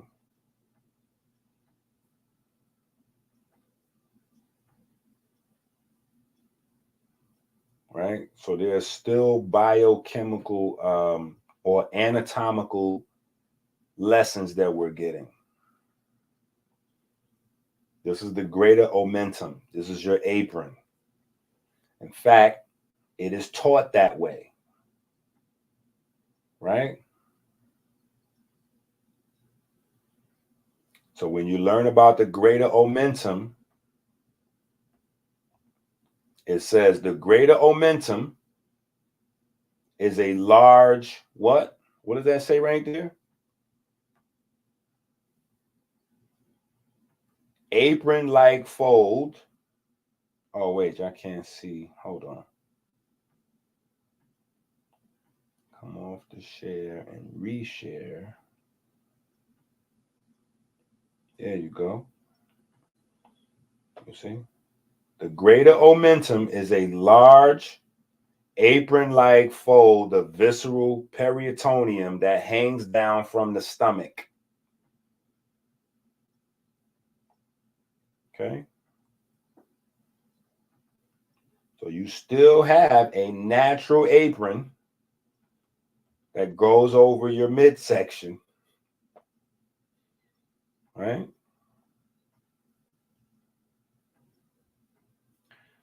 So I know, trust me, guys have been trying to quote unquote debunk these different descriptions, I'll say, for a long time, but unfortunately it just makes too much sense, because when you look up what they're talking about, right, because they got Strongs and they got different books to help you with interpreting the Bible, and when you look it up, it'll tell you. It will tell you that the apron refers to garments of skin. And the Lord God said to the serpent, because thou hast done this, thou art cursed above all cattle, and all the brutes of the earth. On thy breast and belly thou shalt go, and thou shalt eat earth all the days of thy life. The serpent broke the rules. He violated his oath and obligation. FYI, science has discovered snakes used to have limbs, but that's not the breast milk and hunger-driven life outside the garden, right? So here is our snake. Here is our snake. All right? Here is our snake, right? The word translated as serpent is nakash from the Strong's Concordance. According to this lexicon, nakash comes from a root word which means to whisper or to hiss. It can also mean to divine or to enchant. The hissing comes from the third ventricle. Thank me later. All right. Let me see. Did I add that here? Let me see if I added it. I know I might have put it somewhere, but not right there.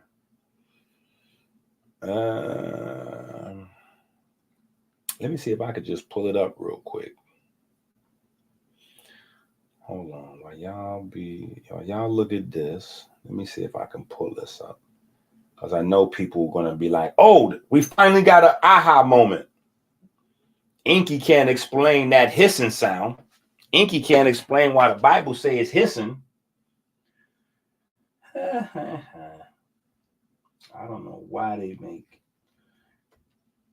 do that to themselves.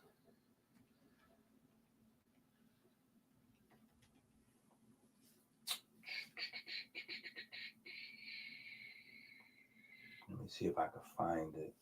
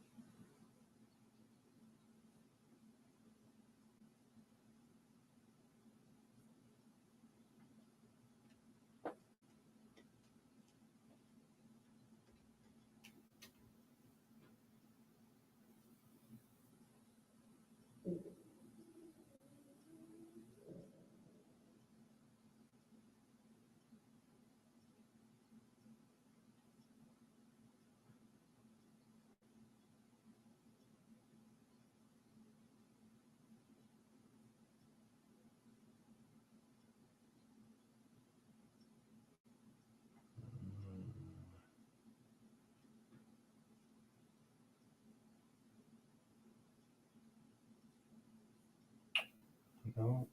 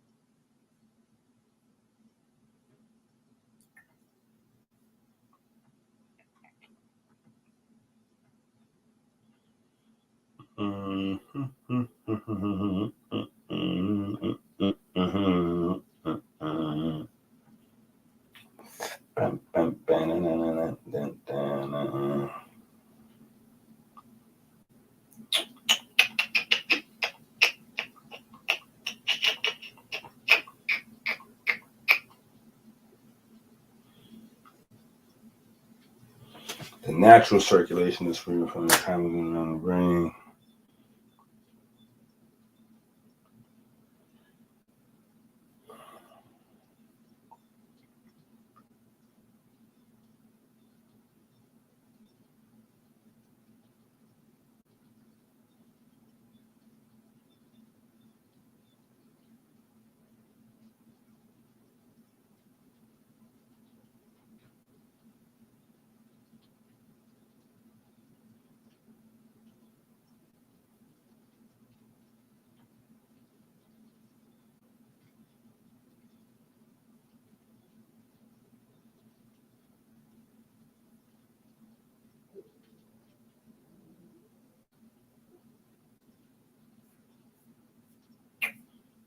Hold on.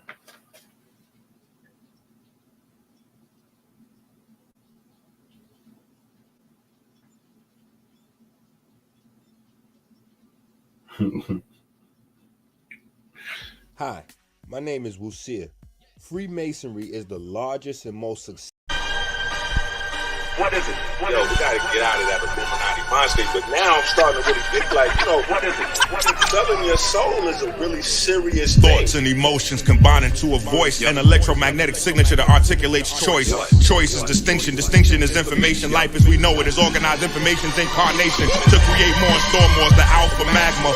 Codified in Kemet is the falcon's plasma. Satan is a trick, blatant as a dick. To be complacent in this shit makes you a patient that is sick.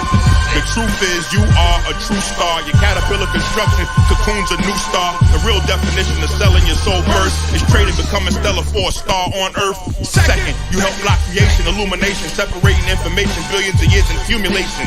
Blindly, nigga, we couldn't be more stupid. Sound becomes light, life is raw music. What is it? Electromagnetic waves. The etymology of photography is the right with light. Big Willie, well I am, type of hype, get it? Do you understand what footage is? Skin on tree trunks with visual acoustics is. What it mean to own your image and likeness exclusive is? That's your light, clueless kid in a ruthless biz. The image is your soul, the likeness is your swag, and there's no fucking way I trade that for a bag. Your soul is electromagnetic fields. Your voice is the specific frequency it yields. Encoding your thoughts, encoding your emotion. When those waves collapse, the culture's your commotion. Nigga, keep your gun, just squeeze proper. Culture vultures is cowards and eavesdroppers. The digital age, we clearly got it labels. Sound becoming light as the periodic table. What is it? Electromagnetic waves. What is it? Electromagnetic waves. What is it? What is it? What is it? What is it?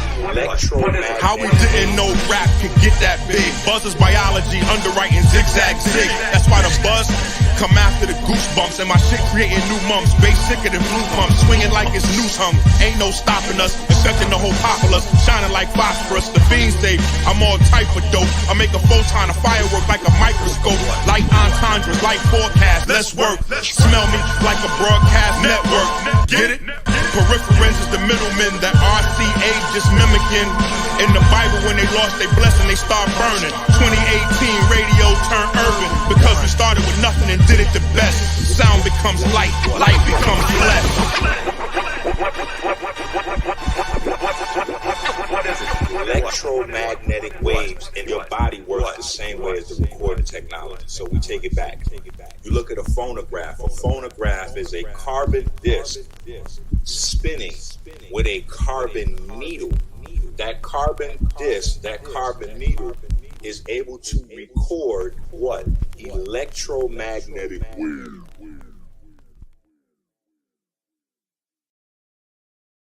Every video view should come with a share. Every video view should come with a thumbs up. Every IG like should have a repost to it, a share to it. That's free, it don't cost nothing. Of course, it's a certain level to being humble, but there's another whole level to this when you're making generational discoveries. Nobody discovered I've discovered the physicality of the light body, the real location. When niggas talking about it, I'm being about it, I'm living it. This shit goes beyond all that fucking debate discussion. Ain't nobody doing it like this. Niggas ain't did it like this in the fucking 5,000 years. Way better than colors. Way better than colors. Of course, my work is good. It don't mean nothing. My work is good. I'm not selling celebrity. I'm selling good work. Look at them. They mad. They mad. Are you kidding? Are you kidding? I didn't just show you the light body, I showed you how the information was written into the blood to be carried to the heart, to be stored into the magnetic field. I showed you how the light is produced in every cell. I showed you what the actual significance of ATP really was. That was me. Are you crazy? These are discoveries that's going to last for the next 500 years. For the next 500 years. So no, I'm not worried about it. Your community don't never appreciate you. Your community don't never appreciate what you give to them. It's always the other communities. It's always the other people that come into your community and see the value and pay for the value. It's always the other communities, and then the people say, oh, well, you sold out, you went to the other community.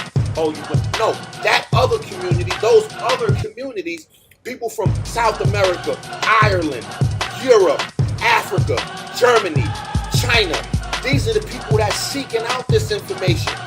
Why? So they can be in control of the economy for the next 50 to 100 years.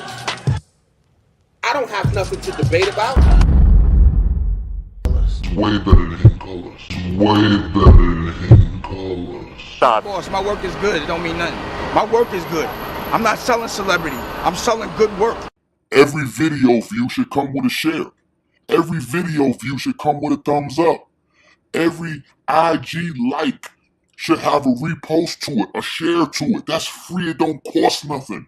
That's support that come. This ain't just about, oh, yeah, Cash App, Minister EnQi, Cash App, Minister EnQi, money sign, Minister EnQi, Cash App. Nah, this ain't about that. It's free to share this information. The iron in heme provides magnetism. The copper provides electricity.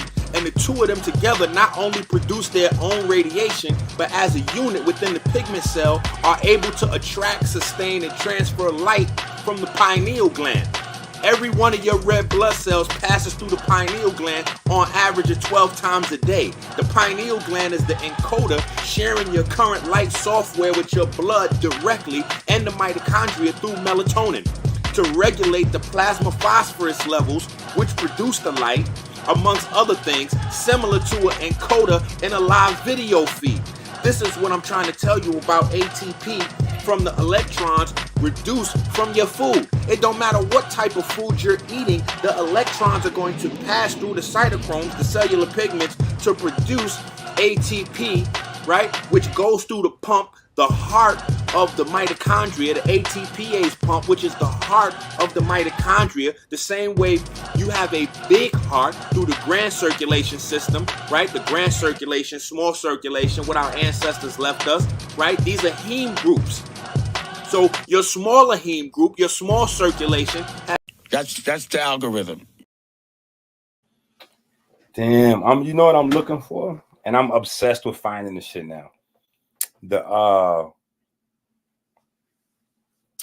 12-hour lecture that I did,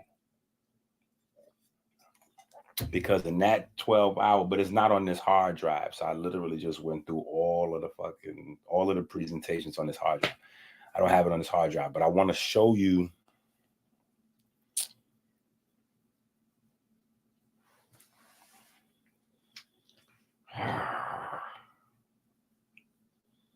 I want to show you this.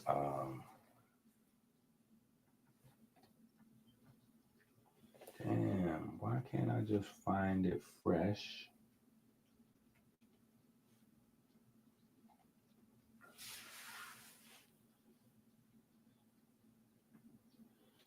Is this it right here?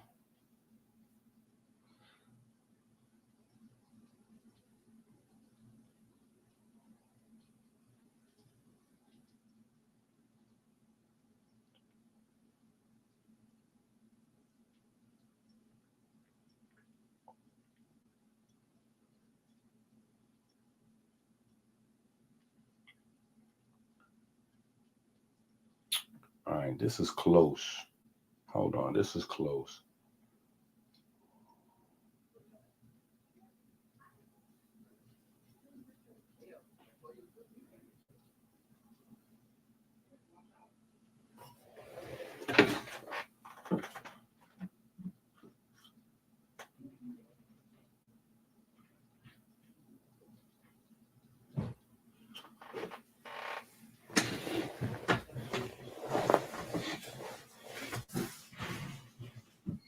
All right, hold on. This is kind of close.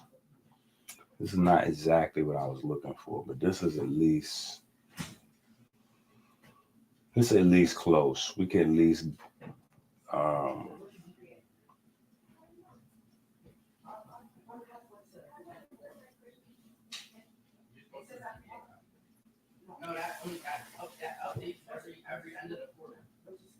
What y'all doing here early?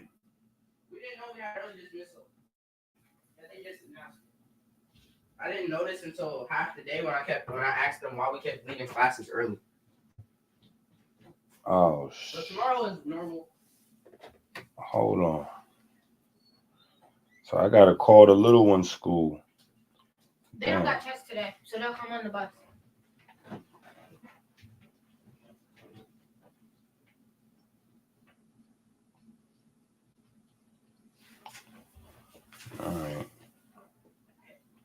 All right.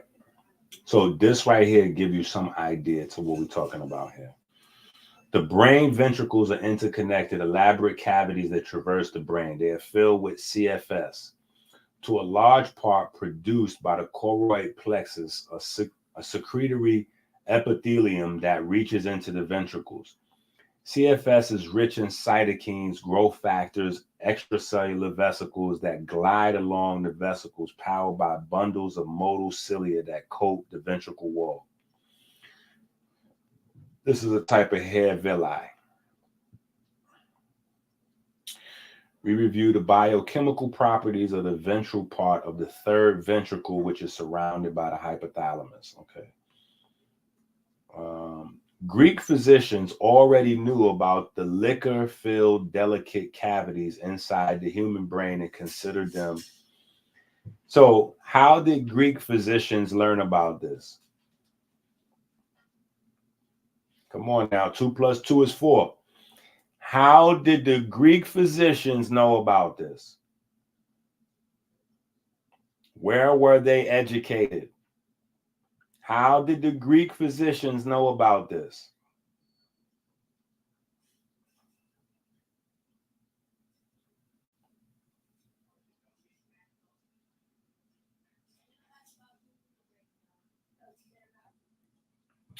Contemporary, blah, blah, blah, blah, blah, blah, blah.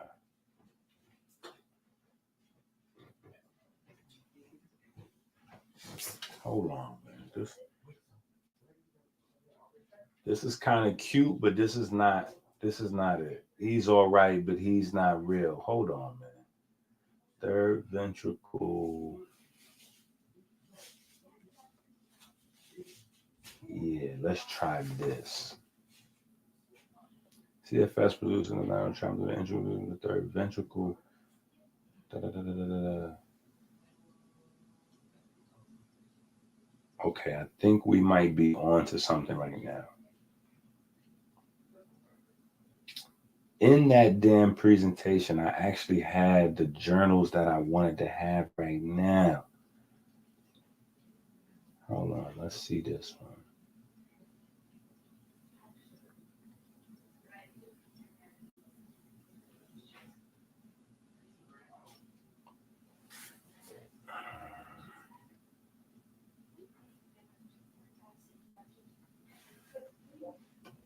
Let me see.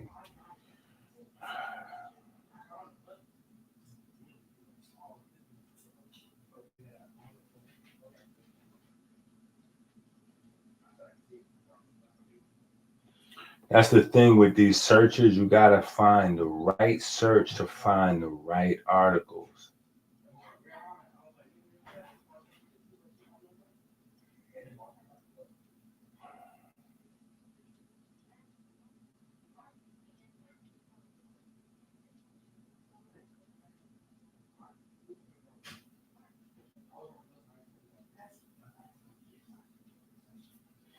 Let me see what they're talking about right here.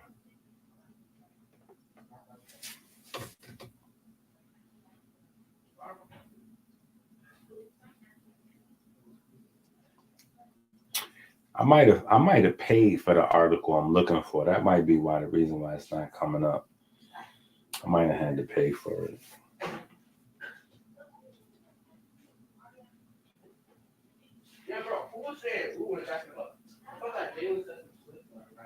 Yo, I'm gonna need y'all to calm down.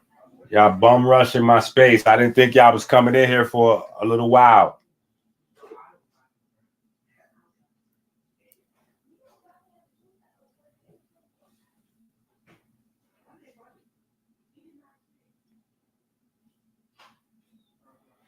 In addition to accelerating and becoming turbulent like this in certain spaces, it is also known that when, for example, the movement of water molecules propagates through a narrow stoma between two cavities, water molecules move more aggressively at this time. And when fluid propagates to another cavity, it becomes turbulent. In the case of endoscopic third ventriculostomy, the fenestration of the third ventricle floor corresponds to such stoma, and neurosurgeons equalize the CFS motion between the third ventricle and subarachnoid space of the ventral surface of the brainstem with this stoma, thereby improving hydrocephalus. To achieve this, neurosurgeons must determine the turbulence at the fenestration. No, this is not what we're looking for. This is not what we're looking for. And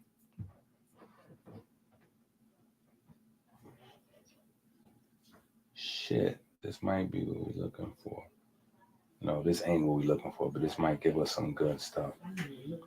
But no, the children is messing me up, y'all. So when we come back, we'll finish off Adam and Eve, and I will come with the article for y'all, because I really don't want to go forward without this third ventricle article, right? So I thought we had till 3:30. They got early dismissal today.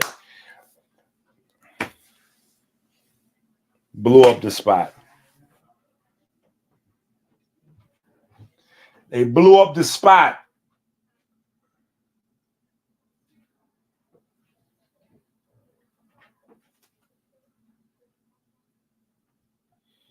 Hey, 8 hours, 40,000, 4 hours, 20,000. 3 hours should be like $15,000 in my Cash App. Oh shit. Anyway, we'll come back. We'll do part 2. But it's in the new book, so go get the books. I'll see y'all. And what is this? Day 8, day 9. Day 9, we back on the ass. I gotta get out here in the rain and get these babies. It's pouring rain right now outside. Take off them clothes too and dry that stuff.